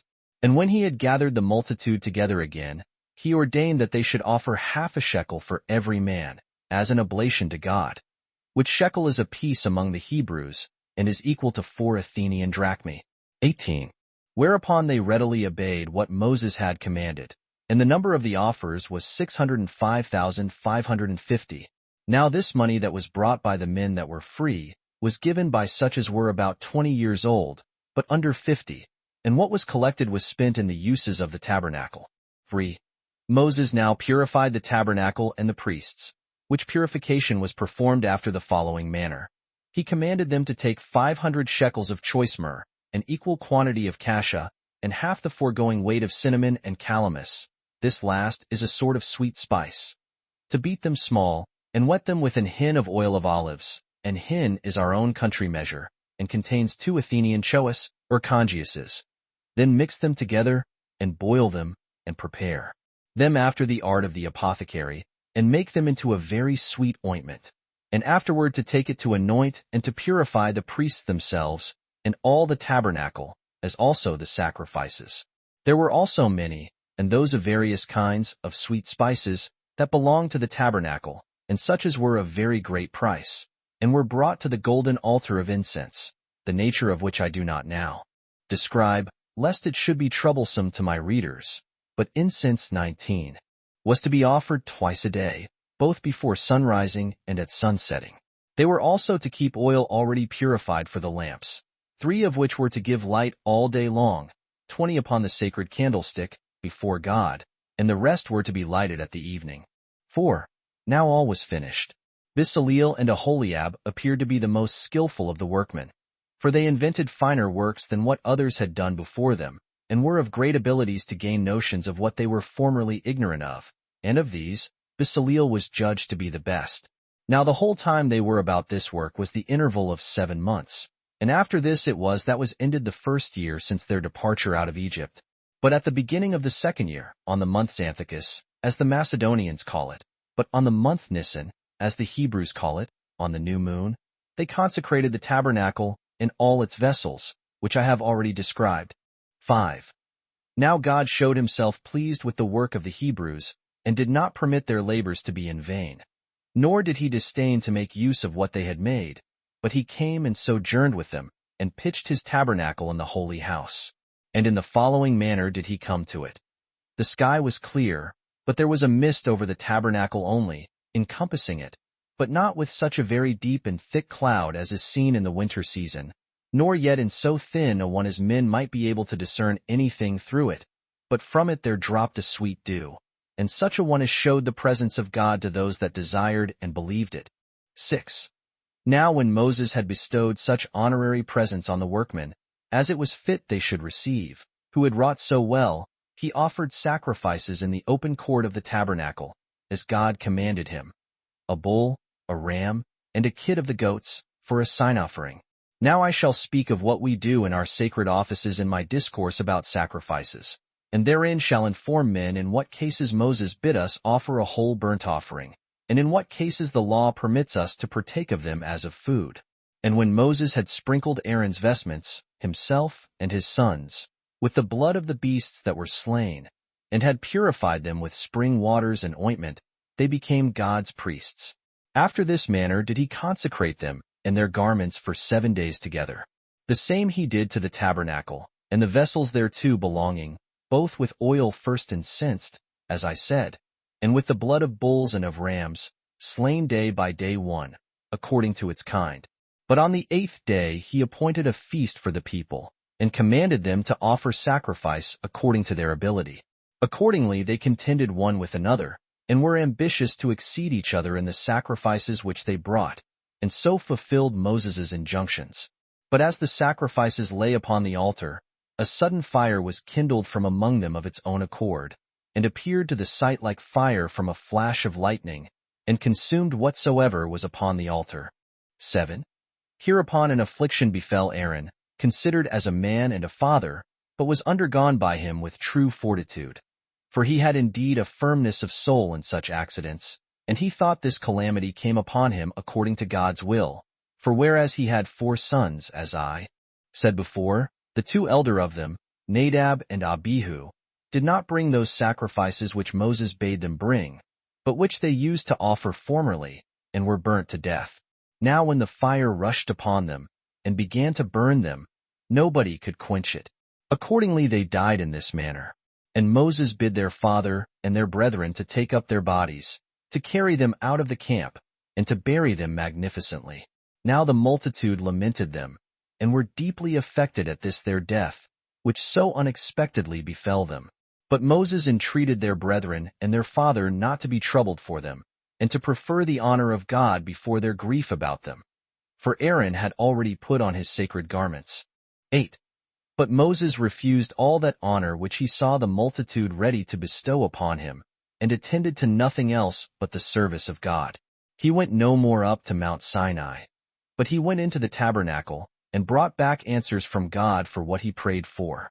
His habit was also that of a private man, and in all other circumstances he behaved himself like one of the common people, and was desirous to appear without distinguishing himself from the multitude, but would have it known that he did nothing else but take care of them. He also set down in writing the form of their government, and those laws by obedience whereto they would lead their lives so as to please God, and so as to have no quarrels one among another. However, the laws he ordained were such as God suggested to him. So I shall now discourse concerning that form of government and those laws. 9. I will now treat of what I before omitted, the garment of the high priest. For he, Moses, left no room for the evil practices of false prophets. But if some of that sort should attempt to abuse the divine authority, he left it to God to be present at his sacrifices when he pleased, and when he pleased to be absent. 21 And he was willing this should be known, not to the Hebrews only, but to those foreigners also who were there. For as to those stones, 22 which we told you before, the high priest bare on his shoulders, which were sardonyxes, and I think it needless to describe their nature, they being known to every body. The one of them shined out when God was present at their sacrifices. I mean that which was in the nature of a button on his right shoulder, bright rays darting out thence, and being seen even by those that were most remote, which splendor yet was not before natural to the stone. This has appeared a wonderful thing to such as have not so far indulged themselves in philosophy as to despise divine revelation. Yet will I mention what is still more wonderful than this. For God declared beforehand, by those 12 stones which the high priest bare on his breast, and which were inserted into his breastplate, when they should be victorious in battle. For so great a splendor shone forth from them before the army began to march, that all the people were sensible of God's being present for their assistance. Whence it came to pass that those Greeks, who had a veneration for our laws, because they could not possibly contradict this, called that breastplate the oracle. Now this breastplate, and this sardonyx, left off shining 200 years before I composed this book, God having been displeased at the transgressions of his laws. Of which things we shall further discourse on a fitter opportunity, but I will now go on with my proposed narration. 10. The tabernacle being now consecrated, and a regular order being settled for the priests, the multitude judged that God now dwelt among them, and betook themselves to sacrifices and praises to God as being now delivered from all expectation of evils, and as entertaining a hopeful prospect of better times hereafter. They offered also gifts to God, some as common to the whole nation, and others as peculiar to themselves, and these tribe by tribe. For the heads of the tribes combined together, 2 by 2, and brought a wagon and a yoke of oxen. These amounted to 6, and they carried the tabernacle when they journeyed.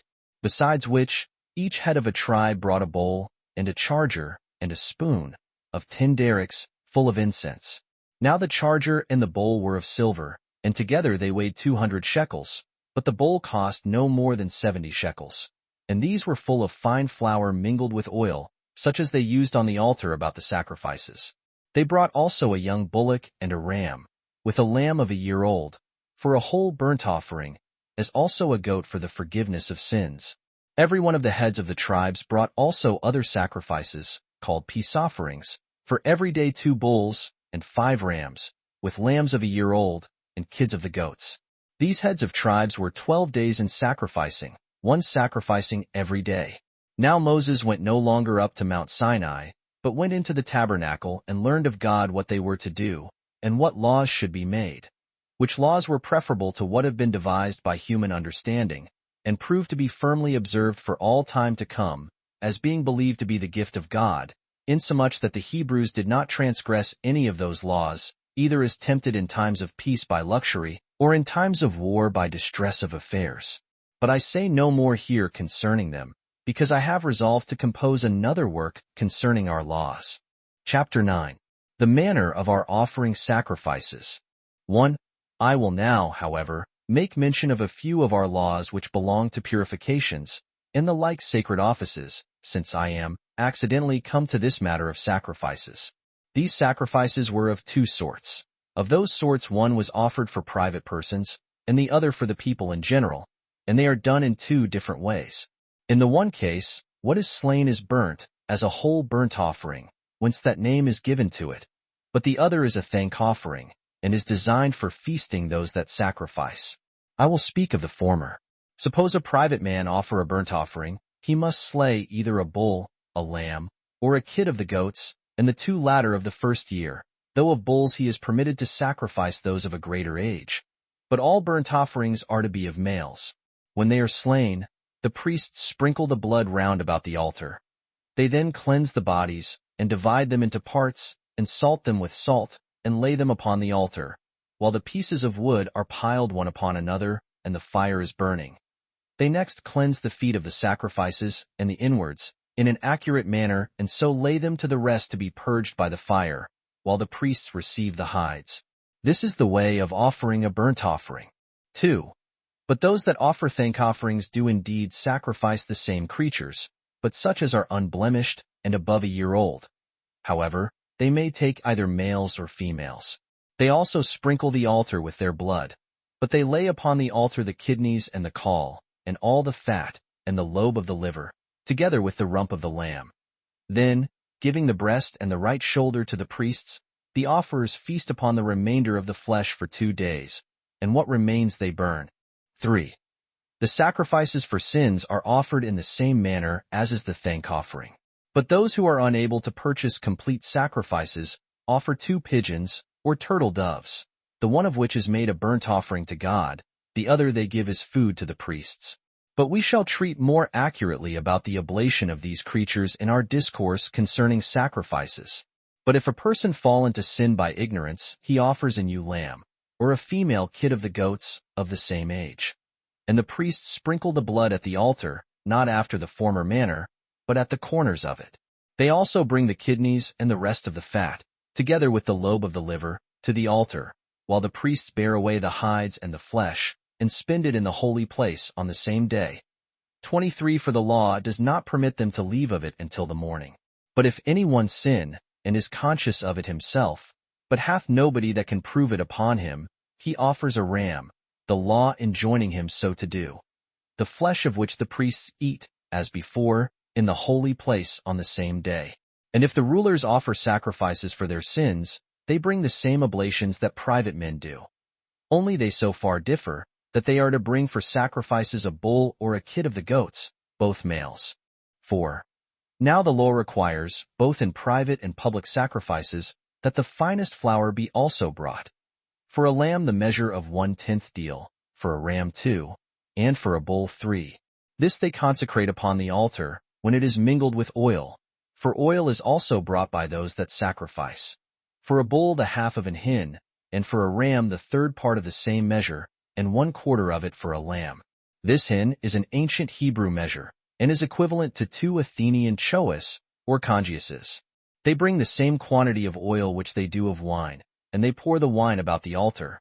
But if anyone does not offer a complete sacrifice of animals, but brings fine flour only for a vow, he throws a handful upon the altar as its firstfruits, while the priests take the rest for their food, either boiled or mingled with oil, but made into cakes of bread.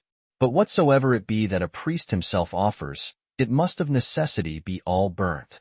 Now the law forbids us to sacrifice any animal at the same time with its dam, and in other cases, not till the 8th day after its birth. Other sacrifices there are also appointed for escaping distempers, or for other occasions, in which meat offerings are consumed, together with the animals that are sacrificed, of which it is not lawful to leave any part till the next day. Only the priests are to take their own share. Chapter 10. Concerning the festivals, and how each day of such festival is to be observed. 1. The law requires that out of the public expenses a lamb of the first year be killed every day, at the beginning and at the ending of the day. But on the 7th day, which is called the Sabbath, they kill 2, and sacrifice them in the same manner. At the new moon, they both perform the daily sacrifices and slay 2 bulls, with 7 lambs of the first year, and a kid of the goats also, for the expiation of sins, that is, if they have sinned through ignorance. 2. But on the 7th month, which the Macedonians call Hyperbarateus, they make an addition to those already mentioned, and sacrifice a bull, a ram, and 7 lambs, and a kid of the goats, for sins. 3. On the 10th day of the same lunar month, they fast till the evening. And this day they sacrifice a bull, and 2 rams, and 7 lambs, and a kid of the goats, for sins. And besides these, they bring 2 kids of the goats, the one of which is sent alive out of the limits of the camp into the wilderness for the scapegoat, and to be an expiation for the sins of the whole multitude. But the other is brought into a place of great cleanness, within the limits of the camp, and is there burnt, with its skin, without any sort of cleansing.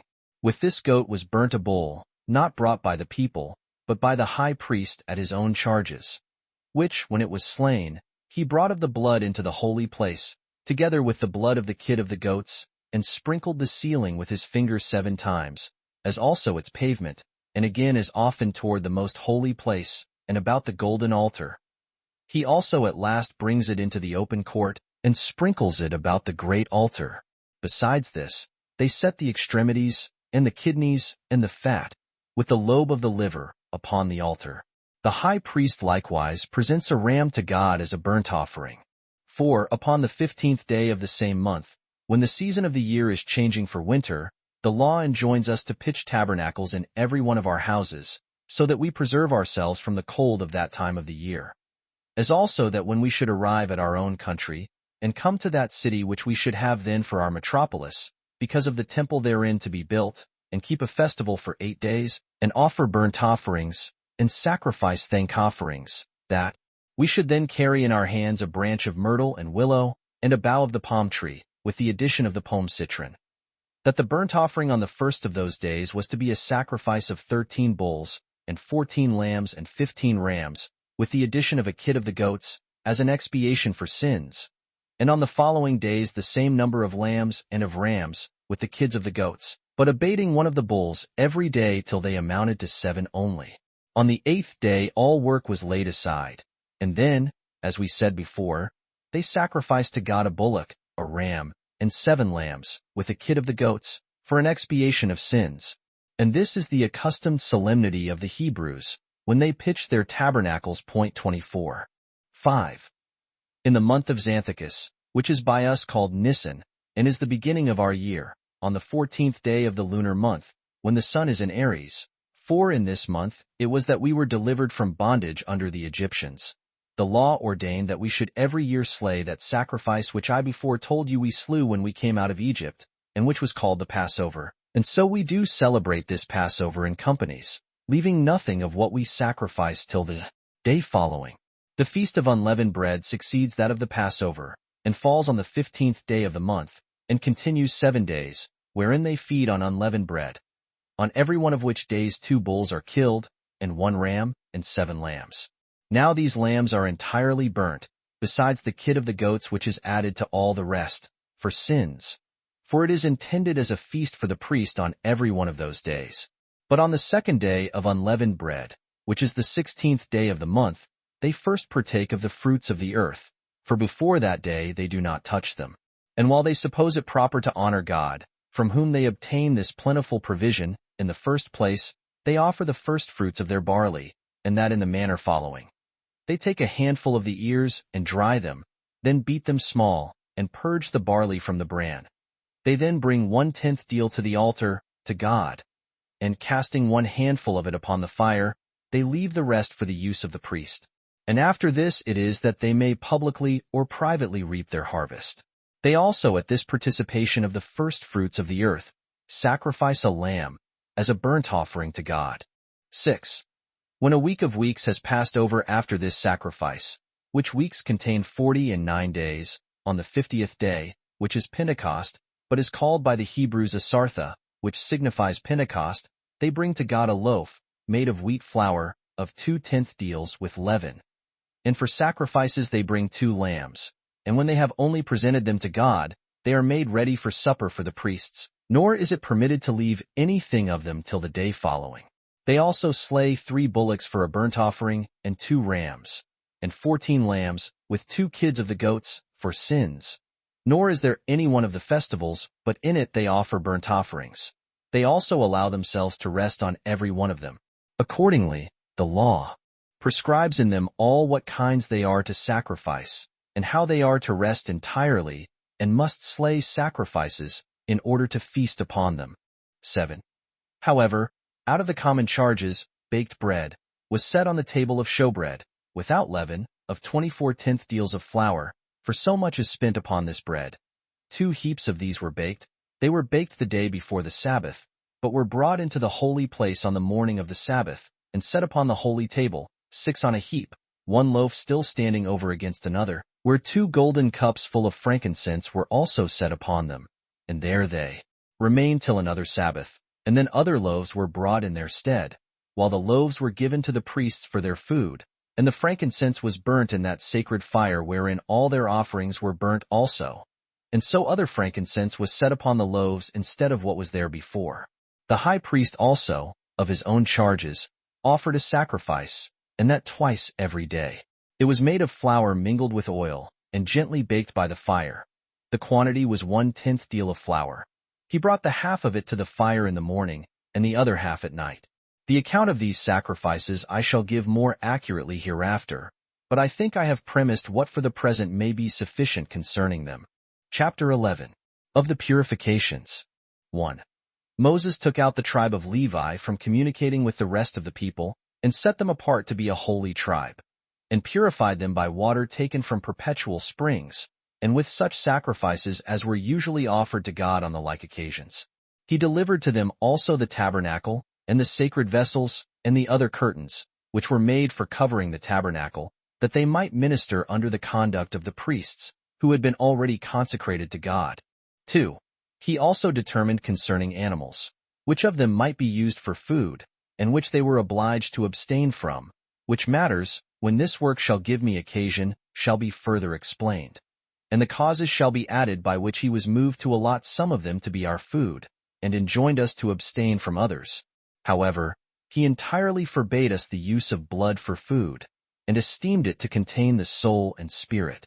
He also forbade us to eat the flesh of an animal that died of itself, as also the caul, and the fat of goats, and sheep, and bulls. 3. He also ordered that those whose bodies were afflicted with leprosy, and that had a gonorrhea, should not come into the city. Nay, he removed the women, when they had their natural purgations, till the 7th day. After which he looked on them as pure, and permitted them to come in again. The law permits those also who have taken care of funerals to come in after the same manner, when this number of days is over. But if any continued longer than that number of days in a state of pollution, the law appointed the offering 2 lambs for a sacrifice, the one of which they are to purge by fire, and for the other, the priests take it for themselves. In the same manner do those sacrifice who have had the gonorrhea. But he that sheds his seed in his sleep, if he go down into cold water, has the same privilege with those that have lawfully accompanied with their wives. And for the lepers, he suffered them not to come into the city at all, nor to live with any others, as if they were in effect dead persons. But if any one had obtained by prayer to God the recovery from that distemper, and had gained a healthful complexion again, such a one returned thanks to God, with several sorts of sacrifices, concerning which we will speak hereafter. 4. Whence one cannot but smile at those who say that Moses was himself afflicted with the leprosy when he fled out of Egypt, and that he became the conductor of those who on that account left that country, and led them into the land of Canaan. For had this been true, Moses would not have made these laws to his own dishonor, which indeed it was more likely he would have opposed, if others had endeavored to introduce them, and this the rather, because there are lepers in many nations, who yet are in honor, and not only free from reproach and avoidance, but who have been great captains of armies, and been entrusted with high offices in the commonwealth, and have had the privilege of entering into holy places and temples, so that nothing hindered, but if either Moses himself, or the multitude that was with him, had been liable to such a misfortune in the color of his skin, he might have made laws about them for their credit and advantage, and have laid no manner of difficulty upon them. Accordingly, it is a plain case, that it is out of violent prejudice only that they report these things about us. But Moses was pure from any such distemper, and lived with countrymen who were pure of it also, and thence made the laws which concerned others that had the distemper. He did this for the honor of God. But as to these matters, let every one consider them after what manner he pleases. 5. As to the women, when they have borne a child, Moses forbade them to come into the temple, or touch the sacrifices, before 40 days were over, supposing it to be a boy. But if she hath borne a girl, the law is that she cannot be admitted before twice that number of days be over. And when after the beforementioned time appointed for them, they perform their sacrifices, the priests distribute them before God. 6. But if anyone suspect that his wife has been guilty of adultery, he was to bring a 10th deal of barley flour. They then cast 1 handful to God and gave the rest of it to the priests for food. One of the priests set the woman at the gates that are turned towards the temple, and took the veil from her head, and wrote the name of God on parchment, and enjoined her to swear that she had not at all injured her husband, and to wish that, if she had violated her chastity, her right thigh might be put out of joint, that her belly might swell, and that she might die thus, but that if her husband, by the violence of his affection, and of the jealousy which arose from it, had been rashly moved to this suspicion, that she might bear a male child in the 10th month. Now when these oaths were over, the priest wiped the name of God out of the parchment, and wrung the water into a vial. He also took some dust out of the temple, if any happened to be there, and put a little of it into the vial, and gave it her to drink. Whereupon the woman, if she were unjustly accused, conceived with child, and brought it to perfection in her womb. But if she had broken her faith of wedlock to her husband, and had sworn falsely before God, she died in a reproachful manner. Her thigh fell off from her, and her belly swelled with a dropsy. And these are the ceremonies about sacrifices, and about the purifications thereto belonging, which Moses provided for his countrymen. He also prescribed the following laws to them. Chapter 12. Several laws. 1. As for adultery, Moses forbade it entirely, as esteeming it a happy thing that men should be wise in the affairs of wedlock, and that it was profitable both to cities and families that children should be known to be genuine. He also abhorred men's lying with their mothers, as one of the greatest crimes, and the like for lying with the father's wife, and with aunts and sisters, and sons' wives, as all instances of abominable wickedness. He also forbade a man to lie with his wife when she was defiled by her natural purgation, and not to come near brute beasts, nor to approve of the lying with a male, which was to hunt after unlawful pleasures on account of beauty. To those who were guilty of such insolent behavior, he ordained death for their punishment. 2. As for the priests, he prescribed to them a double degree of purity 25, for he restrained them in the instances above, and moreover forbade them to marry harlots. He also forbade them to marry a slave, or a captive, and such as got their living by cheating trades, and by keeping inns, as also a woman parted from her husband, on any account whatsoever. Nay, he did not think it proper for the high priest to marry even the widow of one that was dead, though he allowed that to the priests, but he permitted him only to marry a virgin, and to retain her. Whence it is that the high priest is not to come near to one that is dead, although the rest are not prohibited from coming near to their brethren, or parents, or children, when they are dead, but they are to be unblemished in all respects. He ordered that the priest who had any blemish should have his portion indeed among the priests, but he forbade him to ascend the altar, or to enter into the holy house. He also enjoined them, not only to observe purity in their sacred ministrations, but in their daily conversation, that it might be unblameable also. And on this account it is that those who wear the sacerdotal garments are without spot, and eminent for their purity and sobriety. Nor are they permitted to drink wine so long as they wear those garments. 26. Moreover, they offer sacrifices that are entire, and have no defect whatsoever. 3. And truly Moses gave them all these precepts, being such as were observed during his own lifetime. But though he lived now in the wilderness, yet did he make provision how they might observe the same laws when they should have taken the land of Canaan. He gave them rest to the land from plowing and planting every 7th year, as he had prescribed to them to rest from working every 7th day, and ordered that then what grew of its own accord out of the earth should in common belong to all that pleased to use it, making no distinction in that respect between their own countrymen and foreigners. And he ordained that they should do the same after 7 times 7 years, which in all are 50 years. And that 50th year is called by the Hebrews the Jubilee, wherein debtors are freed from their debts, and slaves are set at liberty. Which slaves became such, though they were of the same stock, by transgressing some of those laws the punishment of which was not capital, but they were punished by this method of slavery. This year also restores the land to its former possessors in the manner following. When the Jubilee is come, which name denotes liberty, he that sold the land, and he that bought it, meet together, and make an estimate, on one hand, of the fruits gathered, and on the other hand, of the expenses laid out upon it. If the fruits gathered come to more than the expenses laid out, he that sold it takes the land again. But if the expenses prove more than the fruits, the present possessor receives of the former owner the difference that was wanting, and leaves the land to him. And if the fruits received, and the expenses laid out, prove equal to one another, the present possessor relinquishes it to the former owners. Moses would have the same law obtain as to those houses also which were sold in villages, But he made a different law for such as were sold in a city. For if he that sold it tendered the purchaser his money again within a year, he was forced to restore it. But in case a whole year had intervened, the purchaser was to enjoy what he had bought. This was the constitution of the laws which Moses learned of God when the camp lay under Mount Sinai. And this he delivered in writing to the Hebrews. 4. Now when this settlement of laws seemed to be well over, Moses thought fit at length to take a review of the host, as thinking it proper to settle the affairs of war. So he charged the heads of the tribes, excepting the tribe of Levi, to take an exact account of the number of those that were able to go to war. For as to the Levites, they were holy and free from all such burdens.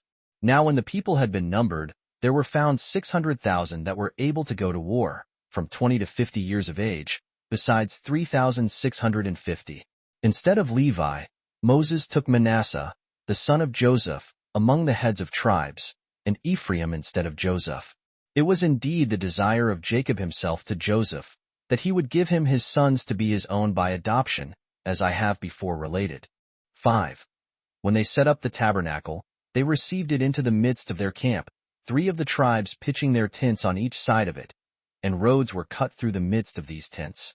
It was like a well-appointed market, and everything was there ready for sale in due order, and all sorts of artificers were in the shops, and it resembled nothing so much as a city that sometimes was movable and sometimes fixed. The priests had the first places about the tabernacle, then the Levites, who, because their whole multitude was reckoned from 30 days old, were 23,880 males.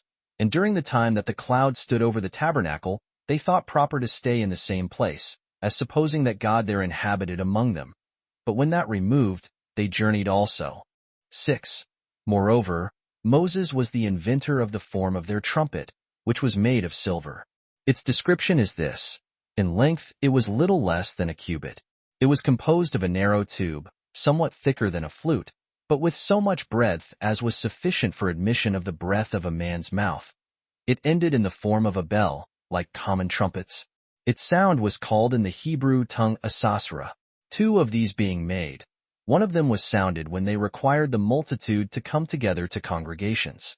When the first of them gave a signal, the heads of the tribes were to assemble and consult about the affairs to them properly belonging.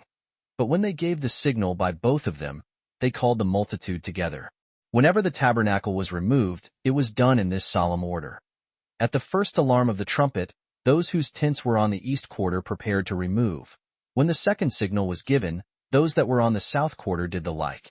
In the next place, the tabernacle was taken to pieces, and was carried in the midst of 6 tribes that went before, and of 6 that followed, all the Levites assisting about the tabernacle. When the third signal was given, that part which had their tents towards the west put themselves in motion, and at the fourth signal those on the north did so likewise. They also made use of these trumpets in their sacred ministrations, when they were bringing their sacrifices to the altar as well on the Sabbaths as on the rest of the festival days.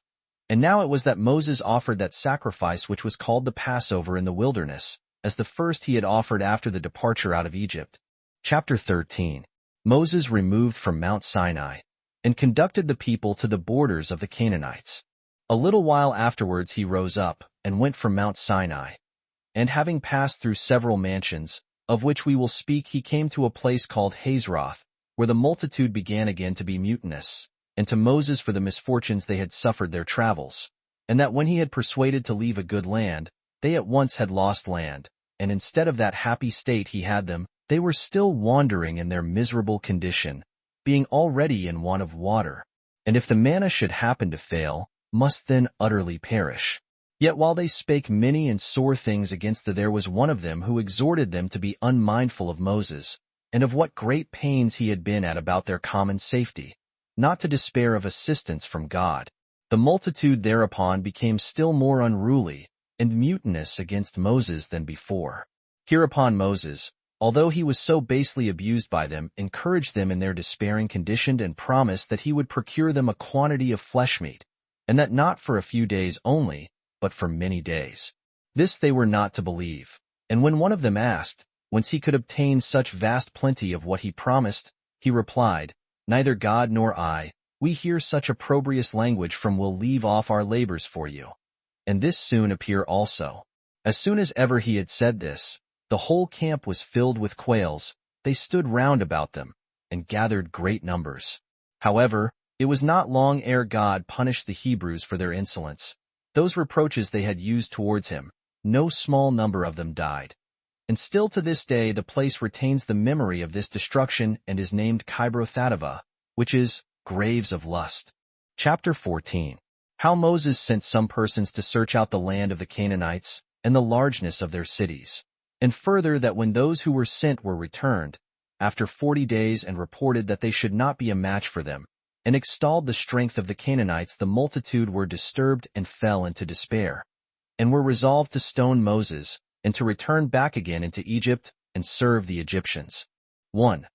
When Moses had led the Hebrews away from thence to a place called Paran, which was near to the borders of the Canaanites, and a place difficult to be continued in, he gathered the multitude together to a congregation.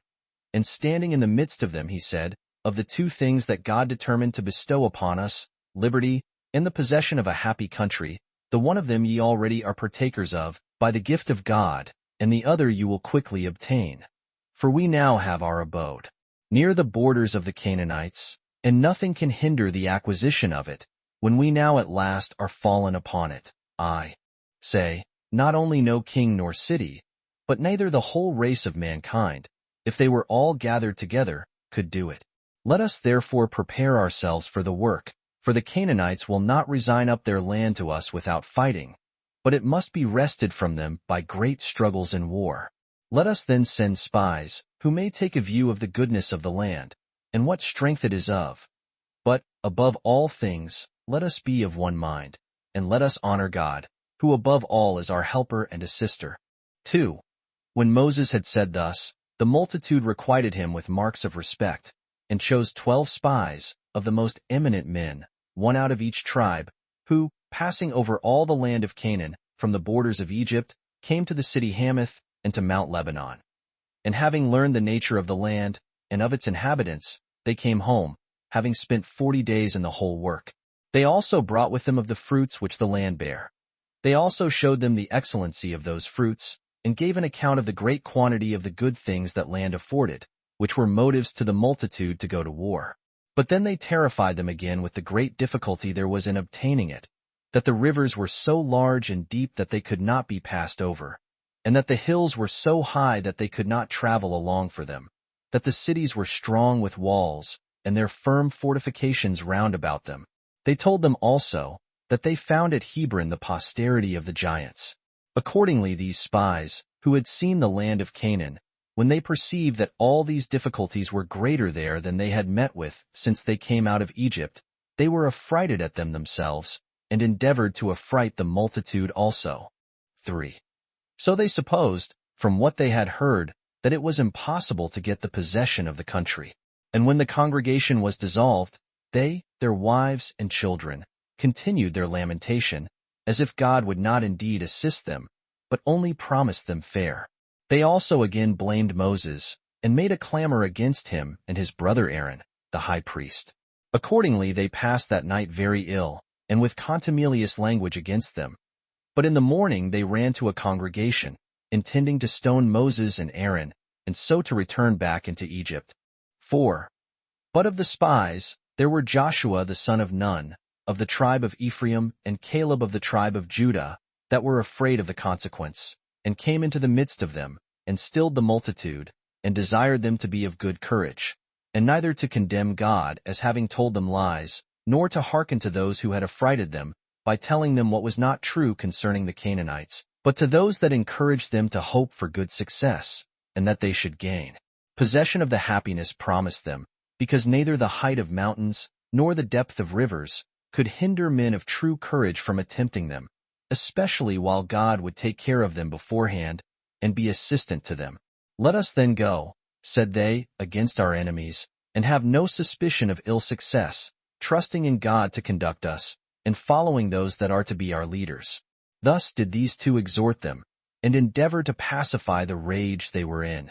But Moses and Aaron fell on the ground, and besought God, not for their own deliverance, but that he would put a stop to what the people were unwarily doing, and would bring their minds to a quiet temper, which were now disordered by their present passion. The cloud also did now appear, and stood over the tabernacle, and declared to them the presence of God to be there. Chapter 15. How Moses was displeased at this, and foretold that God was angry, and that they should continue in the wilderness for 40 years and not, during that time, either return into Egypt or take possession of Canaan. 1. Moses came now boldly to the multitude, and informed them that God was moved at their abuse of him, and would inflict punishment upon them, not indeed such as they deserved for their sins, but such as parents inflict on their children, in order to their correction. 4. He said, that when he was in the tabernacle and was bewailing with ears that destruction which was coming upon them, God put him in mind what things he had done for them, and what benefits they had received from him, and yet how ungrateful they had been to him, that just now they had been induced, through the timorousness of the spies, to think that their words were truer than his own promise to them, and that on this account, though he would not indeed destroy them all, nor utterly exterminate their nation, which he had honored more than any other part of mankind, yet he would not permit them to take possession of the land of Canaan, nor enjoy its happiness, but would make them wander in the wilderness, and live without a fixed habitation, and without a city, for 40 years together, as a punishment for this their transgression. But that he had promised to give that land to our children, and that he would make them the possessors of those good things which, by your ungoverned passions, you have deprived yourselves of. 2. When Moses had discoursed thus to them according to the direction of God, the multitude grieved, and were in affliction, and entreated most to procure their reconciliation to God, and to permit them no longer to wander in the wilderness, but bestow cities upon them. But he replied, that God would not admit of any such trial, for that God was not moved to this determination from any human levity or anger, but that he had judicially condemned them to that punishment. Now we are not to disbelieve that Moses, who was but a single person, pacified so many 10,000s when they were in anger, and converted them to a mildness temper. For God was with him, and prepared way to his persuasions of the multitude, and as they had often been disobedient, they were now sensible that such disobedience was disadvantageous to them, and that they had still thereby fallen into calamities. 3. But this man was admirable for his virtue, and powerful in making men give credit to what he delivered, not only during the time of his natural life, but even there is still no one of the Hebrews who does not act even now as if Moses were present, and ready to punish him if he should do anything that is indecent. Nay, there is no one but is obedient to what laws he ordained, although they might be concealed in their transgressions. There are also many other demonstrations that his power was more than human, for still some there have been, who have come from the parts beyond Euphrates, a journey of 4 months, through many dangers, and at great expenses, in honor of our temple. And yet, when they had offered their oblations, could not partake of their own sacrifices, because Moses had forbidden it, by somewhat in the law that did not permit them, or somewhat that had befallen them, which our ancient customs made inconsistent therewith. Some of these did not sacrifice at all, and others left their sacrifices in an imperfect condition. Many were not able, even at first, so much as to enter the temple, but went their ways in this as preferring a submission to the laws of Moses before the fulfilling of their own inclinations. They had no fear upon them that anybody could convict them, but only out of a reverence to their own conscience. Thus this legislation, which appeared to be divine, made this man to be esteemed as one superior to his own nature. Nay, further, a little before the beginning of this war, when Claudius was emperor of the Romans and Ismael was our high priest, and when so great a famine 27 was come upon us, that 1/10 deal of wheat was sold for 4 drachmae, and when no less than 70 cori of flour were brought into the temple, at the feast of unleavened bread, these cori are 31 Sicilian, but 41 Athenian medimni, not one of the priests was so hardy as to eat 1 crumb of it, even while so great a distress was upon the land. And this out of a dread of the law, and of that wrath which God retains against acts of wickedness, even when no one can accuse the actors. Whence we are not to wonder at what was then done, while to this very day the writings left by Moses have so great a force, that even those that hate us do confess, that he who established this settlement was God, and that it was by the means of Moses and of his virtue. But as to these matters, let everyone take them as he thinks fit. Footnotes. 1. Return. Dr. Bernard takes notice here, that this place Mar, where the waters were bitter, is called by the Syrians and Arabians Mariri, and by the Syrians sometimes Morith, all derived from the Hebrew march. He also takes notice that it is called the bitter fountain by Pliny himself, which waters remain there to this day, and are still bitter, as Thevenot assures us, and that there are also abundance of palm trees. See his Travels, Part 1. Ch. 26. Page 166. 2. Return. The additions here to Moses's account of the sweetening of the waters at Marah seem derived from some ancient profane author, and he such an author also as looks less authentic than are usually followed by Josephus. Philo has not a syllable of these additions, nor any other ancienter writer that we know of.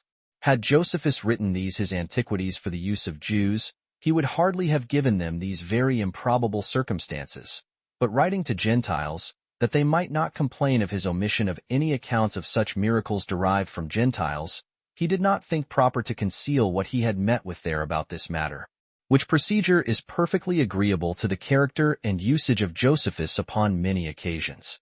This note is, I confess, barely conjectural, and since Josephus never tells us when his own copy, taken out of the temple, had such additions, or when any ancient notes supplied them, or indeed when they are derived from Jewish, and when from Gentile antiquity, we can go no further than bare conjectures in such cases. Only the notions of Jews were generally so different from those of Gentiles, that we may sometimes make no improbable conjectures to which sort such additions belong. See also somewhat like these additions in Josephus's account of Elisha's making sweet the bitter and barren spring near Jericho, War, B4. Ch. 8. Sect. 3. 3. Return. It seems to me, from what Moses, Exodus 16 verse 18, St. Paul, 2. Corinthians 8:15, and Josephus here say, compared together, that the quantity of manna that fell daily, and did not putrefy, was just so much as came to an omer apiece, through the whole host of Israel, and no more. For return, this supposal, that the sweet honeydew or manna, so celebrated in ancient and modern authors, as falling usually in Arabia, was of the very same sort with this manna sent to the Israelites, savors more of Gentilism than of Judaism or Christianity. It is not improbable that some ancient Gentile author, read by Josephus, so thought, nor would he here contradict him, though just before, and Antique, B4. Ch. 3. Sect. 2. He seems directly to allow that it had not been seen before. However, this food from heaven is here described to be like snow, and in Artapanus, a heathen writer, it is compared to meal, color like to snow, rained down by God, Essay on the Old Test. Append. Page 239. But as to the derivation of the word manna, whether from man, which Josephus says then signified what is it, or from manna, to divide, i.e., a dividend or portion allotted to everyone, it is uncertain. I incline to the latter derivation. This manna is called angel's food, Psalm 78 verse 26, and by our Sacher, John 6 verse 31, etc., as well as by Josephus here and elsewhere, Antique, B3. Ch. 5. Sect. 3. Said to be sent the Jews from heaven. 5. Return. This rock is there at this day, as the travelers agree, and must be the same that was there in the days of Moses, as being too large to be brought thither by our modern carriages. 6. Return. Note here, that the small book of the principal laws of Moses is ever said to be laid up in the holy house itself, but the larger Pentateuch, as here, somewhere within the limits of the temple and its courts only. See Antique, BV, Ch. 1. Sect. 17. 7. Return.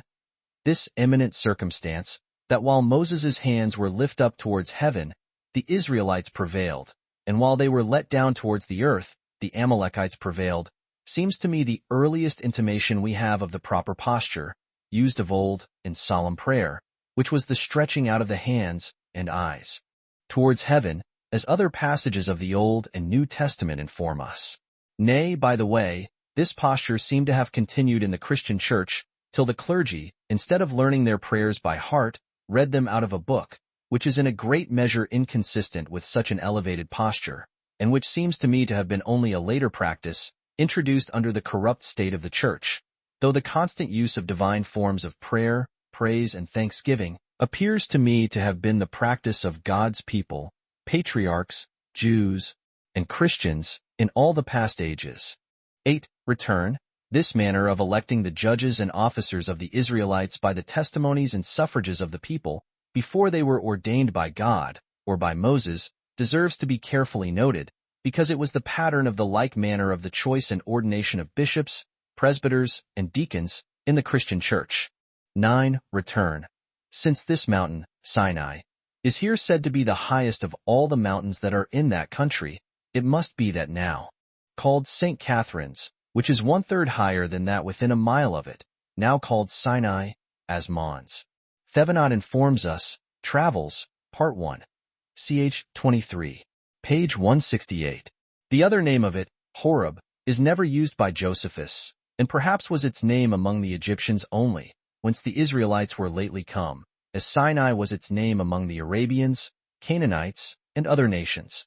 Accordingly, when 1 Kings 9 verse 8, the scripture says that Elijah came to Horeb, the mount of God, Josephus justly says, Antiquities, B. 8, ch. 13, sect. 7, that he came to the mountain called Sinai, and Jerome, here cited by Dr. Hudson, says that he took this mountain to have two names, Sinai and Choreb. The Nomen. Heb page 427. 10. Return. EU of this and another like superstitious notion of the Pharisees, which Josephus complied with, see the note on Antique, B2, ch. 12, sect. 4. 11. Return. This other work of Josephus, here referred to, seems to be that which does not appear to have been ever published, which yet he intended to publish, about the reasons of many of the laws of Moses, of which see the note on the preface, sect. 4. 12. Return. Of this tabernacle of Moses, with its several parts and furniture, see my description at large, chapter 6, 7, 8, 9, 10, 11, 12, hereto belonging. 13. Return.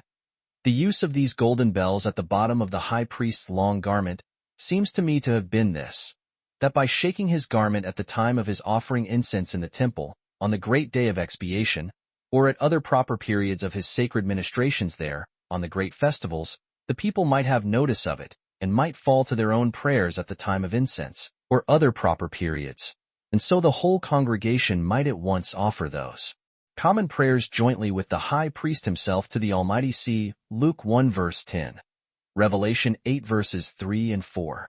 Nor probably is the son of Sirach to be otherwise understood, when he says of Aaron, the first high priest, Esaias 45:9, and God encompassed Aaron with pomegranates, and with many golden bells round about, that as he went there might be a sound, and a noise made that might be heard in the temple, for a memorial to the children of his people.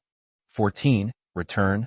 The reader ought to take notice here, that the very Mosaic pedilon, or golden plate, for the forehead of the Jewish high priest, was itself preserved, not only till the days of Josephus, but of Origen, and that its inscription, Holiness to the Lord, was in the Samaritan characters. See Antique, B8, ch. 3, sect. 8. Essay on the Old Test, page 154, and Reland, de Pol. Temple, page 132. 15. Return. When Josephus, both here and Sage 6, sect. 4, supposes the tabernacle to have been parted into 3 parts, he seems to esteem the bare entrance to be a third division, distinct from the holy and the most holy places, and this the rather, because in the temple afterward there was a real distinct third part, which was called the porch. Otherwise Josephus would contradict his own description of the tabernacle, which gives as a particular account of no more than 2 parts. 16. Return.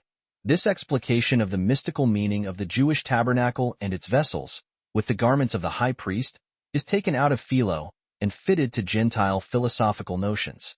This may possibly be forgiven in Jews greatly versed in heathen learning and philosophy, as Philo had ever been, and as Josephus had long been when he wrote these Antiquities.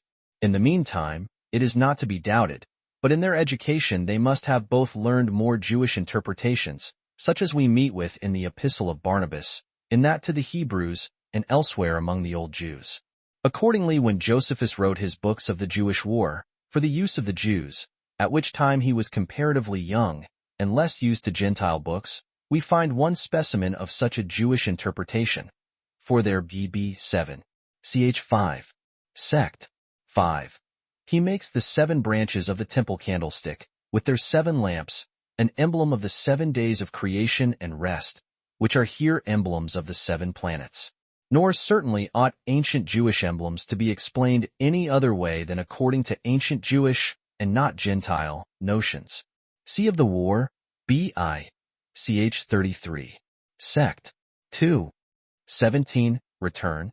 It is well worth our observation that the 2 principal qualifications required in this section for the constitution of the first high priest, viz., that he should have an excellent character for virtuous and good actions, as also that he should have the approbation of the people, are here noted by Josephus, even where the nomination belonged to God himself, which are the very same qualifications which the Christian religion requires in the choice of Christian bishops, priests, and deacons, as the apostolical constitutions inform us, B2. Ch 3. 18. Return. This weight and value of the Jewish shekel, in the days of Josephus, equal to about 2s. 10d. Sterling, is, by the learned Jews, owned to be 1/5 larger than were their old shekels, which determination agrees perfectly with the remaining shekels that have Samaritan inscriptions, coined generally by Simon the Maccabee, about 230 years before Josephus published his Antiquities, which never weigh more than 2s. For d, and commonly but 2s. 4d, see Reland de Nummis Samaritanorum, page 138. 19. Return. The incense was here offered, according to Josephus's opinion, before sunrising and at sunsetting. But in the days of Pompey, according to the same Josephus, the sacrifices were offered in the morning and at the 9th hour. Antique, B. 14. Ch. 4. Sect 3. 20. Return. Hence we may correct the opinions of the modern rabbins, who say that only one of the 7 lamps burned in the daytime, whereas our Josephus, an eyewitness, says there were 3. 21. Return. Era of this strange expression, that Moses left it to God to be present at his sacrifices when he pleased, and when he pleased to be absent, see the note on B2. Against Apian, sect 16. 22. Return. These answers by the oracle of Urim and Thummim, which words signify light and perfection, or, as the Septuagint render them, revelation and truth, and denote nothing further, that I see, but the shining stones themselves, which were used, in this method of illumination, in revealing the will of God, after a perfect and true manner, to his people Israel.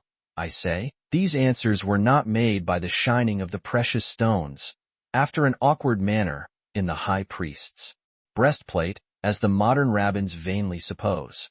For certainly the shining of the stones might precede or accompany the oracle, without itself delivering that oracle, see Antique, B. 6. Ch. 6. Sect 4, but rather by an audible voice from the mercy seat between the cherubims. See Pritos Connect. At the year 534, this oracle had been silent, as Josephus here informs us, 200 years before he wrote his Antiquities, or ever since the days of the last good high priest of the family of the Maccabees, John Hyrcanus. Now it is here very well worth our observation, that the oracle before us was that by which God appeared to be present with, and gave directions to, his people Israel as their king, all the while they submitted to him in that capacity, and did not set over them such independent kings as governed according to their own wills and political maxims, instead of divine directions. Accordingly we meet with this oracle, besides angelic and prophetic admonitions, all along from the days of Moses and Joshua to the anointing of Saul, the first of the succession of the kings, Numbers 27:21, Joshua 6 verse 6, etc., 1950, Judges 1 verse 1, 1846, 30, 31, 2018, 23, 26, 28, 21:1, etc., 1 Samuel 1 verses 17 and 18, 3. Pertot. 4. Pertot. Nay, till Saul's rejection of the divine commands in the war with Amalek, when he took upon him to act as he thought fit. 1 Samuel 14 verses 3 and 18, 19, 36, 37. Then this oracle left Saul entirely, which indeed he had seldom consulted before. 1 Samuel 14 verse 35, 1 Chronicles 10 verse 14, 13 verse 3, Antique, B. 7, ch. 4 sect 2, and accompanied David, who was anointed to succeed him, and who consulted God by it frequently, and complied with its directions constantly. 1 Samuel 14 verses 37 and 41, 15 verse 26, 22 verses 13 and 15, 23 verses 9 and 10, 30:7, 8, 18. 2 Samuel 2 verse 1, 5 verses 19 and 23, 21 verse 1, 23 verse 14. 1 Chronicles 14 verses 10 and 14. Antique, B4. Ch. 12 sect. 5. Saul, indeed, long after his rejection by God, and when God had given him up to destruction for his disobedience, did once afterwards endeavor to consult God when it was too late. But God would not then answer him, neither by dreams, nor by Urim, nor by prophets. 1 Samuel 28:6. Nor did any of David's successors, the kings of Judah, that we know of, consult God by this oracle, till the very Babylonish captivity itself, when those kings were at an end. They taking upon them, I suppose, too much of despotic power and royalty, and too little owning the God of Israel for the supreme king of Israel, though a few of them consulted the prophets sometimes, and were answered by them. At the return of the two tribes, without the return of the kingly government, the restoration of this oracle was expected. Nehemiah 7. 63. 1 ESD. 540. 1 Mac. 446. 1441. And indeed it may seem to have been restored for some time after the Babylonish captivity, at least in the days of that excellent high priest, John Hyrcanus, whom Josephus esteemed as a king, a priest, and a prophet, and who, he says, foretold several things that came to pass accordingly. But about the time of his death, he here implies that this oracle quite ceased, and not before. The following high priests now putting diadems on their heads, and ruling according to their own will, and by their own authority, like the other kings of the pagan countries about them. So that while the God of Israel was allowed to be the supreme king of Israel, and his directions to be their authentic guides, God gave them such directions as their supreme king and governor, and they were properly under a theocracy, by this oracle of Urim, but no longer. See Dr. Bernard's notes here, though I confess I cannot but esteem the high priest Jadus's divine dream. Antique, B. 11. Ch. 8. Sect. 4. And the high priest Caiaphas's most remarkable prophecy, John 11:47-52, as two small remains or specimens of this ancient oracle, which properly belonged to the Jewish high priests. Nor perhaps ought we entirely to forget that eminent prophetic dream of our Josephus himself, footnote 1 next to a high priest, as of the family of the Asamoneans or Maccabees, as to the succession of Vespasian and Titus to the Roman Empire, and that in the days of Nero, and before either Galba, Otho, or Vitellius were thought of to succeed him. Of the war, B3. Ch. 8. Sect. 9. This, I think, may well be looked on as the very last instance of anything like the prophetic Urim among the Jewish nation, and just preceded their fatal desolation. But how it could possibly come to pass that such great men as Sir John Marsham and Dr. Spencer should imagine that this oracle of Urim and Thummim with other practices as old or older than the law of Moses should have been ordained in imitation of somewhat like them among the Egyptians, which we never hear of till the days of Diodorus Siculus, Aelian, and Maimonides, or little earlier than the Christian era at the highest, is almost unaccountable. While the main business of the law of Moses was evidently to preserve the Israelites from the idolatrous and superstitious practices of the neighboring pagan nations, and while it is so undeniable that the evidence for the great antiquity of Moses's law is incomparably beyond that for the like or greater antiquity of such customs in Egypt or other nations, which indeed is generally none at all, it is most absurd to derive any of Moses's laws from the imitation of those heathen practices. Such hypotheses demonstrate to us how far inclination can prevail over evidence, in even some of the most learned part of mankind. 23. Return.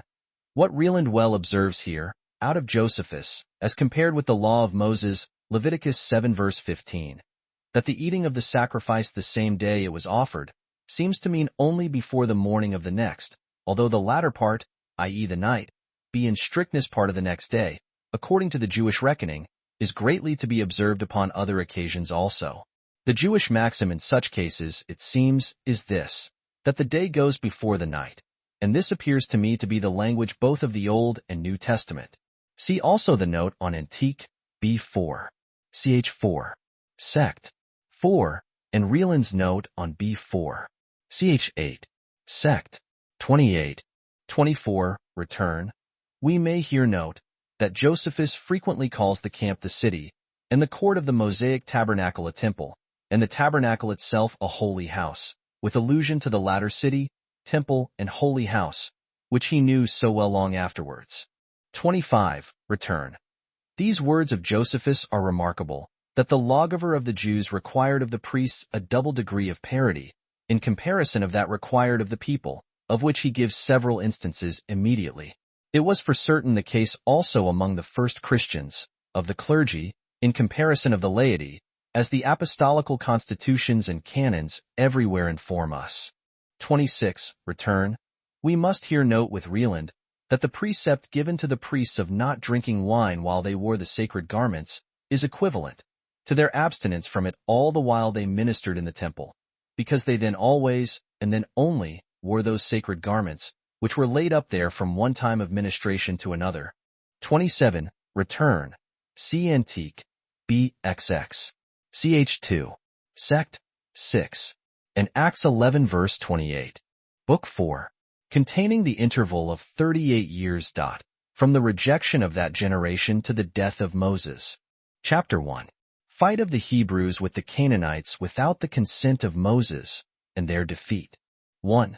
Now this life of the Hebrews in the wilderness was so disagreeable and troublesome to them, and they were so uneasy at it, that although God had forbidden them to meddle with the Canaanites, yet could they not be persuaded to be obedient to the words of Moses, and to be quiet.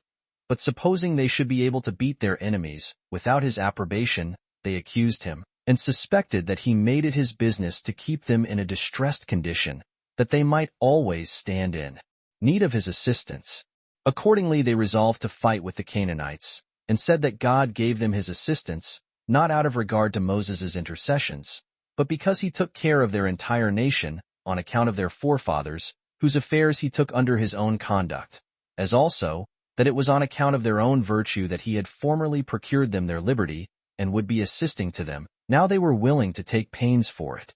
They also said that they were possessed of abilities sufficient for the conquest of their enemies, although Moses should have a mind to alienate God from them.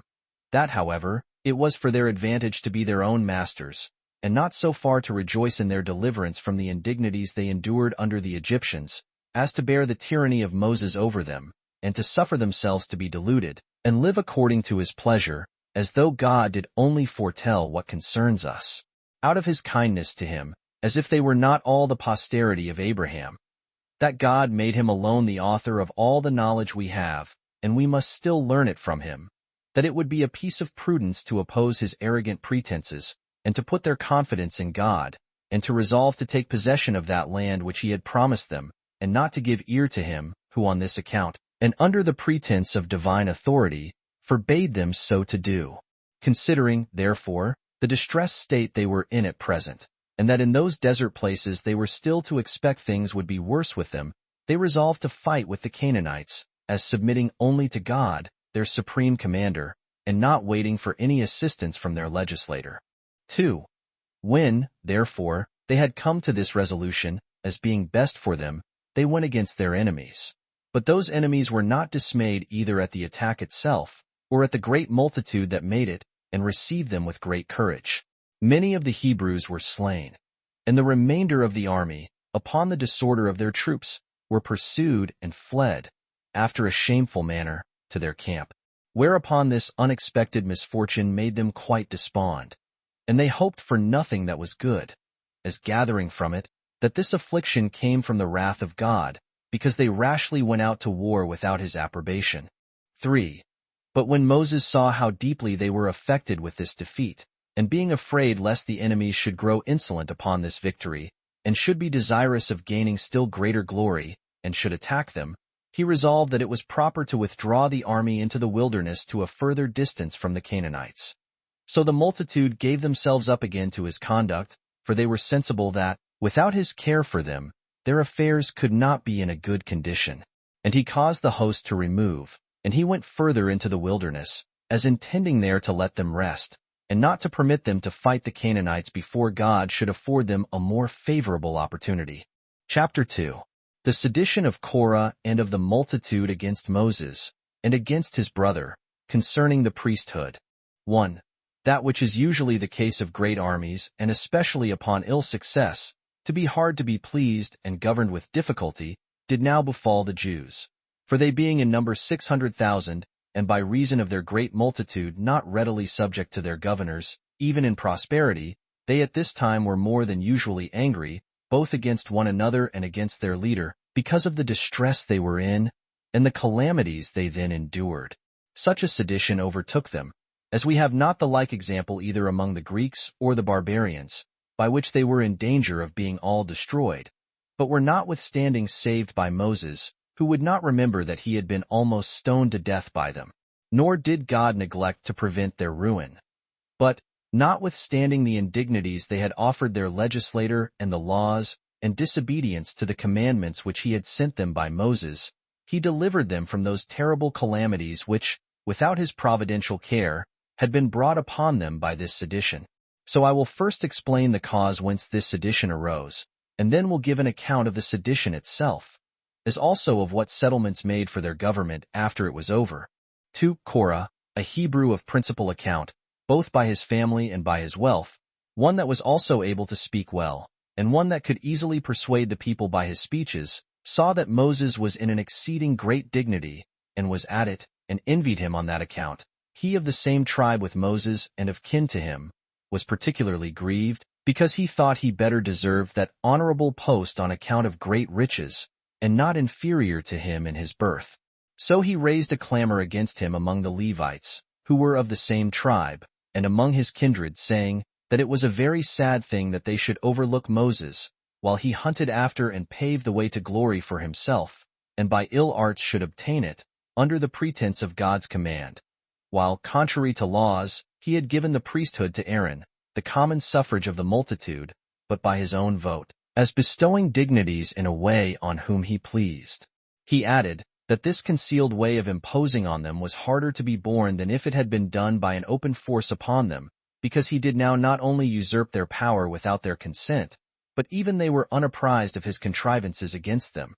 For whosoever is conscious to himself that he deserves any dignity, aims to get it by persuasion, and not by an arrogant method of violence. Those that believe it impossible to obtain honors justly, make a show of goodness, and do not introduce force, but by cunning tricks grow wickedly powerful.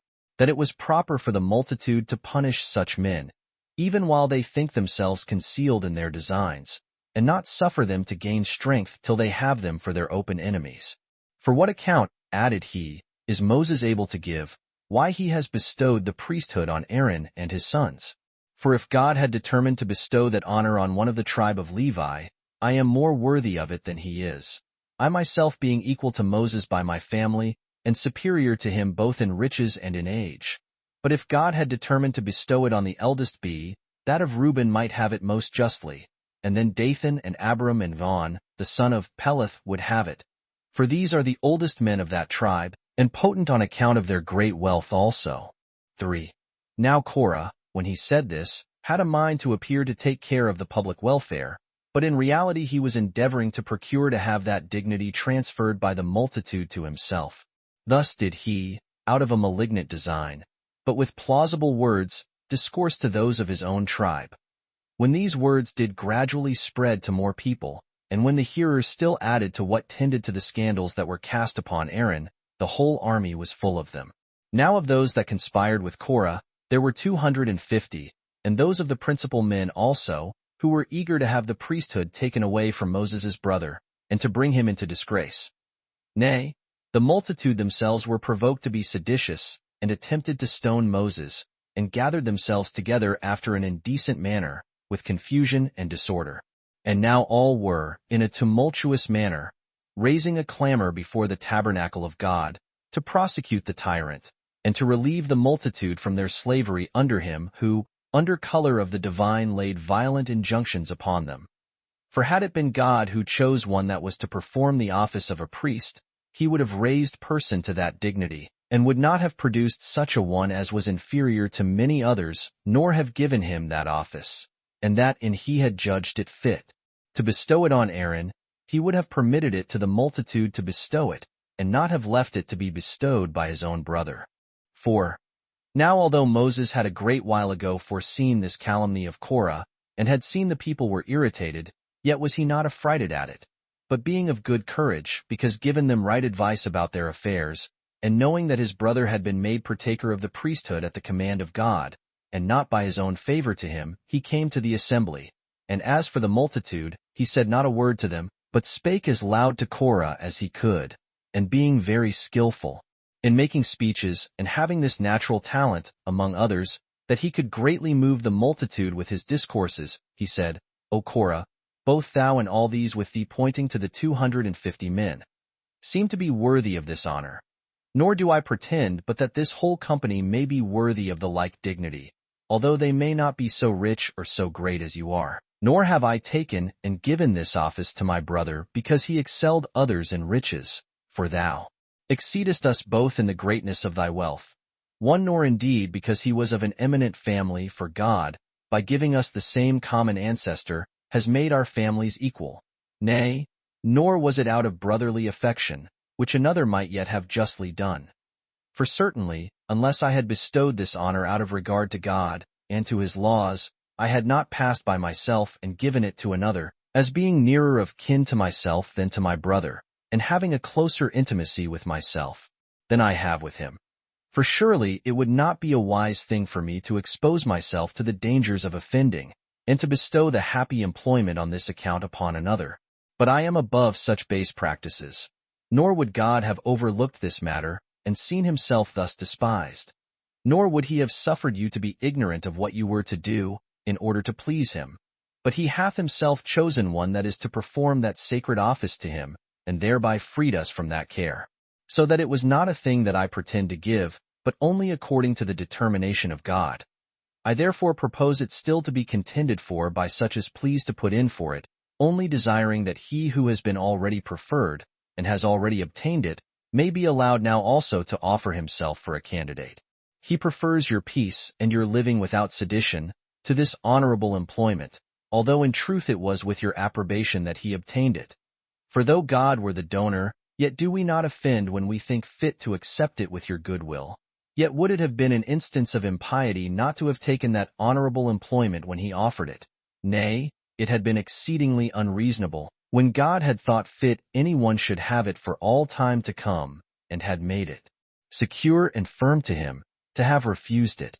However, he himself will judge again who it shall be whom he would have to offer sacrifices to him, and to have the direction of matters of religion. For it is absurd that Korah, who is ambitious of this honor, should deprive God of the power of giving it to whom he pleases. Put an end, therefore, to your sedition and disturbance on this account. And tomorrow morning do every one of you that desire the priesthood bring a censer from home, and come hither with incense and fire. And do thou, O Korah, leave the judgment to God, and await to see on which side he will give his determination upon this occasion. But do not thou make thyself greater than God. Do thou also come, that this contest about this honorable employment may receive determination. And I suppose we may admit Aaron without offense, to offer himself to this scrutiny, since he is of the same lineage with thyself, and has done nothing in his priesthood that can be liable to exception. Come ye therefore together, and offer your incense in public before all the people. And when you offer it, he whose sacrifice God shall accept shall be ordained to the priesthood, and shall be clear of the present calumny on Aaron, as if I had granted him that favor because he was my brother. Chapter 3. How those that stirred up this sedition were destroyed, according to the will of God, and how Aaron, Moses' brother, both he and his posterity, retained the priesthood. 1. When Moses had said this, the multitude left off the turbulent behavior they had indulged, and the suspicion they had of Moses, and commended what he had said. For those proposals were good, and were so esteemed of the people. At that time therefore they dissolved the assembly. But on the next day they came to the congregation, in order to be present at the sacrifice, and at the determination that was to be made between the candidates for the priesthood. Now this congregation proved a turbulent one, and the multitude were in great suspense and expectation of what was to be done. For some of them would have been pleased if Moses had been convicted of evil practices, but the wiser sort desired that they might be delivered from the present disorder and disturbance. For they were afraid that if this sedition went on, the good order of their settlement would rather be destroyed. But the whole body of the people do naturally delight in clamors against their governors, and, by changing their opinions upon the harangues of every speaker, disturb the public tranquility. And now Moses sent messengers for Abiram and Dathan, and ordered them to come to the assembly, and wait there for the holy offices that were to be performed.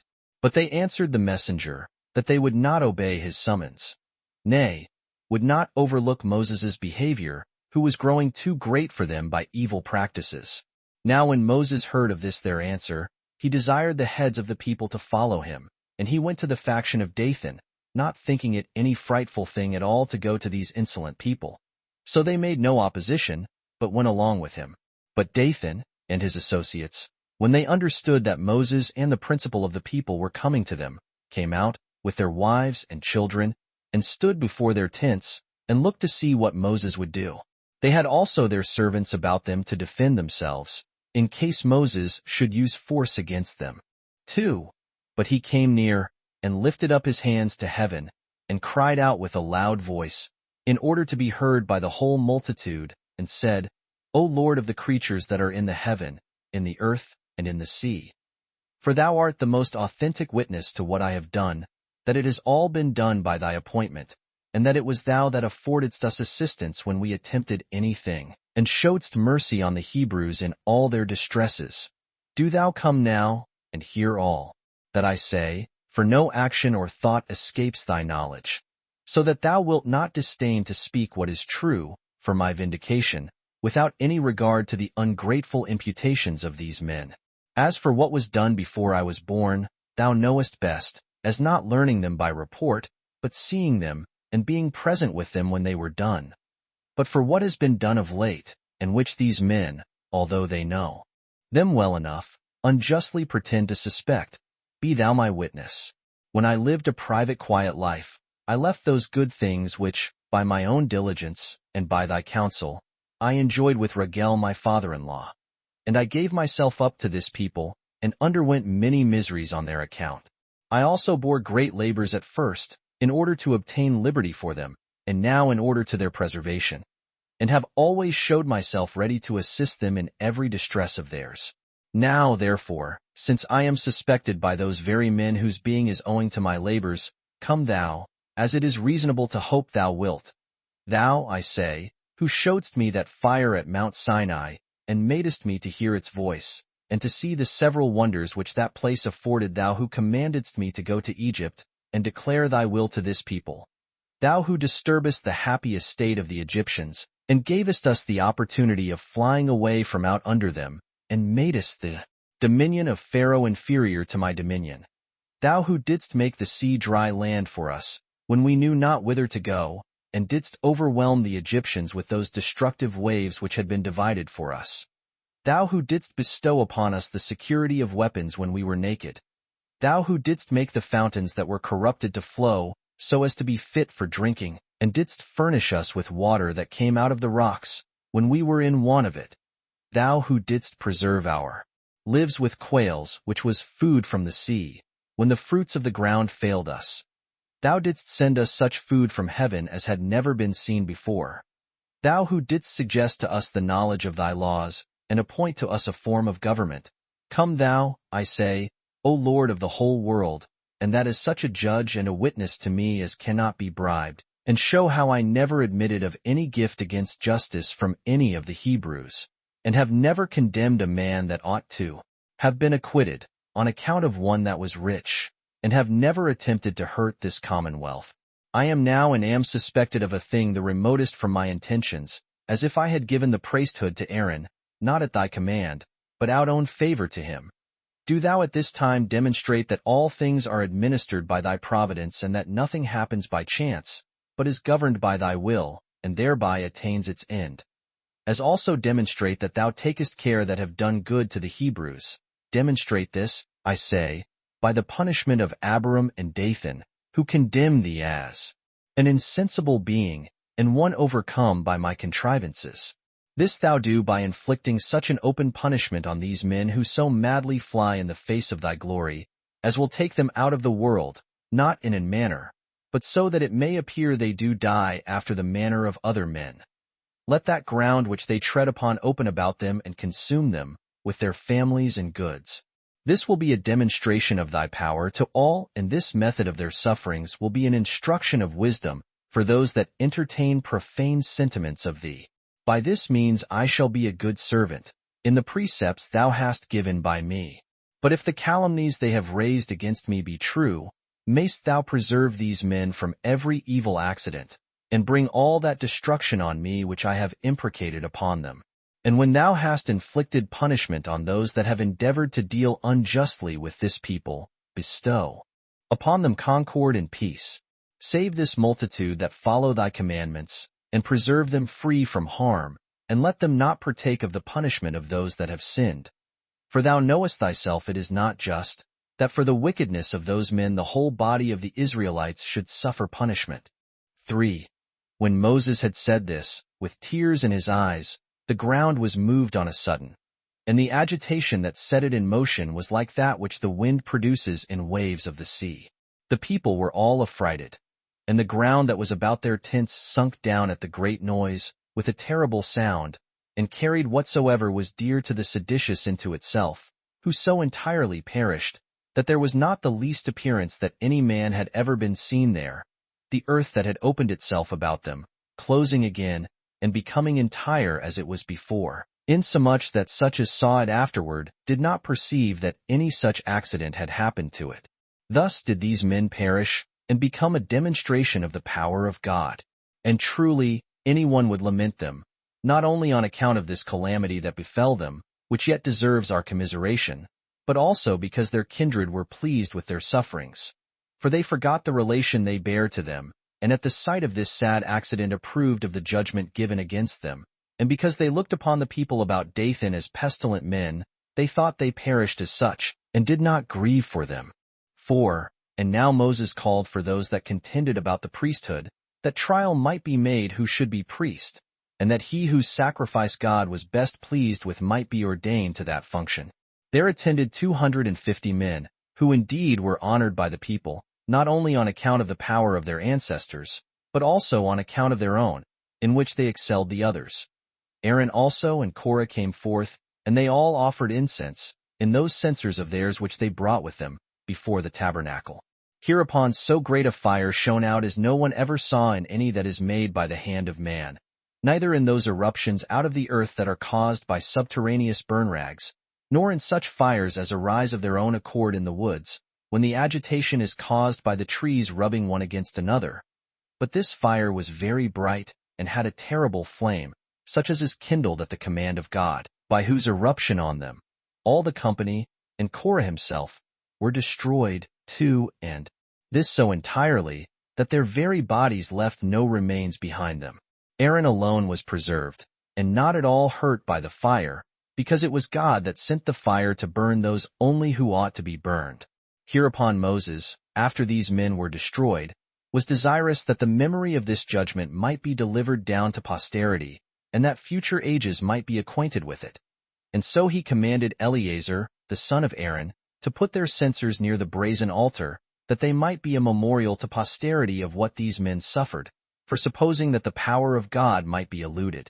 And thus Aaron was now no longer esteemed to have the priesthood by the favor of Moses, but by the public judgment of God. And thus he and his children peaceably enjoyed that honor afterward. Chapter 4. What happened to the Hebrews during 38 years in the wilderness? 1. However, this sedition was so far from ceasing upon this destruction, that it grew much stronger, and became more intolerable. And the occasion of its growing worse was of that nature, as made it likely the calamity would never cease, but last for a long time.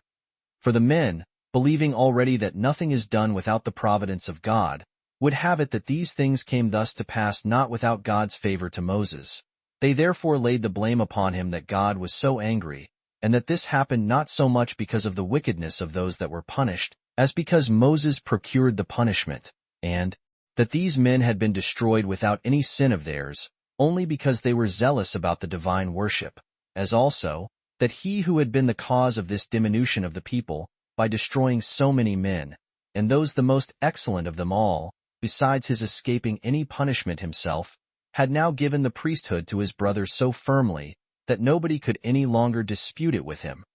For no one else, to be sure, could now put in for it, since he must have seen those that first did so to have miserably perished. Nay, besides this, the kindred of those that were destroyed made great entreaties to the multitude to abate the arrogance of Moses, because it would be safest for them so to do. 2. Now Moses, upon his hearing for a good while that the people were tumultuous, was afraid that they would attempt some other innovation, and that some great and sad calamity would be the consequence. He called the multitude to a congregation, and patiently heard what apology they had to make for themselves, without opposing them, and this lest he should embitter the multitude. He only desired the heads of the tribes to bring their rods, 3 with the names of their tribes inscribed upon them, and that he should receive the priesthood in whose rod God should give a sign. This was agreed to. So the rest brought their rods, as did Aaron also, who had written the tribe of Levi on his rod. These rods Moses laid up in the tabernacle of God.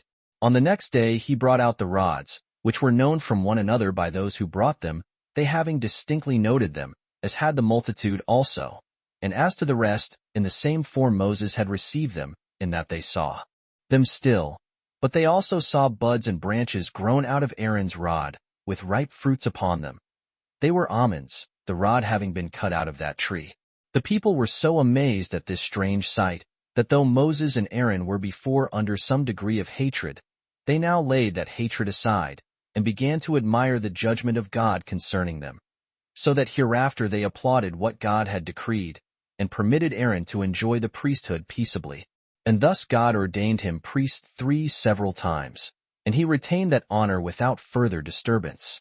And hereby this sedition of the Hebrews, which had been a great one, and had lasted a great while, was at last composed. 3. And now Moses, because the tribe of Levi was made free from war and warlike expeditions, and was set apart for the divine worship, lest they should want and seek after the necessaries of life, and so neglect the temple, commanded the Hebrews, according to the will of God, that when they should gain the possession of the land of Canaan, they should assign 48 good and fair cities to the Levites, and permit them to enjoy their suburbs, as far as the limit of 2,000 cubits would extend from the walls of the city. And besides this, he appointed that the people should pay the tithe of their annual fruits of the earth, both to the Levites and to the priests. And this is what that tribe receives of the multitude. But I think it necessary to set down what is paid by all, peculiarly to the priests. 4. Accordingly he commanded the Levites to yield up to the priests 13 of their 48 cities, and to set apart for them the 10th part of the tithes which they every year receive of the people, as also, that it was but just to offer to God the firstfruits of the entire product of the ground, and that they should offer the firstborn of those 4-foot beasts that are appointed for sacrifices, if it be a male, to the priests, to be slain, that they and their entire families may eat them in the holy city, but that the owners of those firstborn which are not appointed for sacrifices in the laws of our country should bring 1.5 shekels in their stead, but for the firstborn of a man, 5 shekels. That they should also have the firstfruits out of the shearing of the sheep, and that when any baked bread corn, and made loaves of it, they should give somewhat of what they had baked to them. Moreover, when any have made a sacred vow, I mean those that are called Nazarites, that suffer their hair to grow long, and use no wine, when they consecrate their hair, and offer it for a sacrifice, they are to allot that hair for the priests, to be thrown into the fire. Such also as dedicate themselves to God, as a korban, which denotes what the Greeks call a gift, when they are desirous of being freed from that ministration, are to lay down money for the priests, 30 shekels if it be a woman, and 50 if it be a man. But if any be too poor to pay the appointed sum, it shall be lawful for the priests to determine that sum as they think fit.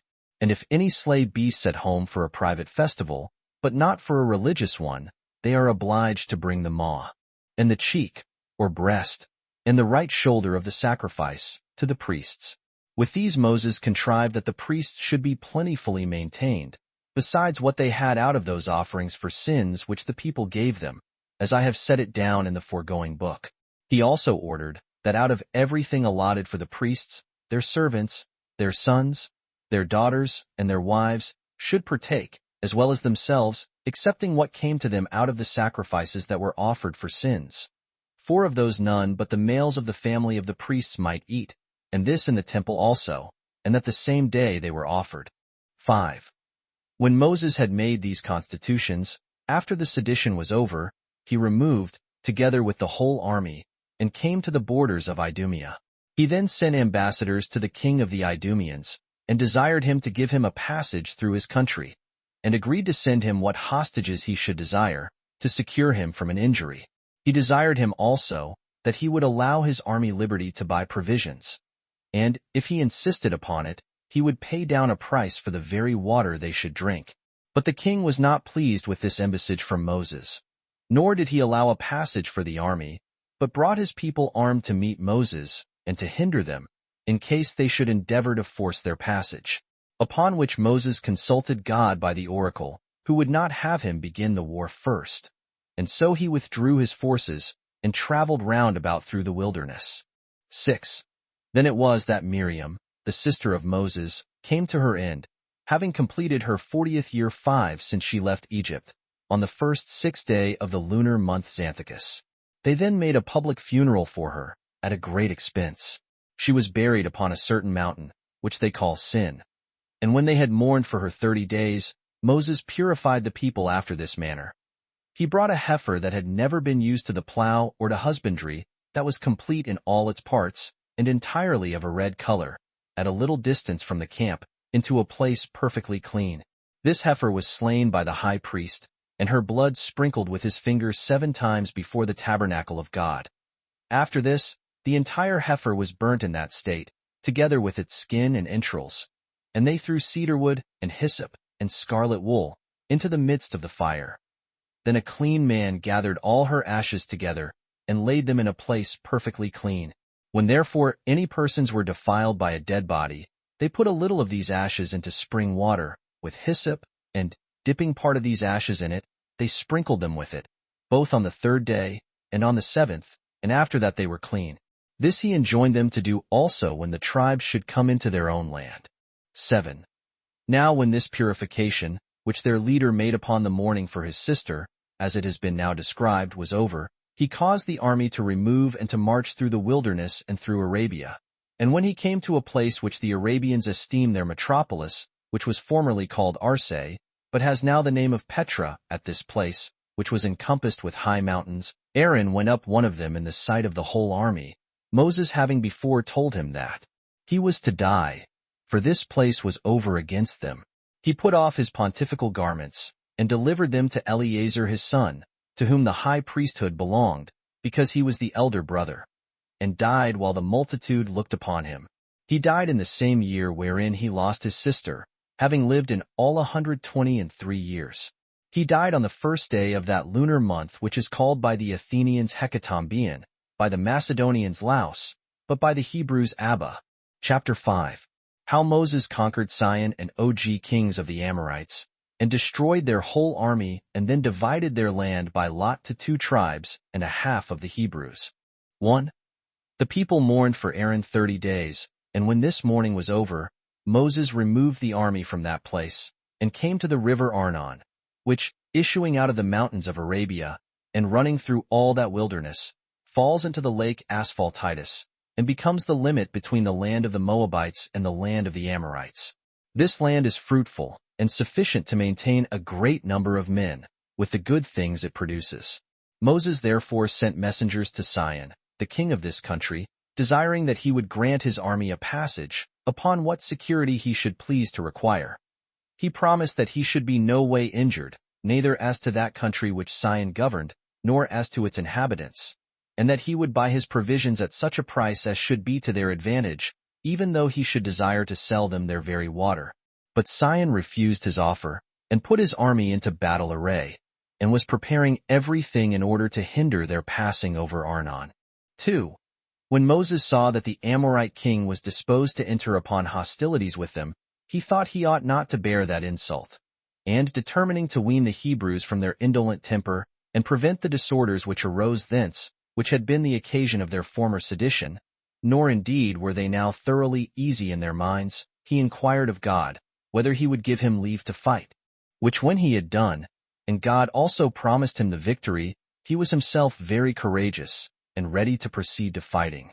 Accordingly he encouraged the soldiers, and he desired of them that they would take the pleasure of fighting. Now God gave them leave so to do. They then, upon the receipt of this permission, which they so much longed for, put on their whole armor, and set about the work without delay. But the Amorite king was not now like to himself when the Hebrews were ready to attack him, but both he himself was affrighted at the Hebrews, and his army, which before had showed themselves to be of good courage, were then found to be timorous. So they could not sustain the first onset, nor bear up against the Hebrews, but fled away, as thinking this would afford them a more likely way for their escape than fighting, for they depended upon their cities, which were strong, from which yet they reaped no advantage when they were forced to fly to them.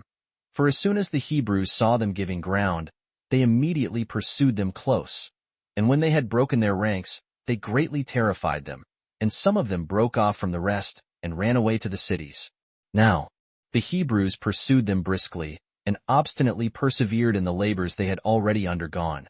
And being very skillful in slinging, and very dexterous in throwing of darts, or anything else of that kind, and also having nothing but light armor, which made them quick in the pursuit, they overtook their enemies. And for those that were most remote and could not be overtaken, they reached them by their slings and their bows, so that many were slain, and those that escaped the slaughter were sorely wounded, and these were more distressed with thirst than with any of those that fought against them, for it was the summer season. And when the greatest number of them were brought down to the river out of a desire to drink, as also when others fled away by troops, the Hebrews came round them, and shot at them, so that, what with darts and what with arrows, they made a slaughter of them all. Sihon their king was also slain. So the Hebrews spoiled the dead bodies, and took their prey. The land also which they took was full of abundance of fruits, and the army went all over it without fear, and fed their cattle upon it. And they took the enemies prisoners, for they could no way put a stop to them, since all the fighting men were destroyed. Such was the destruction which overtook the Amorites, who were neither sagacious in counsel, nor courageous in action. Hereupon the Hebrews took possession of their land, which is a country situate between 3 rivers, and naturally resembled an island. The river Arnon being its southern, the river Jabbok determining its northern side, which running into Jordan loses its own name, and takes the other, while Jordan itself runs along by it on its western coast. 3. When matters were come to this state, Og, the king of Gilead and Golanitis, fell upon the Israelites. He brought an army with him, and in haste to the assistance of his friend Sihon. But though he found him already slain, yet did he resolve still to come and fight the Hebrews, supposing he should be too hard for them, and being desirous to try their valor. But failing of his hope, he was both himself slain in the battle, and all his army was destroyed. So Moses passed over the river Jabbok, and overran the kingdom of Og. He overthrew their cities, and slew all their inhabitants, who yet exceeded in riches all the men in that part of the continent, on account of the goodness of the soil, and the great quantity of their wealth. Now Og had very few equals, either in the largeness of his body, or handsomeness of his appearance. He was also a man of great activity in the use of his hands, so that his actions were not unequal to the vast largeness and handsome appearance of his body. And men could easily guess at his strength and magnitude when they took his bed at Rabbath, the royal city of the Ammonites. Its structure was of iron, its breadth 4 cubits, and its length a cubit more than double thereto. However, his fall did not only improve the circumstances of the Hebrews for the present, but by his death he was the occasion of further good success to them. For they presently took those 60 cities, which were encompassed with excellent walls, and had been subject to him, and all got both in general and in particular a great prey. Chapter 6. Concerning Balaam the prophet, and what kind of man he was. 1. Now Moses, when he had brought his army to Jordan, pitched his camp in the great plain over against Jericho. This city is a very happy situation and very fit for producing palm trees and balsam. And now the Israelites began to be very proud of themselves and were very eager for fighting. Moses then, after he had offered for a few days sacrifices of thanksgiving to God and feasted the people, sent a party of armed men to lay waste the country of the Midianites and to take their cities. Now the occasion which he took for making war upon them was this that follows. 2. When Balak, the king of the Moabites, who had from his ancestors a friendship and league with the Midianites, saw how great the Israelites were grown, he was much affrighted on account of his own and his kingdom's danger. For he was not acquainted with this, that the Hebrews would not meddle with any other country, but were to be contented with the possession of the land of Canaan, God having forbidden them to go any farther. 7. So he, with more haste than wisdom, resolved to make an attempt upon them by words. But he did not judge it prudent to fight against them, after they had such prosperous successes, and even became out of ill successes more happy than before. But he thought to hinder them, if he could, from growing greater, and so he resolved to send ambassadors to the Midianites about them. Now these Midianites, knowing there was one Balaam, who lived by Euphrates, and was the greatest of the prophets at that time, and one that was in friendship with them, sent some of their honorable princes along with the ambassadors of Balak, to entreat the prophet to come to them, that he might imprecate curses to the destruction of the Israelites. So Balaam received the ambassadors, and treated them very kindly. And when he had supped, he inquired what was God's will, and what this matter was for which the Midianites entreated him to come to them. But when God opposed his going, he came to the ambassadors, and told them that he was himself very willing and desirous to comply with their request, but informed them that God was opposite to his intentions, even that God who had raised him to great reputation on account of the truth of his predictions. For that this army, which they entreated him to come and curse, was in the favor of God, on which account he advised them to go home again, and not to persist in their enmity against the Israelites. And when he had given them that answer, he dismissed the ambassadors. 3.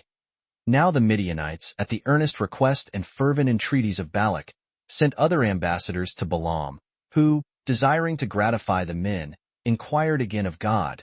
But he was displeased at 2 Trial 8, and bid him by no means to contradict the ambassadors.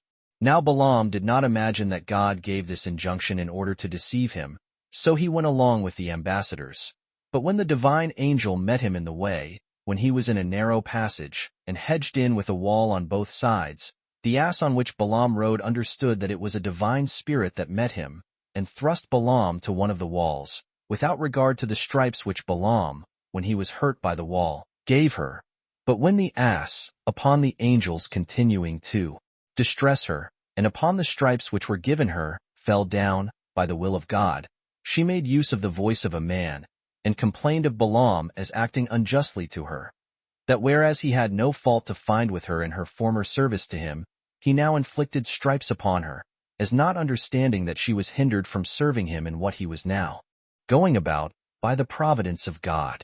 And when he was disturbed by reason of the voice of the ass, which was that of a man, the angel plainly appeared to him, and blamed him for the stripes he had given his ass, and informed him that the brute creature was not in fault, but that he was himself come to obstruct his journey, as being contrary to the will of God. Upon which Balaam was afraid, and was preparing to return back again. Yet did God excite him to go on his intended journey, but added this injunction, that he should declare nothing but what he himself should suggest to his mind. 4. When God had given him this charge, he came to Balak. And when the king had entertained him in a magnificent manner, he desired him to go to one of the mountains to take a view of the state of the camp of the Hebrews. Balak himself also came to the mountain, and brought the prophet along with him, with a royal attendance. This mountain lay over their heads, and was distant 60 furlongs from the camp. Now when he saw them, he desired the king to build him 7 altars, and to bring him as many bulls and rams, to which desire the king did presently conform. He then slew the sacrifices, and offered them as burnt offerings, that he might observe some signal of the flight of the Hebrews.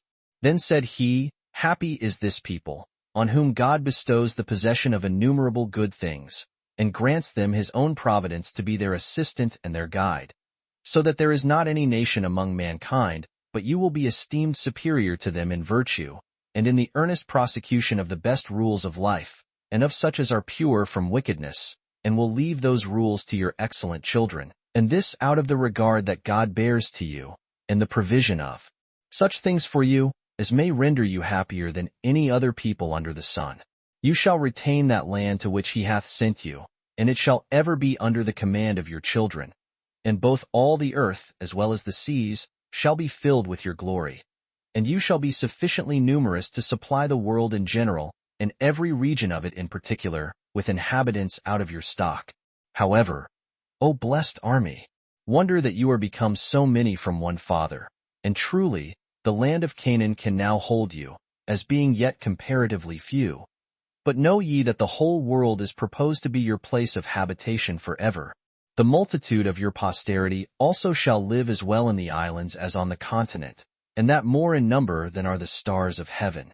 And when you are become so many, God will not relinquish the care of you, but will afford you an abundance of all good things in times of peace, with victory and dominion in times of war.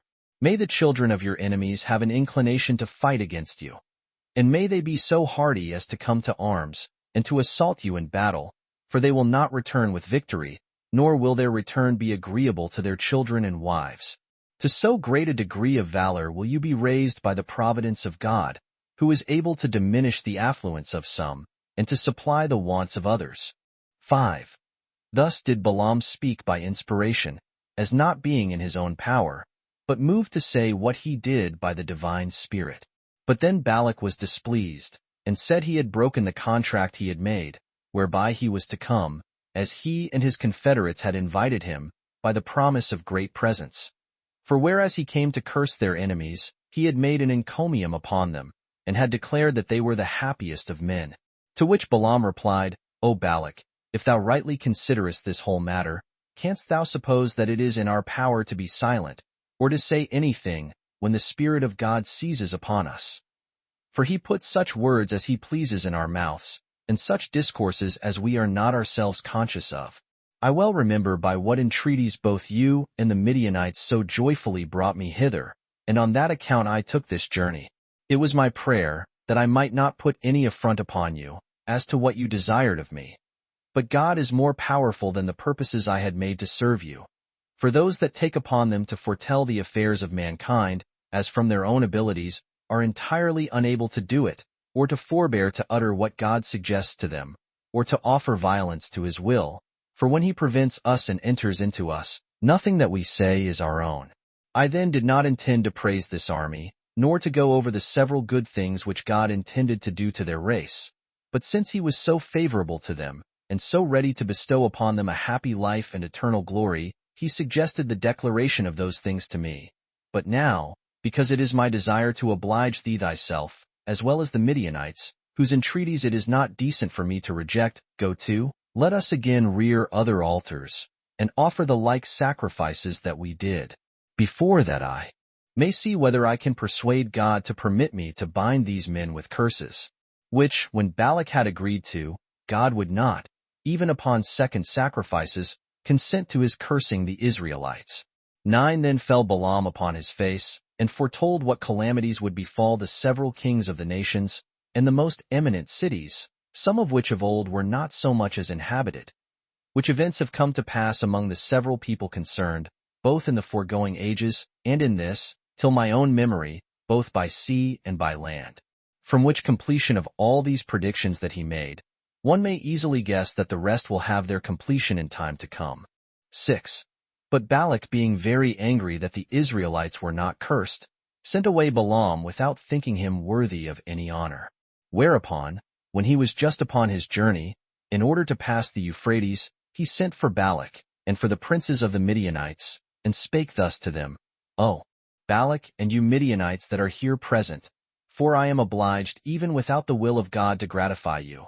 It is true no entire destruction can seize upon the nation of the Hebrews, neither by war, nor by plague, nor by scarcity of the fruits of the earth, nor can any other unexpected accident be their entire ruin. For the providence of God is concerned to preserve them from such a misfortune, nor will it permit any such calamity to come upon them whereby they may all perish, but some small misfortunes, and those for a short time, whereby they may appear to be brought low, may still befall them. But after that they will flourish again, to the terror of those that brought those mischiefs upon them.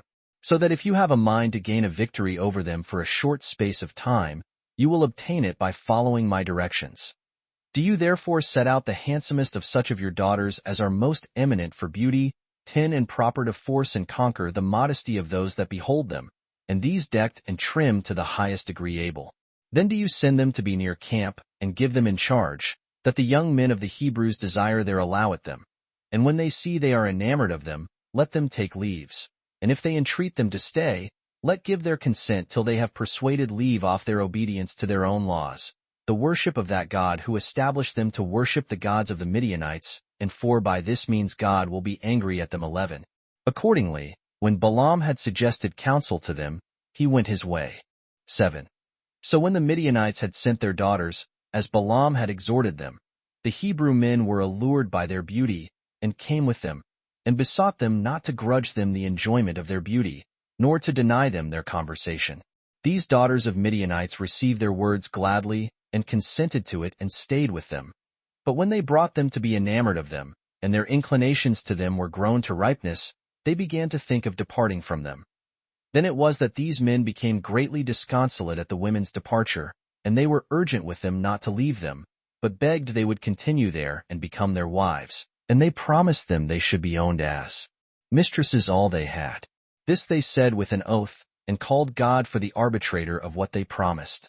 And this with tears in their eyes, and all such marks of concern, as might shew how miserable they thought themselves without them, and so might move their compassion for them.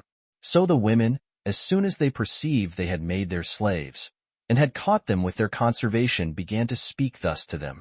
8. O you illustrious young men! We have of our own at home, and great plenty of good things there, together with the natural affectionate parents and friends. Nor is it out of our want of any such things that we came to discourse with you.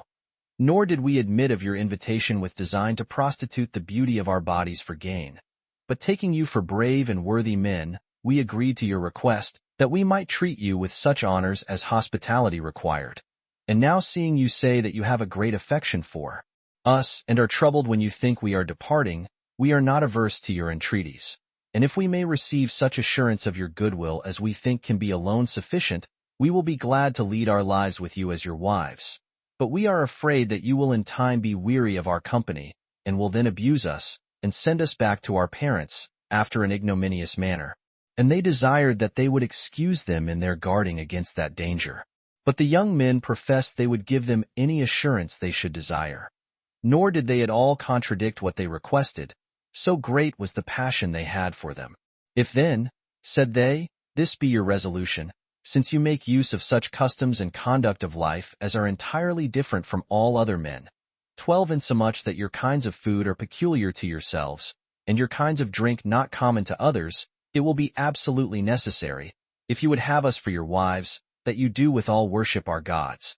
Nor can there be any other demonstration of the kindness which you say you already have, and promise to have hereafter to us, than this, that you worship the same gods that we do.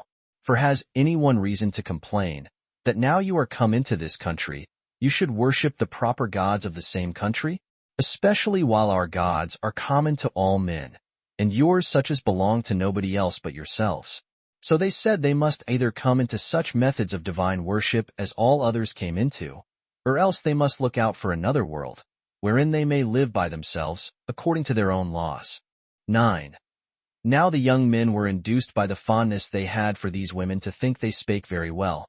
So they gave themselves up to what they persuaded them, and transgressed their own laws, and supposing there were many gods, and resolving that they would sacrifice to them according to the laws of that country which ordained them, they both were delighted with their strange food, and went on to do everything that the women would have them do, though in contradiction to their own laws. So far indeed that this transgression was already gone through the whole army of the young men, and they fell into a sedition that was much worse than the former, and into danger of the entire abolition of their own institutions.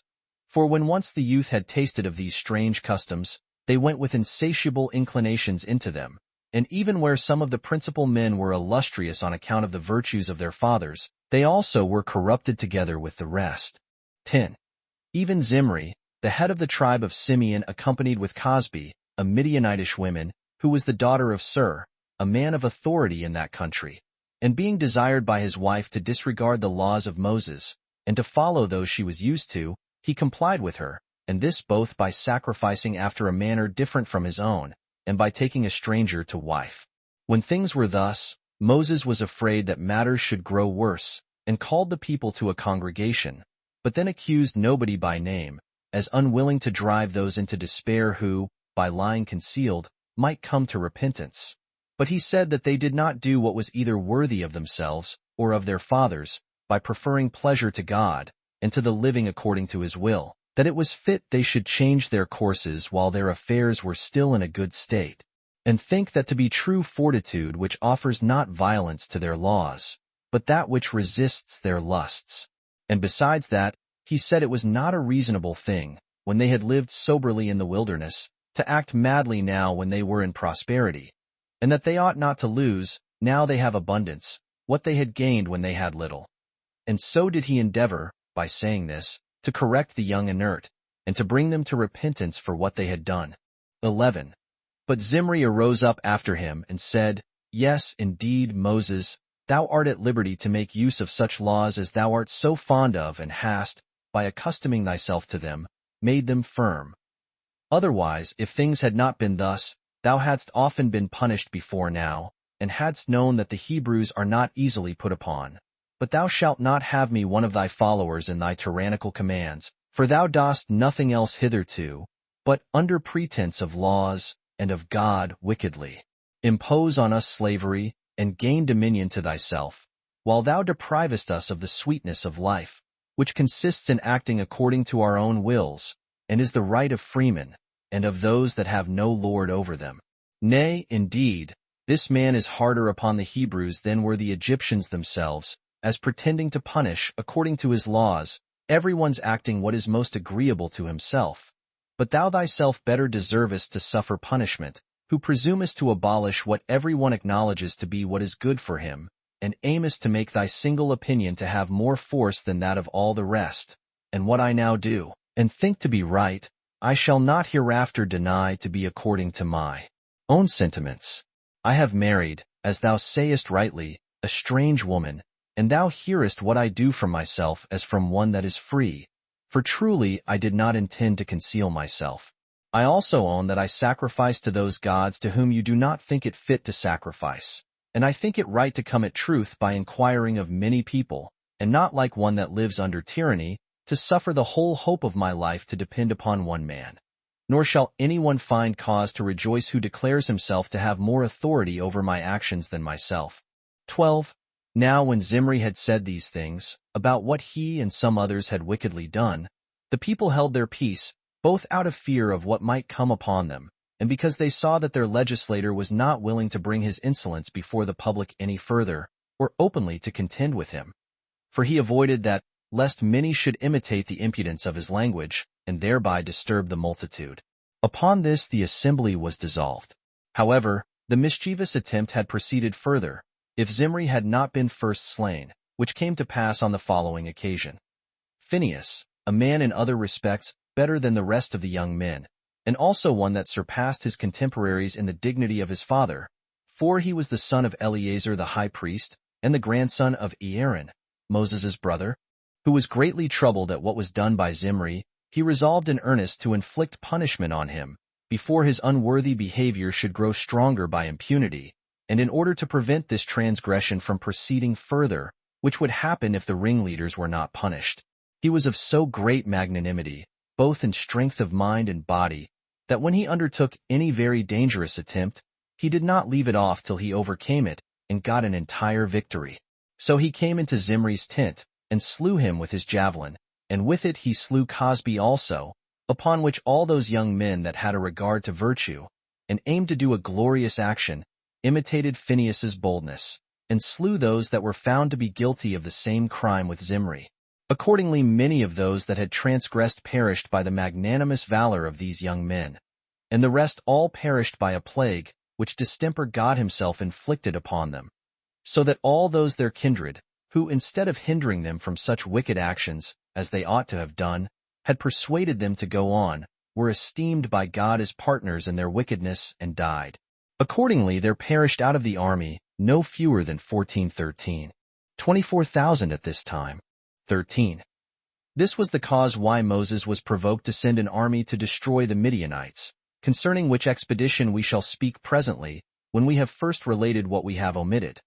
For it is but just not to pass over our legislators' due encomium, on account of his conduct here, because, although this Balaam, who was sent for by the Midianites to curse the Hebrews, and when he was hindered from doing it by divine providence, did still suggest that advice to them, by making use of which our enemies had well nigh corrupted the whole multitude of the Hebrews with their wiles, till some of them were deeply infected with their opinions. Yet did he do him great honor, by setting down his prophecies in writing. And while it was in his power to claim this glory to himself, and make men believe they were his own predictions, there being no one that could be a witness against him, and accuse him for so doing, he still gave his attestation to him, and did him the honor to make mention of him on this account. But let everyone think of these matters as he pleases. Chapter 7. How the Hebrews fought with the Midianites, and overcame them. 1. Now Moses sent an army against the land of Midian, for the causes forementioned, in all 12,000, taking an equal number out of every tribe, and appointed Phinehas for their commander. Of which Phinehas we made mention a little before, as he that had guarded the laws of the Hebrews, and had inflicted punishment on Zimri when he had transgressed them. Now the Midianites perceived beforehand how the Hebrews were coming, and would suddenly be upon them. So they assembled their army together, and fortified the entrances into their country, and there awaited the enemy's coming. When they were come, and they had joined battle with them, an immense multitude of the Midianites fell, nor could they be numbered, they were so very many. And among them fell all their kings, 5 in number, viz. Evi, Zur, Reba, Hur, and Rechem, who was of the same name with the city, the chief and capital of all Arabia, which is still now so called by the whole Arabian nation, Arisum, from the name of the king that built it, but is by the Greeks called Petra. Now when the enemies were discomfited, the Hebrews spoiled their country, and took a great prey, and destroyed the men that were its inhabitants, together with the women. Only they let the virgins alone, as Moses had commanded Phinehas to do, who indeed came back, bringing with him an army that had received no harm, and a great deal of prey.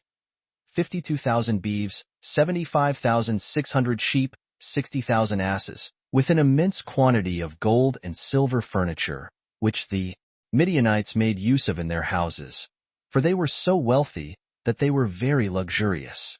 There were also led captive about 32,000 virgins. 14 So Moses parted the prey into parts, and gave 1/50th part to Eleazar and the 2 priests, and another 50th part to the Levites, and distributed the rest of the prey among the people. After which they lived happily, as having obtained an abundance of good things by their valor, and there being no misfortune that attended them, or hindered their enjoyment of that happiness. 2. But Moses was now grown old, and appointed Joshua for his successor, both to receive directions from God as a prophet, and for a commander of the army, if they should at any time stand in need of such a one. And this was done by the command of God, that to him the care of the public should be committed. Now Joshua had been instructed in all those kinds of learning which concerned the laws and God himself, and Moses had been his instructor. 3. At this time it was that the 2 tribes of Gad and Reuben, and the half-tribe of Manasseh, abounded in a multitude of cattle, as well as in all other kinds of prosperity. Whence they had a meeting, and in a body came and besought Moses to give them, as their peculiar portion, that land of the Amorites which they had taken by right of war, because it was fruitful and good for feeding of cattle.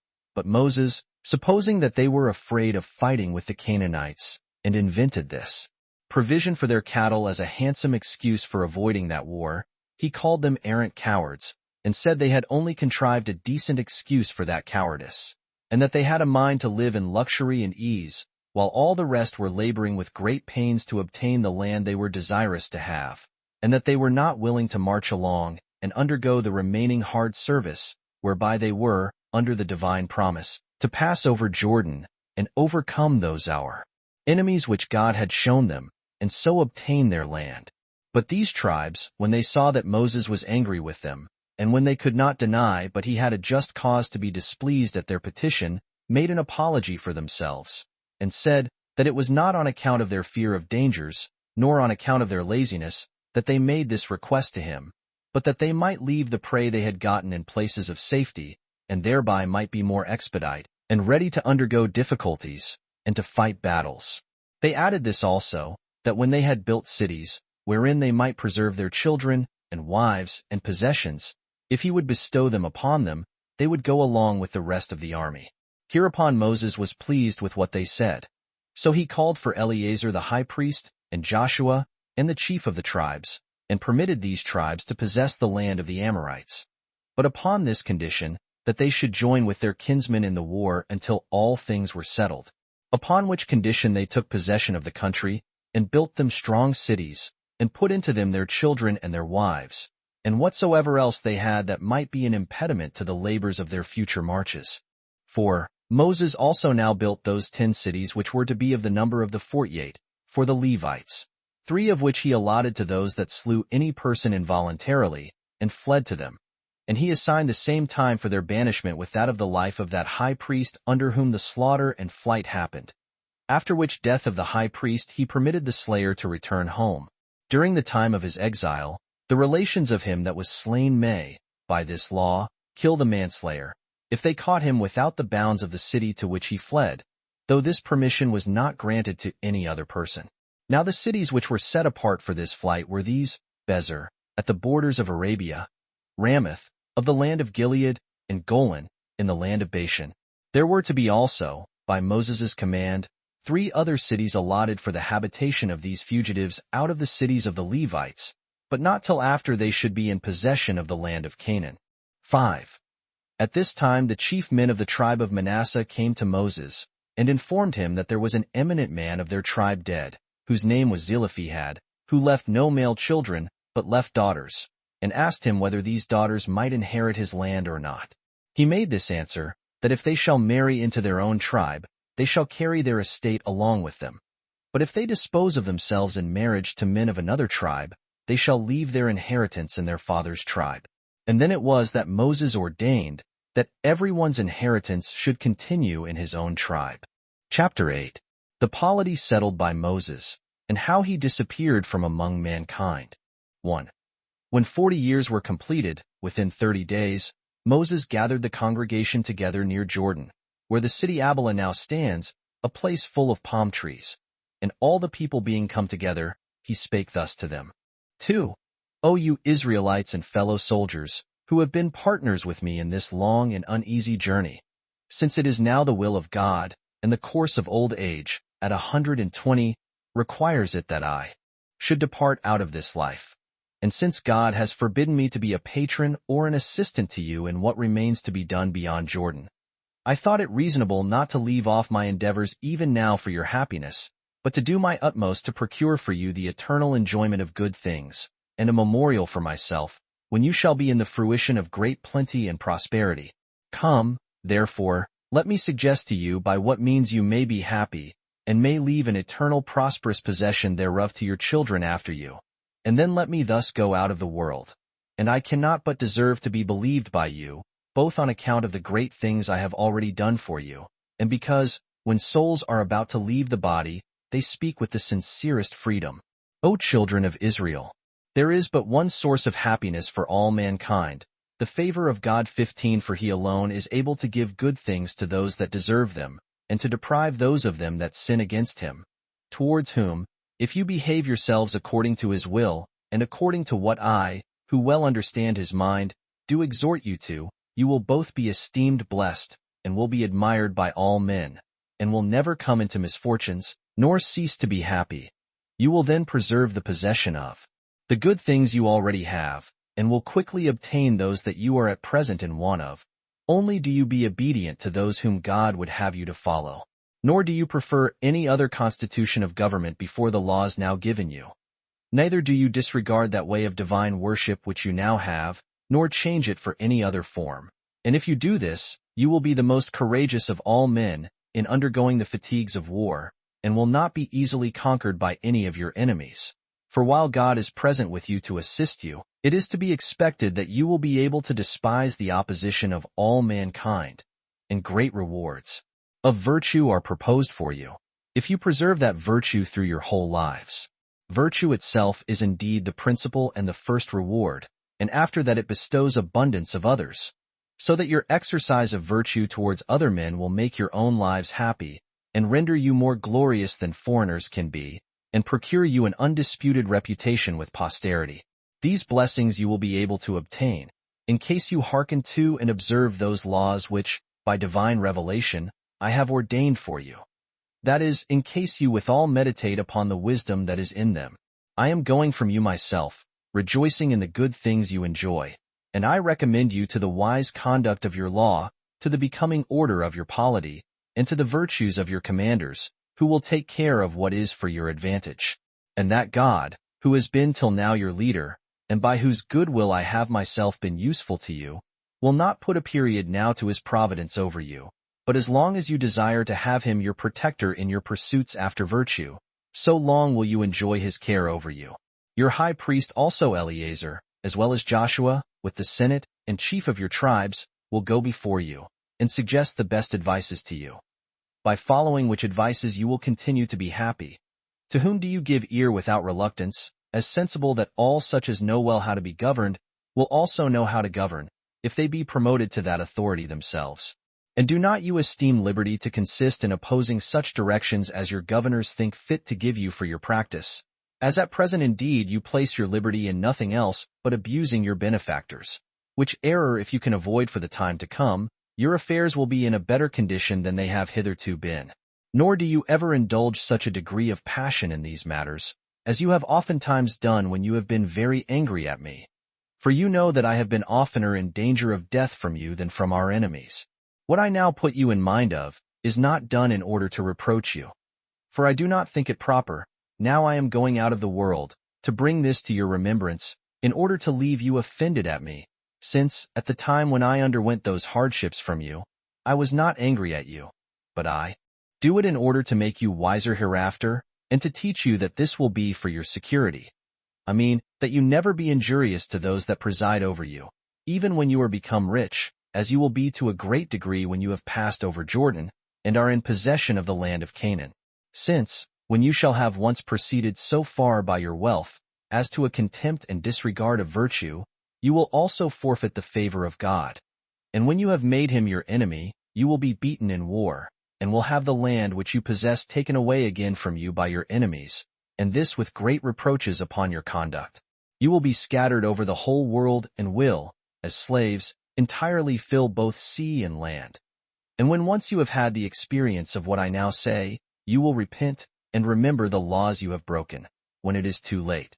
Whence I would advise you, if you intend to preserve these laws, to leave none of your enemies alive when you have conquered them, but to look upon it as for your advantage to destroy them all, lest, if you permit them to live, you taste of their manners, and thereby corrupt your own proper institutions. I also do further exhort you, to overthrow their altars, and their groves, and whatsoever temples they have among them, and to burn all such, their nation, and their very memory with fire. For by this means alone the safety of your own happy constitution can be firmly secured to you. And in order to prevent your ignorance of virtue, and the degeneracy of your nature into vice, I have also ordained you laws, by divine suggestion, and a form of government, which are so good, that if you regularly observe them, you will be esteemed of all men the most happy. 3. When he had spoken thus, he gave them the laws and the constitution of government written in a book, upon which the people fell into tears, and appeared already touched with the sense that they should have a great want of their conductor, because they remembered what a number of dangers he had passed through, and what care he had taken of their preservation. They desponded about what would come upon them after he was dead, and thought they should never have another governor like him, and feared that God would then take less care of them when Moses was gone, who used to intercede for them. They also repented of what they had said to him in the wilderness when they were angry, and were in grief on those accounts, insomuch that the whole body of the people fell into tears with such bitterness, that it was past the power of words to comfort them in their affliction. However, Moses gave them some consolation, and by calling them off the thought how worthy he was of their weeping for him, he exhorted them to keep to that form of government he had given them, and then the congregation was dissolved at that time. 4. Accordingly, I shall now first describe this form of government which was agreeable to the dignity and virtue of Moses, and shall thereby inform those that read these antiquities what our original settlements were, and shall then proceed to the remaining histories. Now those settlements are all still in writing as he left them, and we shall add nothing by way of ornament, nor anything besides what Moses left us. Only we shall so far innovate as to digest the several kinds of laws into a regular system. For they were by him left in writing as they were accidentally scattered in their delivery, and as he upon inquiry had learned them of God. On which account I have thought it necessary to premise this observation beforehand, lest any of my own countrymen should blame me, as having been guilty of an offense herein.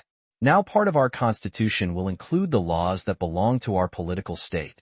As for those laws which Moses left concerning our common conversation and intercourse one with another, I have reserved that for a discourse concerning our manner of life, and the occasions of those laws, which I propose to myself, with God's assistance, to write, after I have finished the work I am now upon. 5. When you have possessed yourselves of the land of Canaan, and have leisure to enjoy the good things of it, and when you have afterward determined to build cities, if you will do what is pleasing to God, you will have a secure state of happiness.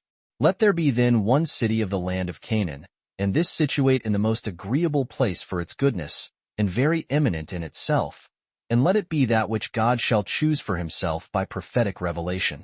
Let there also be one temple therein, and one altar, not reared of hewn stones, but of such as you gather together at random, which stones, when they are whited over with mortar, will have a handsome appearance, and be beautiful to the sight. Let the ascent to it be not by steps 16, but by an acclivity of raised earth. And let there be neither an altar nor a temple in any other city. For God is but one, and the nation of the Hebrews is but one. 6. He that blasphemeth God, let him be stoned, and let him hang upon a tree all that day, and then let him be buried in an ignominious and obscure manner. 7. Let those that live as remote as the bounds of the land which the Hebrews shall possess, come to that city where the temple shall be, and this 3 times in a year, that they may give thanks to God for his former benefits, and may entreat him for those they shall want hereafter. And let them, by this means, maintain a friendly correspondence with one another by such meetings and feastings together, for it is a good thing for those that are of the same stock, and under the same institution, of laws, not to be unacquainted with each other, which acquaintance will be maintained by thus conversing together, and by seeing and talking with one another, and so renewing the memorials of this union. For if they do not thus converse together continually, they will appear like mere strangers to one another. 8. Let there be taken out of your fruits 1/10, besides that which you have allotted to give to the priests and Levites. This you may indeed sell in the country, but it is to be used in those feasts and sacrifices that are to be celebrated in the holy city. For it is fit that you should enjoy those fruits of the earth which God gives you to possess, so as may be to the honor of the donor. 9. You are not to offer sacrifices out of the hire of a woman who is a harlot. 17. For the deity is not pleased with anything that arises from such abuses of nature, of which sort none can be worse than this prostitution of the body. In like manner no one may take the price of the covering of a bitch, either of one that is used in hunting, or in keeping of sheep, and then sacrifice to God. 10. Let no one blaspheme those gods which other cities esteem such. 18. Nor may anyone steal what belongs to strange temples, nor take away the gifts that are dedicated to any god. 11. Let not any one of you wear a garment made of woolen and linen, for that is appointed to be for the priests alone. 12. When the multitude are assembled together unto the holy city for sacrificing every 7th year, at the Feast of Tabernacles, let the high priest stand upon a high desk, whence he may be heard, and let him read the laws to all the people. And let neither the women nor the children be hindered from hearing, no, nor the servants neither. For it is a good thing that those laws should be engraven in their souls, and preserved in their memories, that so it may not be possible to blot them out. For by this means they will not be guilty of sin, when they cannot plead ignorance of what the laws have enjoined them. The laws also will have a greater authority among them, as foretelling what they will suffer if they break them, and imprinting in their souls by this hearing what they command them to do, that so there may always be within their minds that intention of the laws which they have despised and broken, and have thereby been the causes of their own mischief. Let the children also learn the laws, as the first thing they are taught, which will be the best thing they can be taught, and will be the cause of their future felicity. 13. Let everyone commemorate before God the benefits which he bestowed upon them at their deliverance out of the land of Egypt, and this twice every day, both when the day begins and when the hour of sleep comes on, gratitude being in its own nature a just thing, and serving not only by way of return for past, but also by way of invitation of future favors. They are also to inscribe the principal blessings they have received from God upon their doors, and show the same remembrance of them upon their arms. As also they are to bear on their forehead and their arm those wonders which declare the power of God, and his goodwill towards them, that God's readiness to bless them may appear everywhere conspicuous about them. 19. 14. Let there be 7 men to judge in every city, 20 in these such as have been before most zealous in the exercise of virtue and righteousness. Let every judge have 2 officers allotted him out of the tribe of Levi. Let those that are chosen to judge in the several cities be had in great honor, and let none be permitted to revile any others when these are present, nor to carry themselves in an insolent manner to them. It being natural that reverence towards those in high offices among men should procure men's fear and reverence towards God. Let those that judge be permitted to determine according as they think to be right, unless anyone can show that they have taken bribes, to the perversion of justice, or can allege any other accusation against them, whereby it may appear that they have passed an unjust sentence. For it is not fit that causes should be openly determined out of regard to gain, or to the dignity of the suitors, but that the judges should esteem what is right before all other things. Otherwise God will by that means be despised and esteemed inferior to those, the dread of whose power has occasioned the unjust sentence. For justice is the power of God. He therefore that gratifies those in great dignity, supposes them more potent than God himself. But if these judges be unable to give a just sentence about the causes that come before them, which case is not unfrequent in human affairs, let them send the cause undetermined to the holy city, and there let the high priest, the prophet, and the Sanhedrim determine as it shall seem good to them. 15. But let not a single witness be credited, but 3, or 2 at the least, and those such whose testimony is confirmed by their good lives. But let not the testimony of women be admitted, on account of the levity and boldness of their sex. 21. Nor let servants be admitted to give testimony, on account of the ignobility of their soul, since it is probable that they may not speak truth, either out of hope of gain, or fear of punishment. But if anyone be believed to have borne false witness, let him, when he is convicted, suffer all the very same punishments which he against whom he bore witness was to have suffered. 16. If a murder be committed in any place, and he that did it be not found, nor is there any suspicion upon one as if he had hated the man, and so had killed him, let there be a very diligent inquiry made after the man, and rewards proposed to anyone who will discover him. But if still no information can be procured, let the magistrates and senate of those cities that lie near the place in which the murder was committed assemble together, and measure the distance from the place where the dead body lies. Then let the magistrates of the nearest city thereto purchase a heifer, and bring it to a valley, and to a place therein where there is no land plowed or trees planted, and let them cut the sinews of the heifer. Then the priests and Levites and the senate of that city shall take water and wash their hands over the head of the heifer. And they shall openly declare that their hands are innocent of this murder, and that they have neither done it themselves, nor been assisting to any that did it. They shall also beseech God to be merciful to them, that no such horrid act may any more be done in that land. 17. Aristocracy, and the way of living under it, is the best constitution.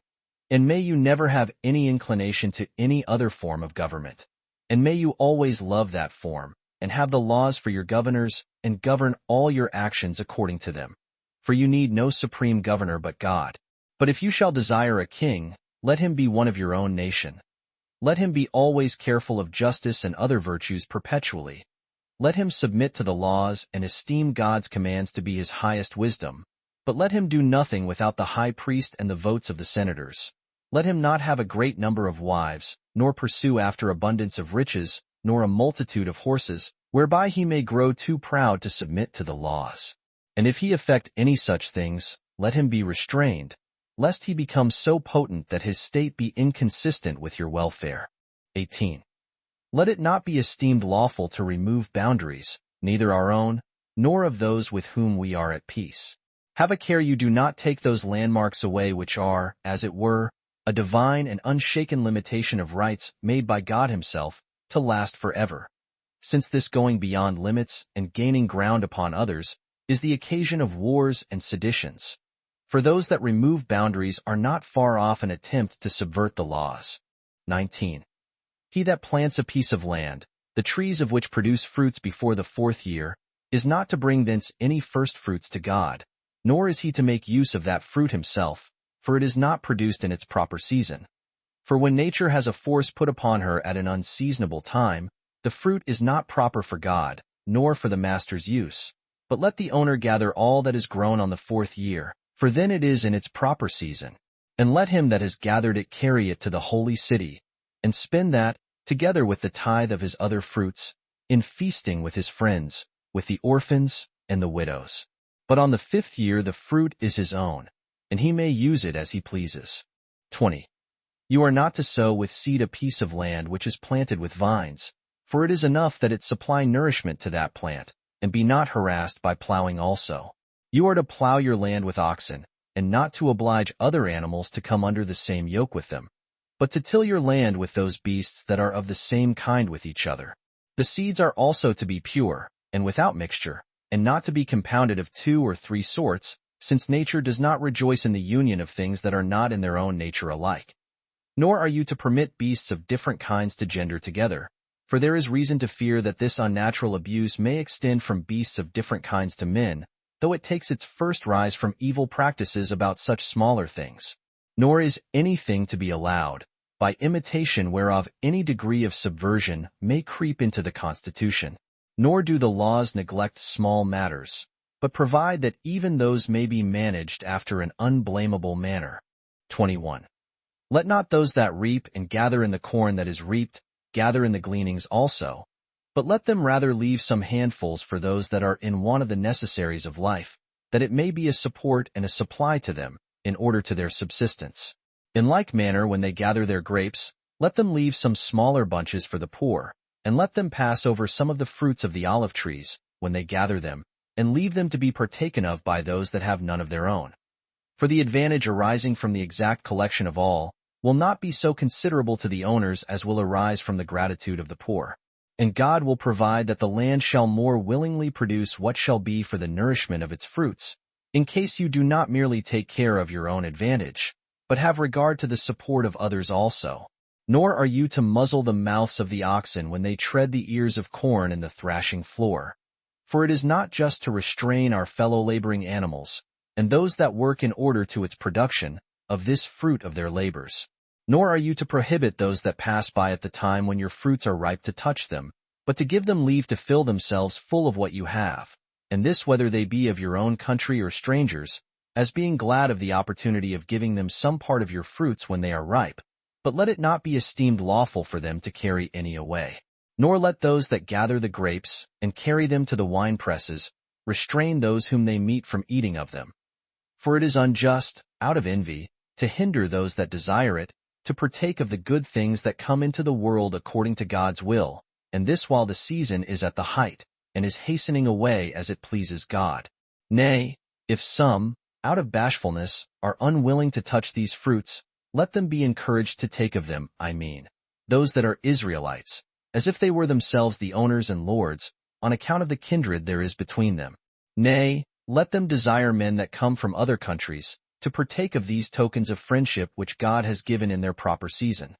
For that is not to be deemed as idly spent, which anyone out of kindness communicates to another, since God bestows plenty of good things on men, not only for themselves to reap the advantage, but also to give to others in a way of generosity, and he is desirous, by this means, to make known to others his peculiar kindness to the people of Israel, and how freely he communicates happiness to them, while they abundantly communicate out of their great superfluities to even these foreigners also.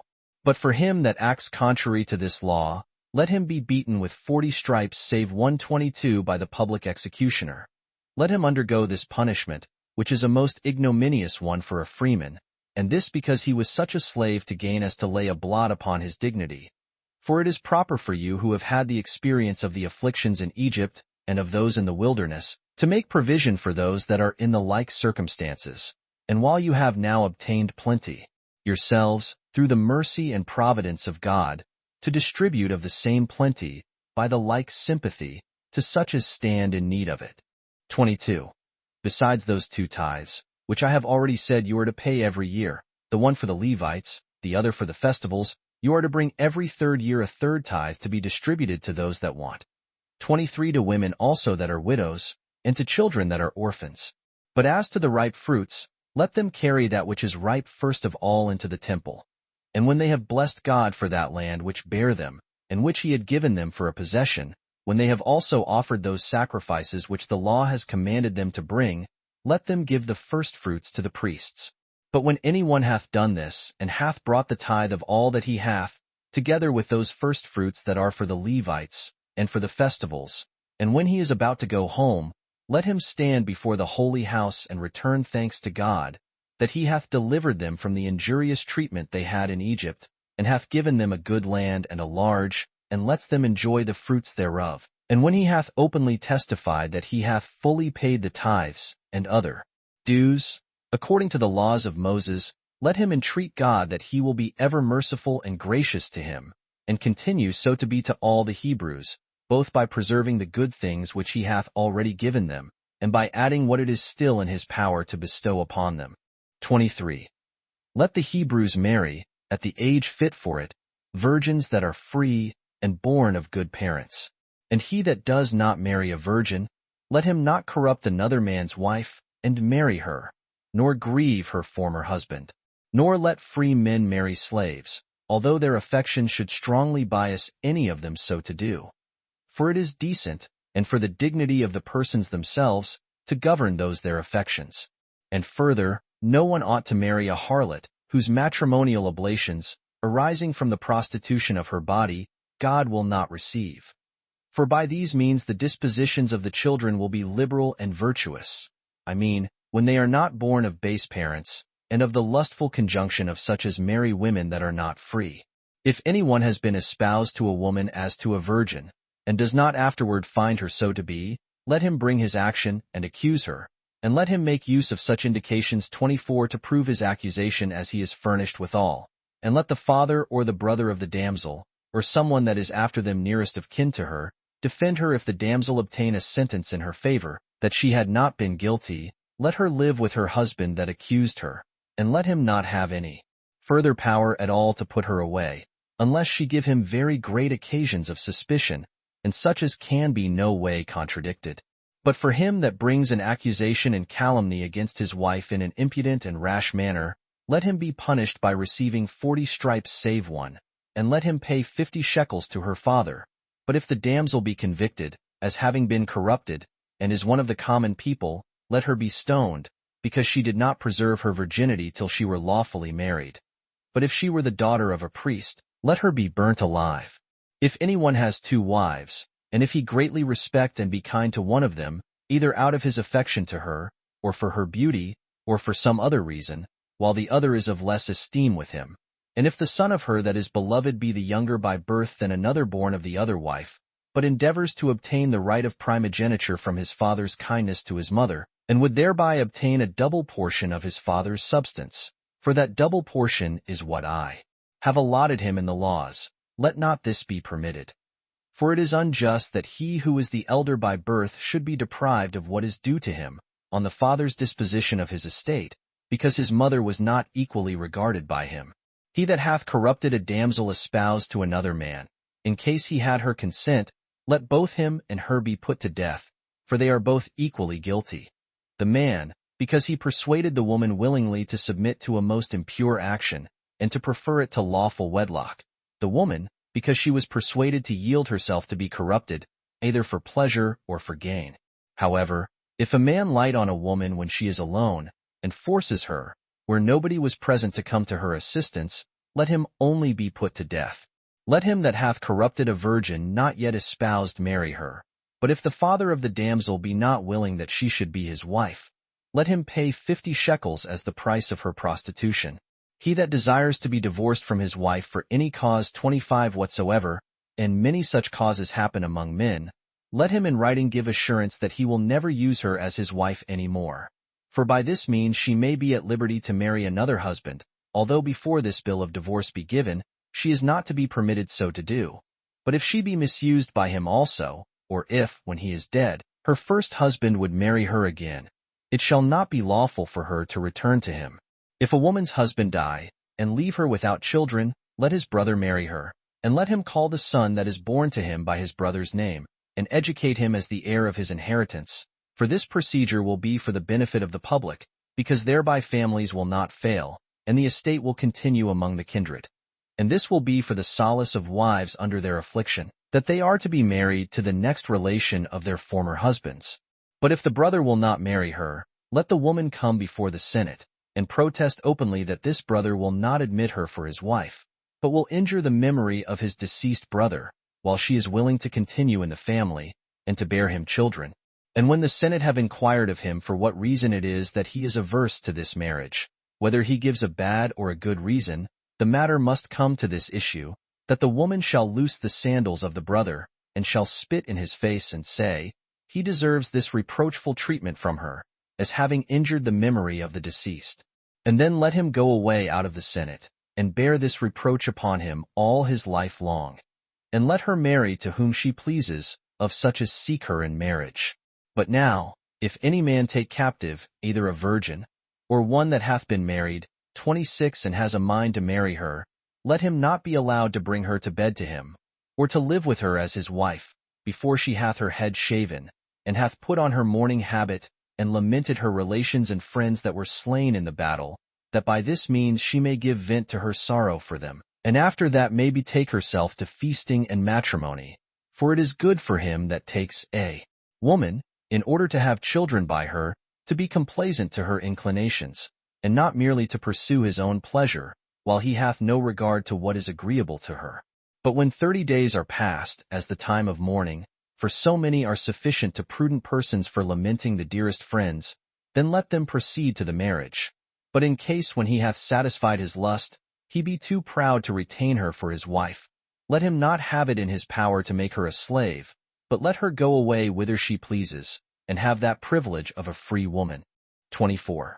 As to those young men that despise their parents, and do not pay them honor, but offer them affronts, either because they are ashamed of them or think themselves wiser than they, in the first place, let their parents admonish them in words, for they are by nature of authority sufficient for becoming their judges, and let them say thus to them, that they cohabited together, not for the sake of pleasure, nor for the augmentation of their riches, by joining both their stocks together, but that they might have children to take care of them in their old age, and might by them have what they then should want.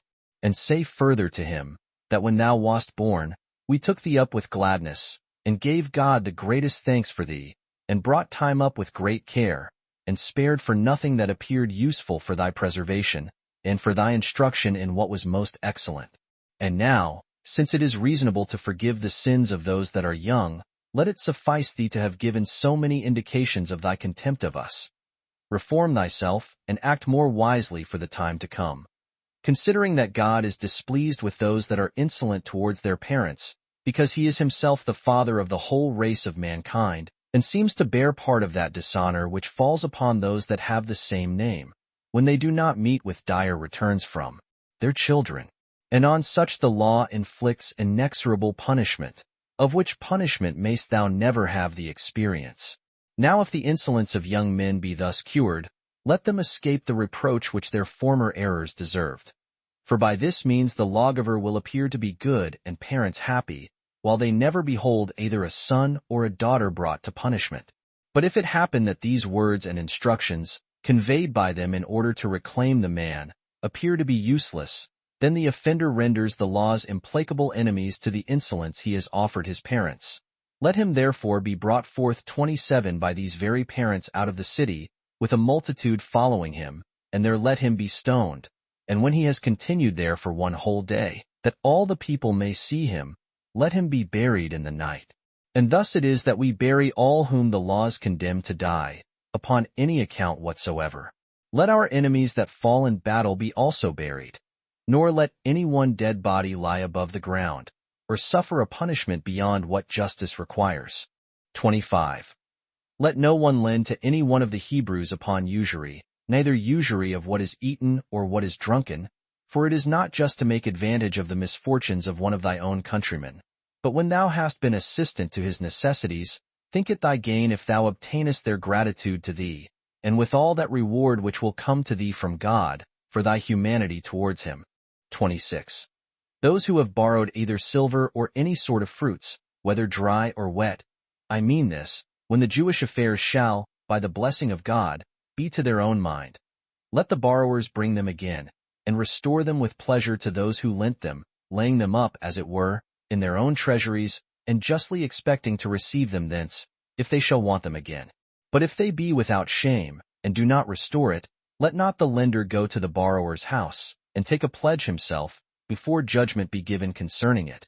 But let him require the pledge, and let the debtor bring it of himself, without the least opposition to him that comes upon him under the protection of the law.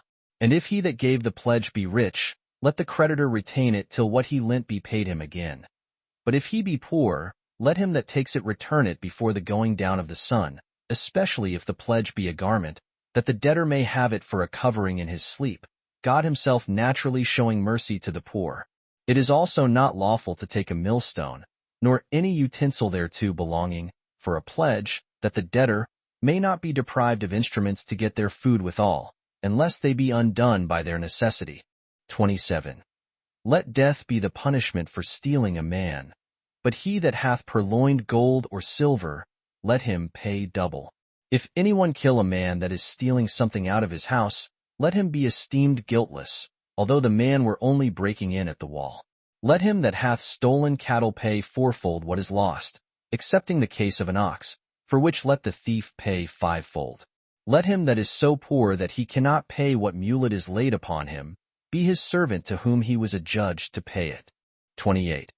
If anyone be sold to one of his own nation, let him serve him 6 years, and on the 7th let him go free.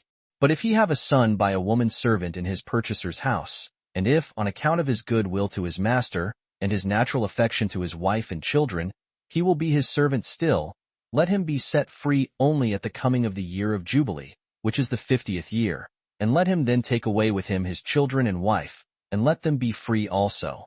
29. If anyone find gold or silver on the road, let him inquire after him that lost it, and make proclamation of the place where he found it, and then restore it to him again, as not thinking it right to make his own profit by the loss of another. And the same rule is to be observed in cattle found to have wandered away into a lonely place. If the owner be not presently discovered, let him that is the finder keep it with himself, and appeal to God that he has not purloined what belongs to another. 30. It is not lawful to pass by any beast that is in distress, when in a storm it is fallen down in the mire, but to endeavor to preserve it, as having a sympathy with it in its pain. 31. It is also a duty to show the roads to those who do not know them, and not to esteem it a matter for sport, when we hinder others' advantages, by setting them in a wrong way. 32. In like manner, let no one revile a person blind or dumb. 33. If men strive together, and there be no instrument of iron, let him that is smitten be avenged immediately, by inflicting the same punishment on him that smote him. But if when he is carried home he lie sick many days and then die, let him that smote him not escape punishment. But if he that is smitten escape death, and yet be at great expense for his cure, the smiter shall pay for all that has been expended during the time of his sickness, and for all that he has paid the physician.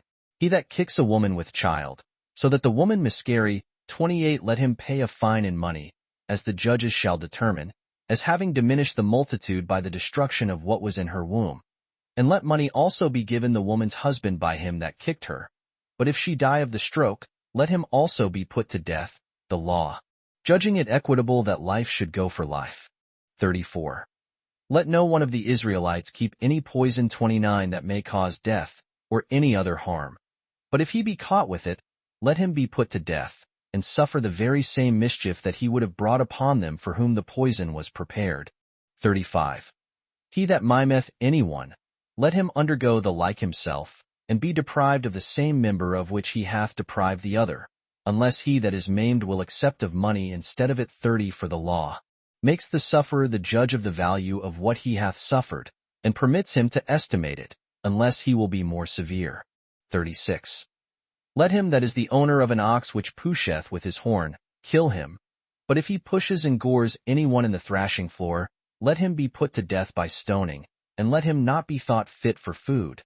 But if his owner be convicted as having known what his nature was, and hath not kept him up, let him also be put to death, as being the occasion of the ox's having killed a man. But if the ox have killed a manservant, or a maidservant, let him be stoned. And let the owner of the ox pay 30 shekels 31 to the master of him that was slain. But if it be an ox that is thus smitten and killed, let both the oxen, that which smote the other and that which was killed, be sold, and let the owners of them divide their price between them. 37.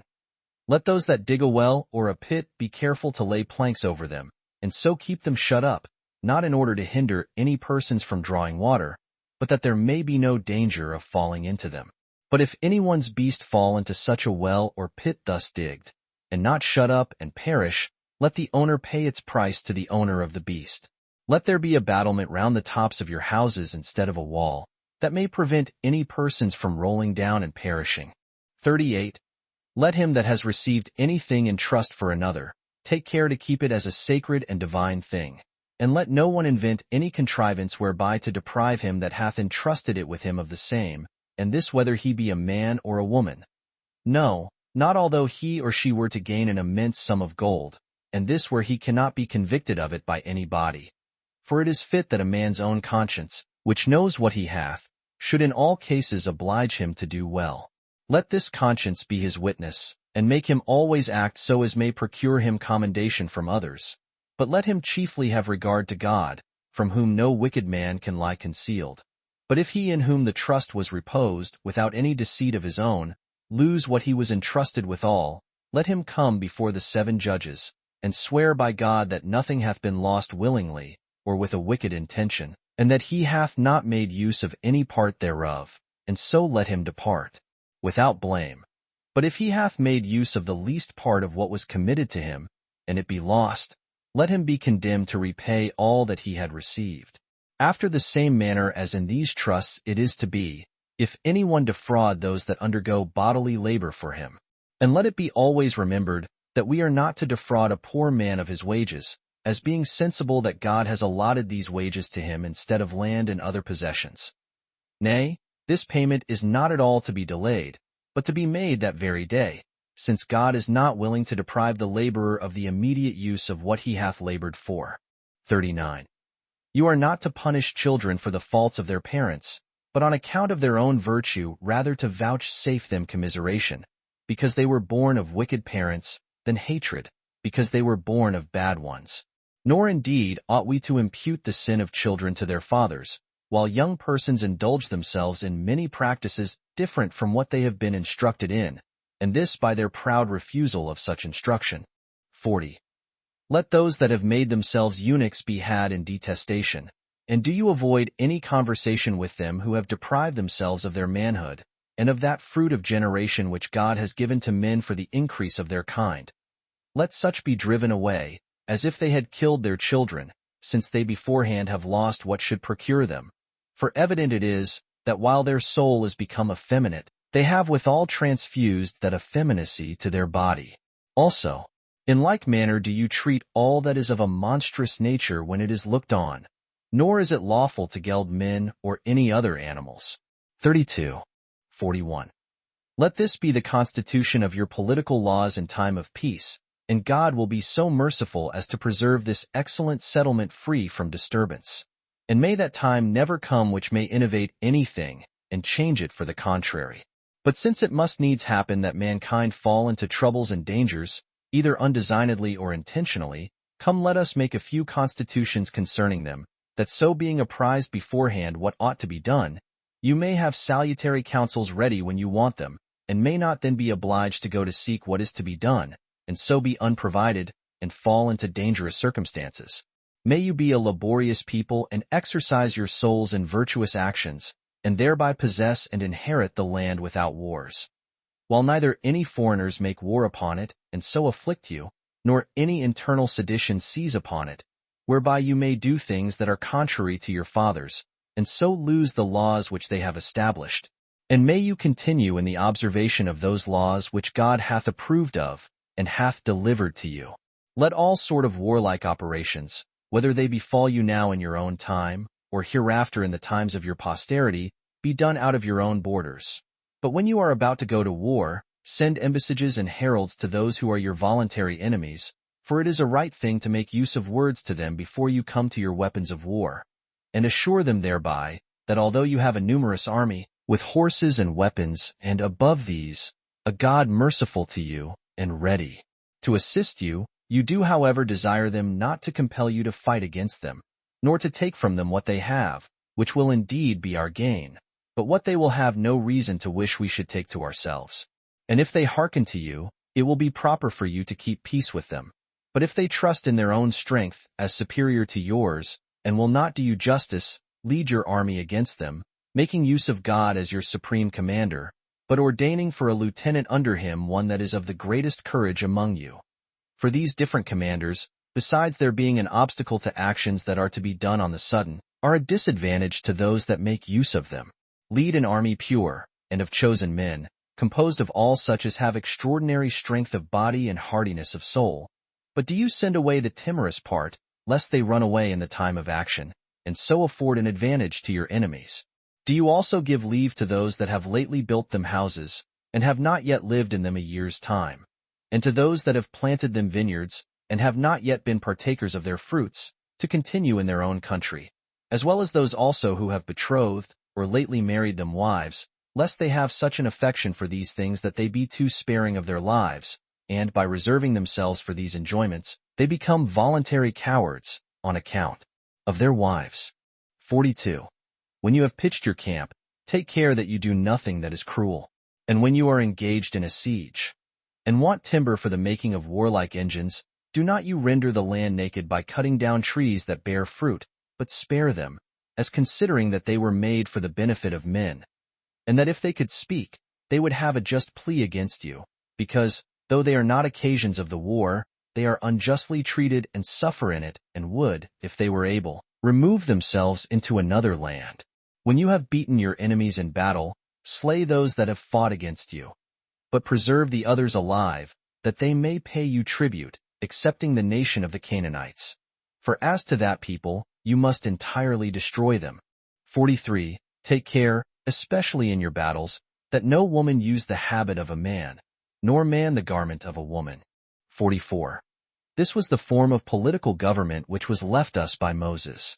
Moreover, he had already delivered laws in writing 33 in the 40th year, after they came out of Egypt, concerning which we will discourse in another book.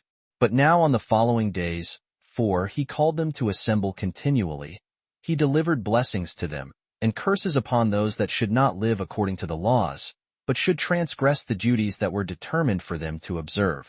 After this, he read to them a poetic song, which was composed in hexameter verse, and left it to them in the holy book.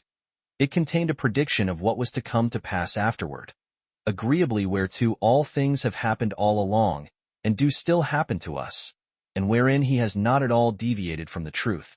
Accordingly, he delivered these books to the priest, 34 with the ark, into which he also put the 10 commandments, written on 2 tables.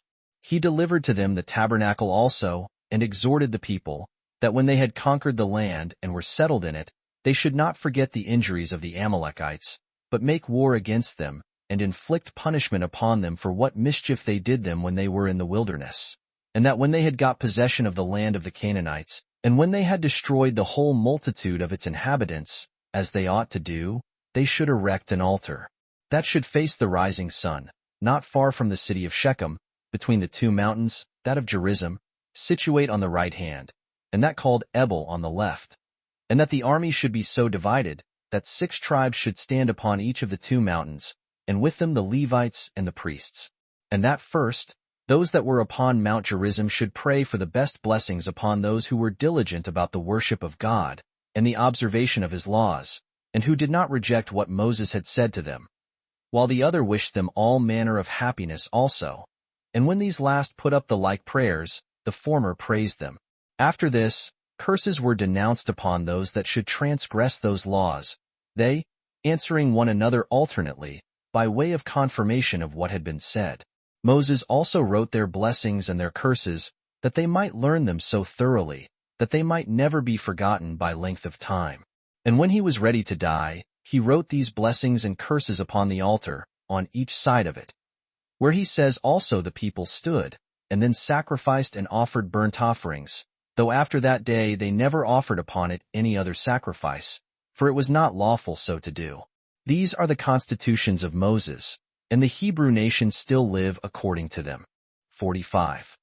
On the next day, Moses called the people together, with the women and children, to a congregation, so as the very slaves were present also, that they might engage themselves to the observation of these laws by oath, and that, duly considering the meaning of God in them, they might not, either for favor of their kindred, or out of fear of anyone, or indeed for any motive whatsoever, think anything ought to be preferred to these laws, and so might transgress them, that in case any one of their own blood or any city should attempt to confound or dissolve their constitution of government, they should take vengeance upon them, both all in general and each person in particular, and when they had conquered them, should overturn their city to the very foundations, and if possible, should not leave the least footsteps of such madness, but that if they were not able to take such vengeance, they should still demonstrate that what was done was contrary to their wills. So the multitude bound themselves by oath so to do. 46. Moses taught them also by what means their sacrifices might be the most acceptable to God, and how they should go forth to war, making use of the stones in the high priest's breastplate, for their direction. 35. As I have before signified, Joshua also prophesied while Moses was present.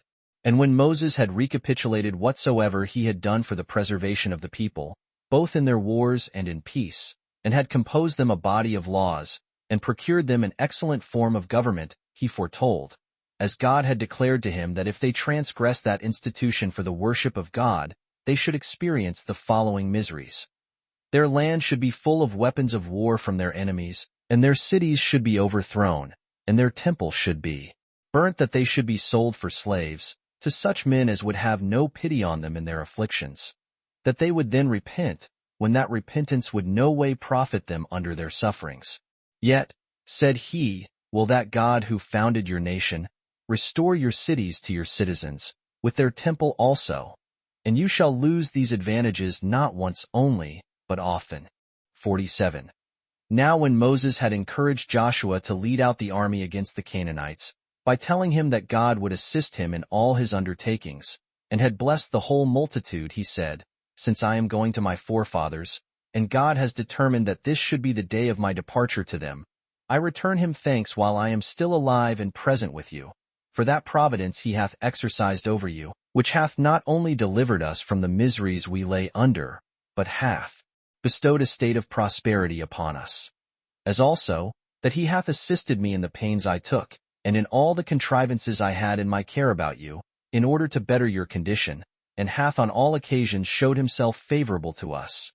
Or rather he it was who first conducted our affairs, and brought them to a happy conclusion, by making use of me as a vicarious general under him, and as a minister in those matters wherein he was willing to do you good, on which account I think it proper to bless that divine power which will take care of you for the time to come, and this in order to repay that debt which I owe him, and to leave behind me a memorial that we are obliged to worship and honor him, and to keep those laws which are the most excellent gift of all those he hath already bestowed upon us, or which, if he continue favorable to us, he will bestow upon us hereafter.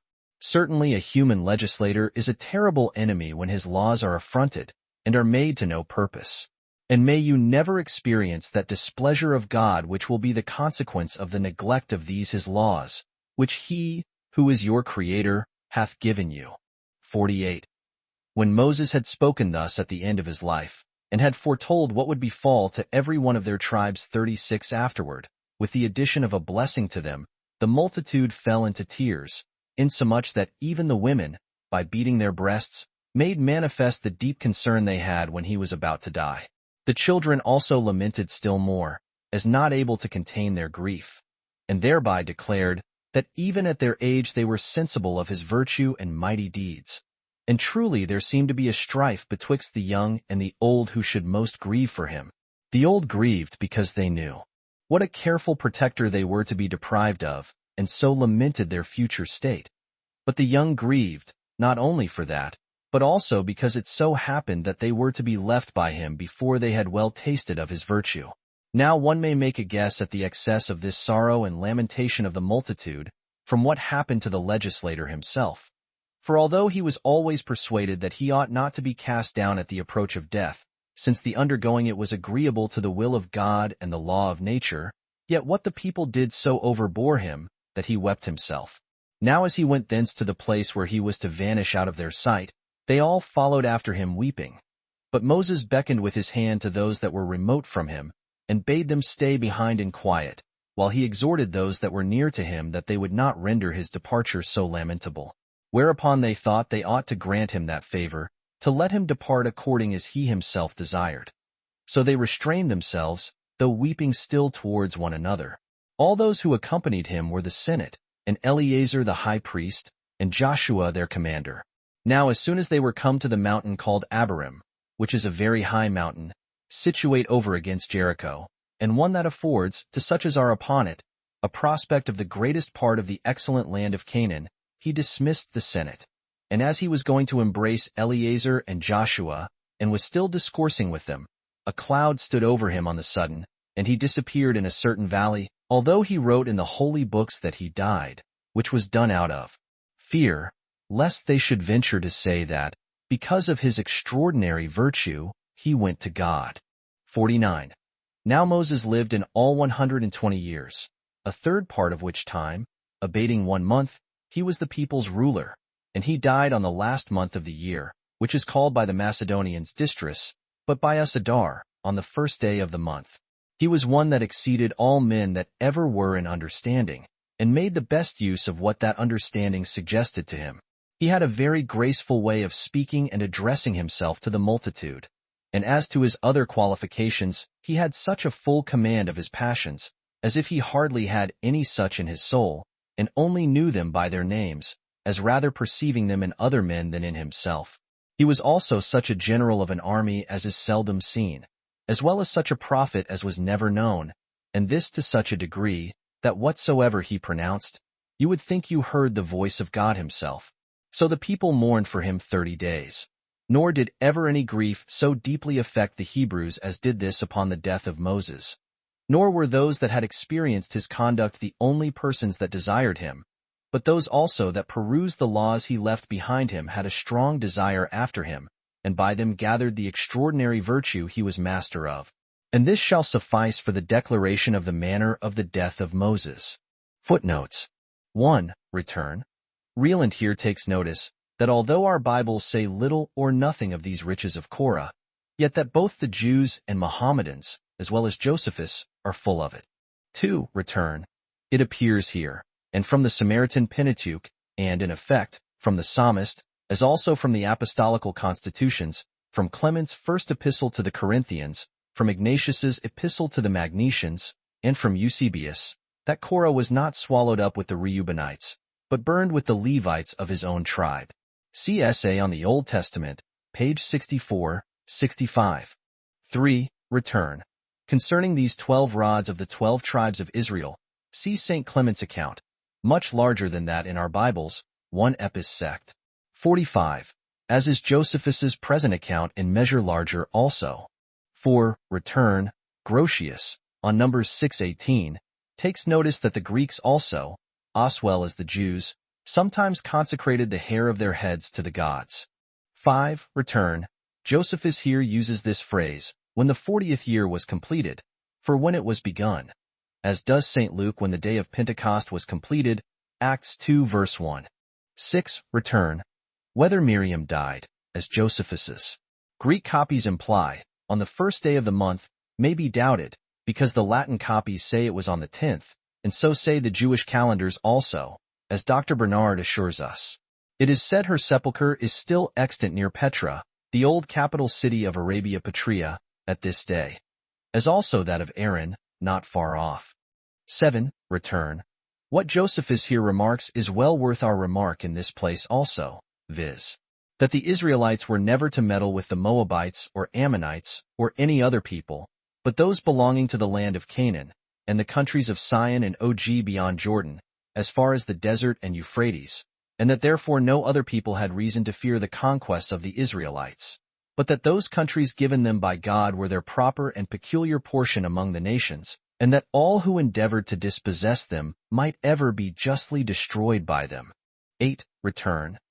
Note that Josephus never supposes Balaam to be an idolater, nor to seek idolatrous enchantments, or to prophesy falsely, but to be no other than an ill-disposed prophet of the true God, and intimates that God's answer the second time, permitting him to go, was ironical, and on design that he deceived, which sort of deception, by way of punishment for former crimes, Josephus never scruples to admit, as ever esteeming such wicked men justly and providentially deceived. But perhaps we had better keep here close to the text which says Numbers 23:20, 21, that God only permitted Balaam to go along with the ambassadors, in case they came and called him, or positively insisted on his going along with them on any terms.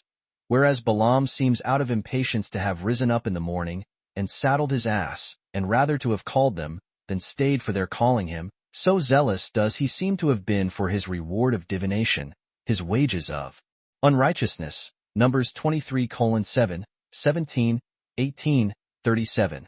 2 Peter 2 verse 15. Jude 5:11.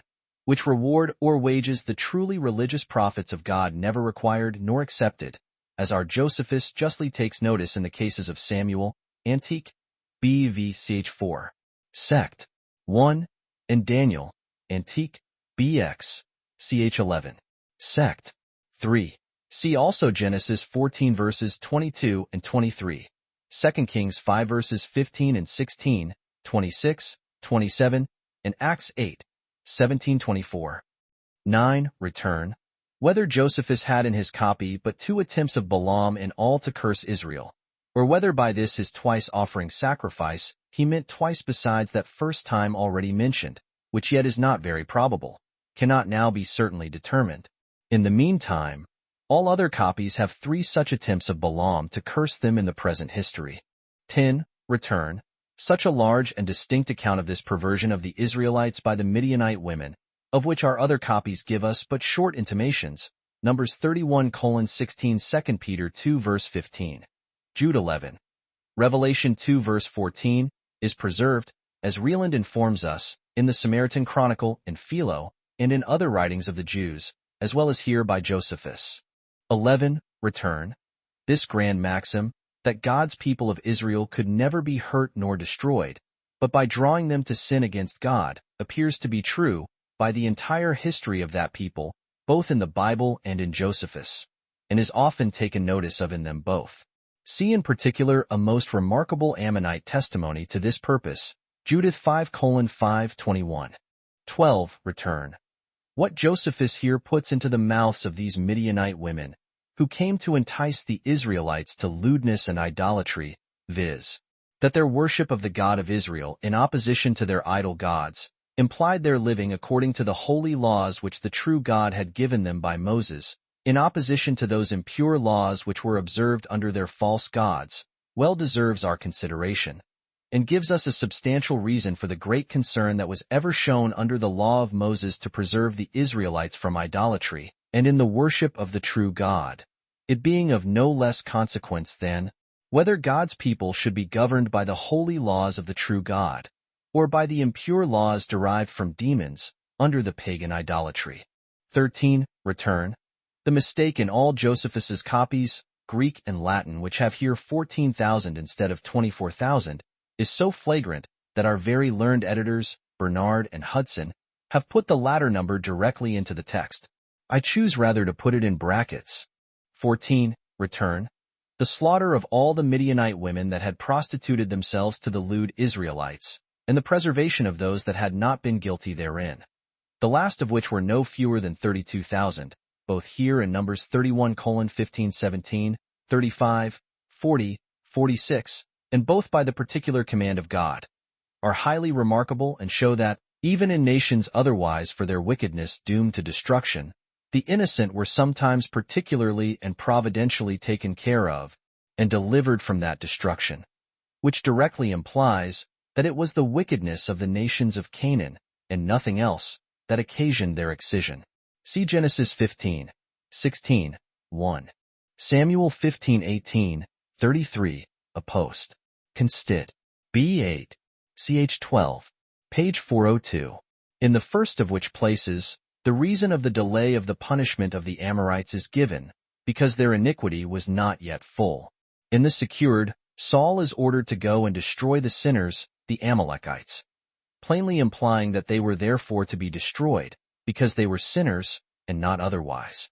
In the third, the reason is given why King Agag was not to be spared, viz., because of his former cruelty. As thy sword hath made the Hebrew women childless, so shall thy mother be made childless among women by the Hebrews. In the last place, the apostles, or their amanuensis Clement, gave this reason for the necessity of the coming of Christ, that men had formerly perverted both the positive law and that of nature, and had cast out of their mind the memory of the flood, the burning of Sodom, the plagues of the Egyptians, and the slaughter of the inhabitants of Palestine, as signs of the most amazing impenitence and insensibility under the punishments of horrid wickedness. 15. Return. Josephus here, in this one sentence, sums up his notion of Moses's very long and very serious exhortations in the book of Deuteronomy. And his words are so true and of such importance that they deserve to be had in constant remembrance. 16. Return. This law, both here and Exodus 20 verses 25 and 26, of not going up to God's altar by ladder steps, but on an acclivity, seems not to have belonged to the altar of the tabernacle, which was in all but 3 cubits high, Exodus 27 verse 4, nor to that of Ezekiel, which was expressly to be gone up to by steps, to 43:17, but rather to occasional altars of any considerable altitude and largeness, as also probably to Solomon's altar, to which it is here applied by Josephus, as well as to that in Zorobabel's and Herod's temple, which were, I think, all 10 cubits high. See 2 Chronicles 4 verse 1, and Antique, B8. Ch 3. Sect. 7.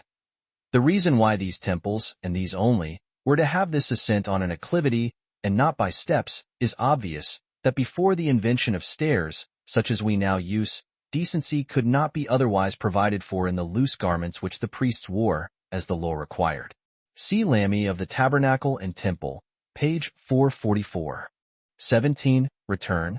The hire of public or secret harlots was given to Venus in Syria, as Lucian informs us, page 878, and against some such vile practice of the old idolaters this law seems to have been made. 18. Return. The Apostolical Constitutions, B2.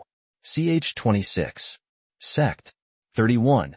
Expound this law of Moses, Exodus 22. 28.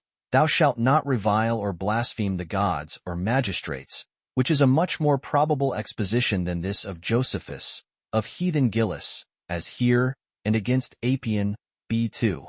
Ch 3. Sect. 31. What book of the law was thus publicly read? See the note on Antique, BX, Ch 5. Sect. 5, and 1 ESD. 9:855.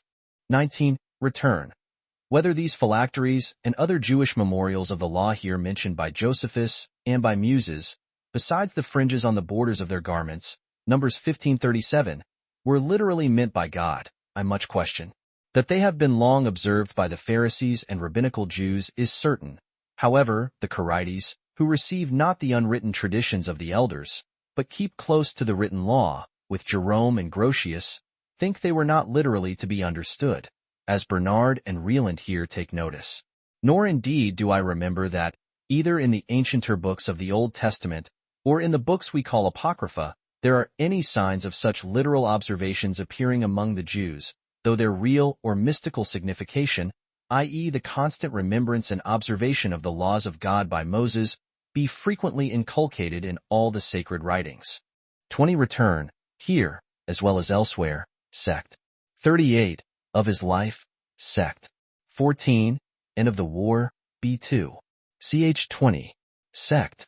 5. Are but 7 judges appointed for small cities, instead of 23 in the modern rabbins, which modern rabbis are always but of very little authority in comparison of our Josephus. 21. Return. I have never observed elsewhere that in the Jewish government women were not admitted as legal witnesses in courts of justice. None of our copies of the Pentateuch say a word of it. It is very probable, however, that this was the exposition of the scribes and Pharisees, in the practice of the Jews in the days of Josephus. 22. Return. This penalty of 40 stripes save one, here mentioned, in sect. 23. Was 5 times inflicted on St. Paul himself by the Jews. 2 Corinthians 11 verse 24. 23. Return. Josephus's plain and express interpretation of this law of Moses, Deuteronomy 14 verses 28 and 29. 26:12, etc., that the Jews were bound every 3rd year to pay 3 tithes, that to the Levites, that for sacrifices at Jerusalem, and this for the indigent, the widow, and the orphans, is fully confirmed by the practice of good old Tobit, even when he was a captive in Assyria, against the opinions of the rabbins, Tobit 1 hours 68 minutes. 24. Return. These tokens of virginity, as the Hebrew and Septuagint style them, Deuteronomy 22 verses 15 and 17, 20, seem to me very different from what our later interpreters suppose. They appear rather to have been such close linen garments as were never put off virgins, after a certain age, till they were married, but before witnesses, and which, while they were entire, were certain evidences of such virginity. See these, Antique, B7. Ch. 8. Sect. 1. 2 Samuel 13 verse 18. Isaiah 6 verse 1. Josephus here determines nothing what were these particular tokens of virginity or of corruption. Perhaps he thought he could not easily describe them to the heathens, without saying what they might have thought a breach of modesty, which seeming breach of modesty laws cannot always wholly avoid. 25. Return. These words of Josephus are very like those of the Pharisees to our Savior upon this very subject. Matthew 19 verse 3, Is it lawful for a man to put away his wife for every cause? 26. Return. Here it is supposed that this captive's husband, if she were before a married woman, was dead before, or rather was slain in this very battle, otherwise it would have been adultery in him that married her. 27. Return. See Herod the Great insisting on the execution of this law, with relation to 2 of his own sons, before the judges at Berytus, Antique, B16. Ch. 11. Sect. 2. 28. Return. Philo and others appear to have understood this law, Exodus 21 verses 22 and 23, better than Josephus, who seems to allow that though the infant in the mother's womb, even after the mother were quick, and so the infant had a rational soul, were killed by the stroke upon the mother, yet if the mother escaped, the offender should only be fined, and not put to death, while the law seems rather to mean that if the infant in that case be killed, though the mother escape, the offender must be put to death, and not only when the mother is killed, as Josephus understood it. It seems this was the exposition of the Pharisees in the days of Josephus. 29. Return. What we render a witch, according to our modern notions of witchcraft, Exodus 22 verse 15, Philo and Josephus understood of a poisoner, or one who attempted by secret and unlawful drugs or philtra to take away the senses or the lives of men. 30. Return. This permission of redeeming this penalty with money is not in our copies. Exodus 21 verses 24 and 25, Leviticus 24 verse 20, Deuteronomy 19 verse 21. 31. Return. We may here note that 30 shekels, the price our Savior was sold for by Judas to the Jews, Matthew 26 verse 15, and 27, 3, was the old value of a bought servant or slave among that people. 32. Return. This law against castration, even of brutes, is said to be so rigorous elsewhere, as to inflict death on him that does it, which seems only a Pharisaical interpretation in the days of Josephus of that law, Leviticus 21 verse 20 and 22-24. Only we may hence observe that the Jews could then have no oxen which are gelded, but only bulls and cows in Judea. 33. Return. These laws seem to be those above mentioned, sect 4 of this chapter. 34. Return. What laws were now delivered to the priests? See the note on Antique B3. Ch1. Sect 7. 35. Return. Of the exact place where this altar was to be built, whether nearer Mount Gerizim or Mount Ebal, according to Josephus, see Essay on the Old Testament, pages 168 to 171. Dr. Bernard Well observes here, how unfortunate this neglect of consulting the Urim was to Joshua himself, in the case of the Gibeonites, who put a trick upon him and ensnared him, together with the rest of the Jewish rulers, with a solemn oath to preserve them, contrary to his commission to extirpate all the Canaanites, root and branch, which oath he and the other rulers never durst break. See Scripture Politics, page 55, 56. And this snare they were brought into because they did not ask counsel at the mouth of the Lord. Joshua 9 verse 14. 36. Return. Since Josephus assures us here, as is most naturally to be supposed, and as the Septuagint gives the text, Deuteronomy 33 verse 6, that Moses blessed every one of the tribes of Israel, it is evident that Simeon was not omitted in his copy, as it unhappily now is, both in our Hebrew and Samaritan copies. Book V, containing the interval of 476 years, from the death of Moses to the death of Eli. Chapter 1. How Joshua, the commander of the Hebrews, made war with the Canaanites, and overcame them, and destroyed them, and divided their land by lot to the tribes of Israel. 1. When Moses was taken away from among men, in the manner already described, and when all the solemnities belonging to the mourning for him were finished, and the sorrow for him was over, Joshua commanded the multitude to get themselves ready for an expedition. He also sent spies to Jericho to discover what forces they had, and what were their intentions. But he put his camp in order, as intending soon to pass over Jordan at a proper season. And calling to him the rulers of the tribe of Reuben, and the governors of the tribe of Gad, and the half-tribe of Manasseh, for half of this tribe had been permitted to have their habitation in the country of the Amorites, which was the 7th part of the land of Canaan.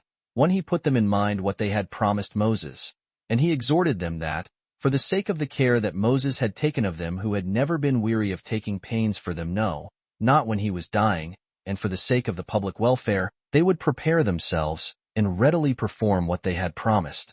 So he took 50,000 of them who followed him, and he marched from Abila to Jordan, 60 furlongs. 2. Now when he had pitched his camp, the spies came to him immediately, well acquainted with the whole state of the Canaanites. For at first, before they were at all discovered, they took a full view of the city of Jericho without disturbance, and saw which parts of the walls were strong, and which parts were otherwise and indeed insecure, and which of the gates were so weak as might afford an entrance to their army. Now, those that met them took no notice of them when they saw them, and supposed they were only strangers, who used to be very curious in observing everything in the city, and did not take them for enemies. But at even they retired to a certain inn that was near to the wall, whither they went to eat their supper, which supper when they had done, and were considering how to get away, information was given to the king as he was at supper, that there were some persons come from the Hebrews' camp to view the city as spies, and that they were in the inn kept by Rahab, and were very solicitous that they might not be discovered. So he sent immediately some to them, and commanded to catch them, and bring them to him, that he might examine them by torture, and learn what their business was there. As soon as Rahab understood that these messengers were coming, she hid the spies under stalks of flax, which were laid to dry on the top of her house, and said to the messengers that were sent by the king, that certain unknown strangers had supped with her a little before sunsetting, and were gone away, who might easily be taken, if they were any terror to the city, or likely to bring any danger to the king. So these messengers being thus deluded by the woman, too, and suspecting no imposition, went their ways, without so much as searching the inn. But they immediately pursued them along those roads which they most probably supposed them to have gone, and those particularly which led to the river, but could hear no tidings of them. So they left off the pains of any further pursuit. But when the tumult was over, Rahab brought the men down, and desired them as soon as they should have obtained possession of the land of Canaan, when it would be in their power to make her amends for her preservation of them, to remember what danger she had undergone for their sakes. For that if she had been caught concealing them, she could not have escaped a terrible destruction, she and all her family with her, and so bid them go home, and desired them to swear to her to preserve her and her family when they should take the city, and destroy all its inhabitants, as they had decreed to do. For so far she said she had been assured by those divine miracles of which she had been informed. So these spies acknowledged that they owed her thanks for what she had done already, and withal swore to requite her kindness, not only in words, but in deeds. But they gave her this advice, that when she should perceive that the city was about to be taken, she should put her goods, and all her family, by way of security, in her inn, and to hang out scarlet threads before her doors, or windows, that the commander of the Hebrews might know her house, and take care to do her no harm. For, said they, we will inform him of this matter, because of the concern thou hast had to preserve us. But if any one of thy family fall in the battle, do not thou blame us, and we beseech that God, by whom we have sworn, not then to be displeased with us, as though we had broken our oaths. So these men, when they had made this agreement, went away, letting themselves down by a rope from the wall, and escaped, and came and told their own people whatsoever they had done in their journey to this city. Joshua also told Eleazar the high priest, and the senate, what the spies had sworn to Rahab, who continued what had been sworn. 3. Now while Joshua, the commander, was in fear about their passing over Jordan, for the river ran with a strong current, and could not be passed over with bridges, for there never had been bridges laid over it hitherto. And while he suspected that if he should attempt to make a bridge, that their enemies would not afford him time to perfect it, and for ferryboats they had none, God promised so to dispose of the river, that they might pass over it, and that by taking away the main part of its waters. So Joshua, after 2 days, caused the army and the whole multitude to pass over in the manner following. The priests went first of all, having the ark with them. Then went the Levites bearing the tabernacle and the vessels which belonged to the sacrifices. After which the entire multitude followed, according to their tribes, having their children and their wives in the midst of them, as being afraid for them, lest they should be borne away by the stream. But as soon as the priests had entered the river first, it appeared fordable, the depth of the water being restrained and the sand appearing at the bottom, because the current was neither so strong nor so swift as to carry it away by its force. So they all passed over the river without fear, finding it to be in the very same state as God had foretold he would put it in. But the priests stood still in the midst of the river, till the multitude should be passed over, and should get to the shore in safety. And when all were gone over, the priests came out also, and permitted the current to run freely as it used to do before. Accordingly the river, as soon as the Hebrews were come out of it, arose again presently, and came to its own proper magnitude as before. 4. So the Hebrews went on farther 50 furlongs, and pitched their camp at the distance of 10 furlongs from Jericho. But Joshua built an altar of those stones which all the heads of the tribes, at the command of the prophets, had taken out of the deep, to be afterwards a memorial of the division of the stream of this river, and upon it offered sacrifice to God, and in that place celebrated the Passover, and had great plenty of all the things which they wanted hitherto. For they reaped the corn of the Canaanites, which was now ripe, and took other things as prey. For then it was that their former food, which was manna, and of which they had eaten 40 years, failed them. 5. Now while the Israelites did this, and the Canaanites did not attack them, but kept themselves quiet within their own walls, Joshua resolved to besiege them. So on the first day of the feast of the Passover, the priests carried the ark round about, with some part of the armed men to be a guard to it. These priests went forward, blowing with their 7 trumpets, and exhorted the army to be of good courage, and went round about the city, with the Senate following them. And when the priests had only blown with the trumpets, for they did nothing more at all, they returned to the camp. And when they had done this for 6 days, on the 7th Joshua gathered the armed men and all the people together, and told them these good tidings, that the city should now be taken, since God would on that day give it them, by the falling down of the walls, and this of their own accord, and without their labor. However, he charged them to kill every one they should take, and not to abstain from the slaughter of their enemies, either for weariness or for pity, and not to fall on the spoil, and be thereby diverted from pursuing their enemies as they ran away, but to destroy all the animals, and to take nothing for their own peculiar advantage. He commanded them also to bring together all the silver and gold, that it might be set apart as firstfruits unto God out of this glorious exploit, as having gotten them from the city they first took, only that they should save Rahab and her kindred alive, because of the oath which the spies had sworn to her. 6. When he had said this, and had set his army in order, he brought it against the city. So they went round the city again, the ark going before them, and the priests encouraging the people to be zealous in the work. And when they had gone round it 7 times, and had stood still a little, the wall fell down, while no instruments of war, nor any other force, was applied to it by the Hebrews. 7. So they entered into Jericho, and slew all the men that were therein, while they were affrighted at the surprising overthrow of the walls, and their courage was become useless, and they were not able to defend themselves. So they were slain, and their throats cut, some in the ways, and others as caught in their houses.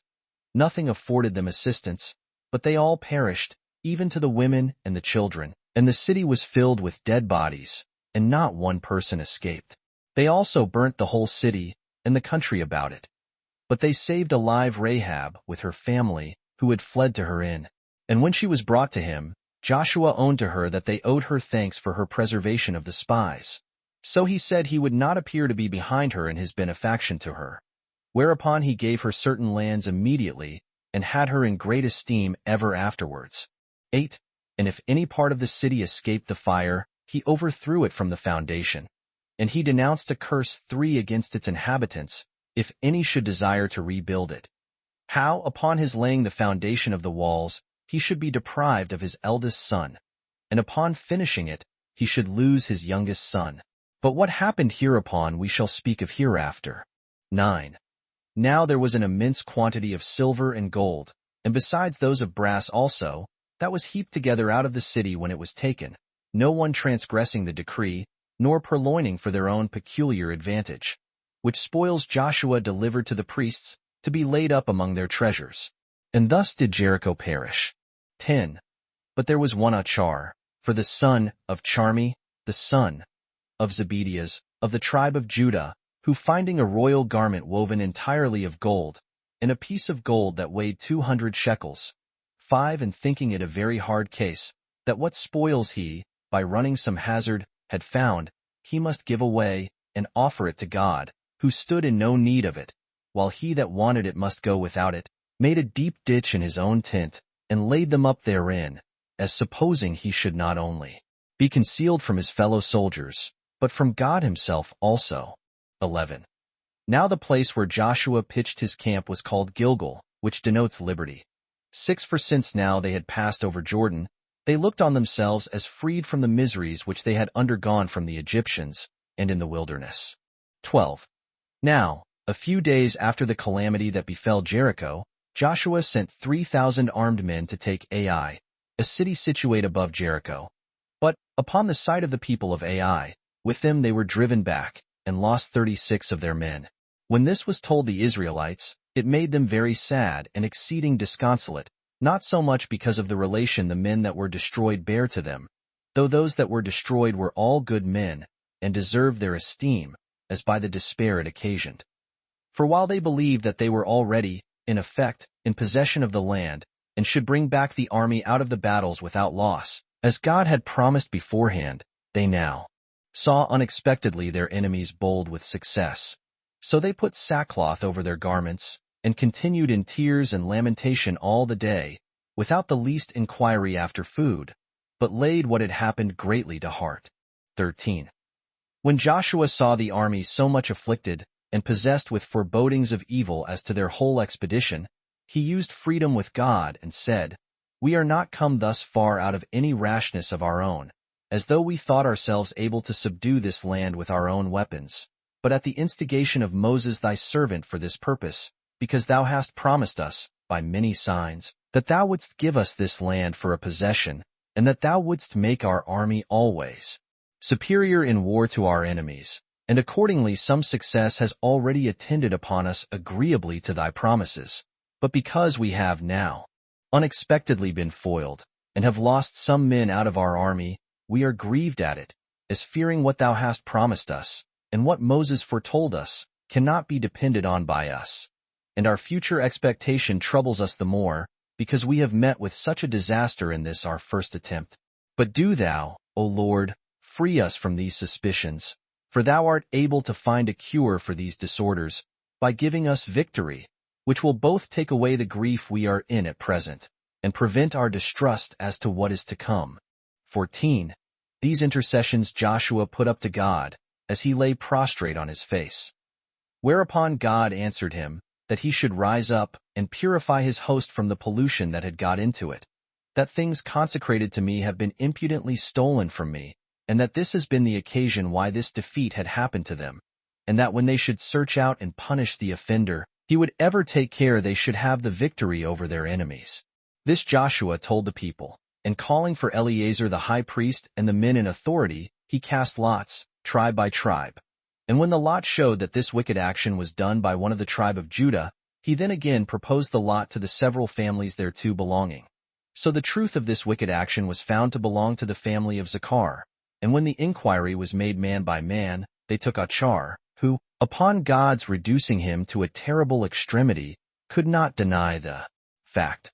So he confessed the theft, and produced what he had taken in the midst of them, whereupon he was immediately put to death, and attained no more than to be buried in the night in a disgraceful manner, and such as was suitable to a condemned malefactor. 15. When Joshua had thus purified the host, he led them against Ai. And having by night laid an ambush round about the city, he attacked the enemies as soon as it was day.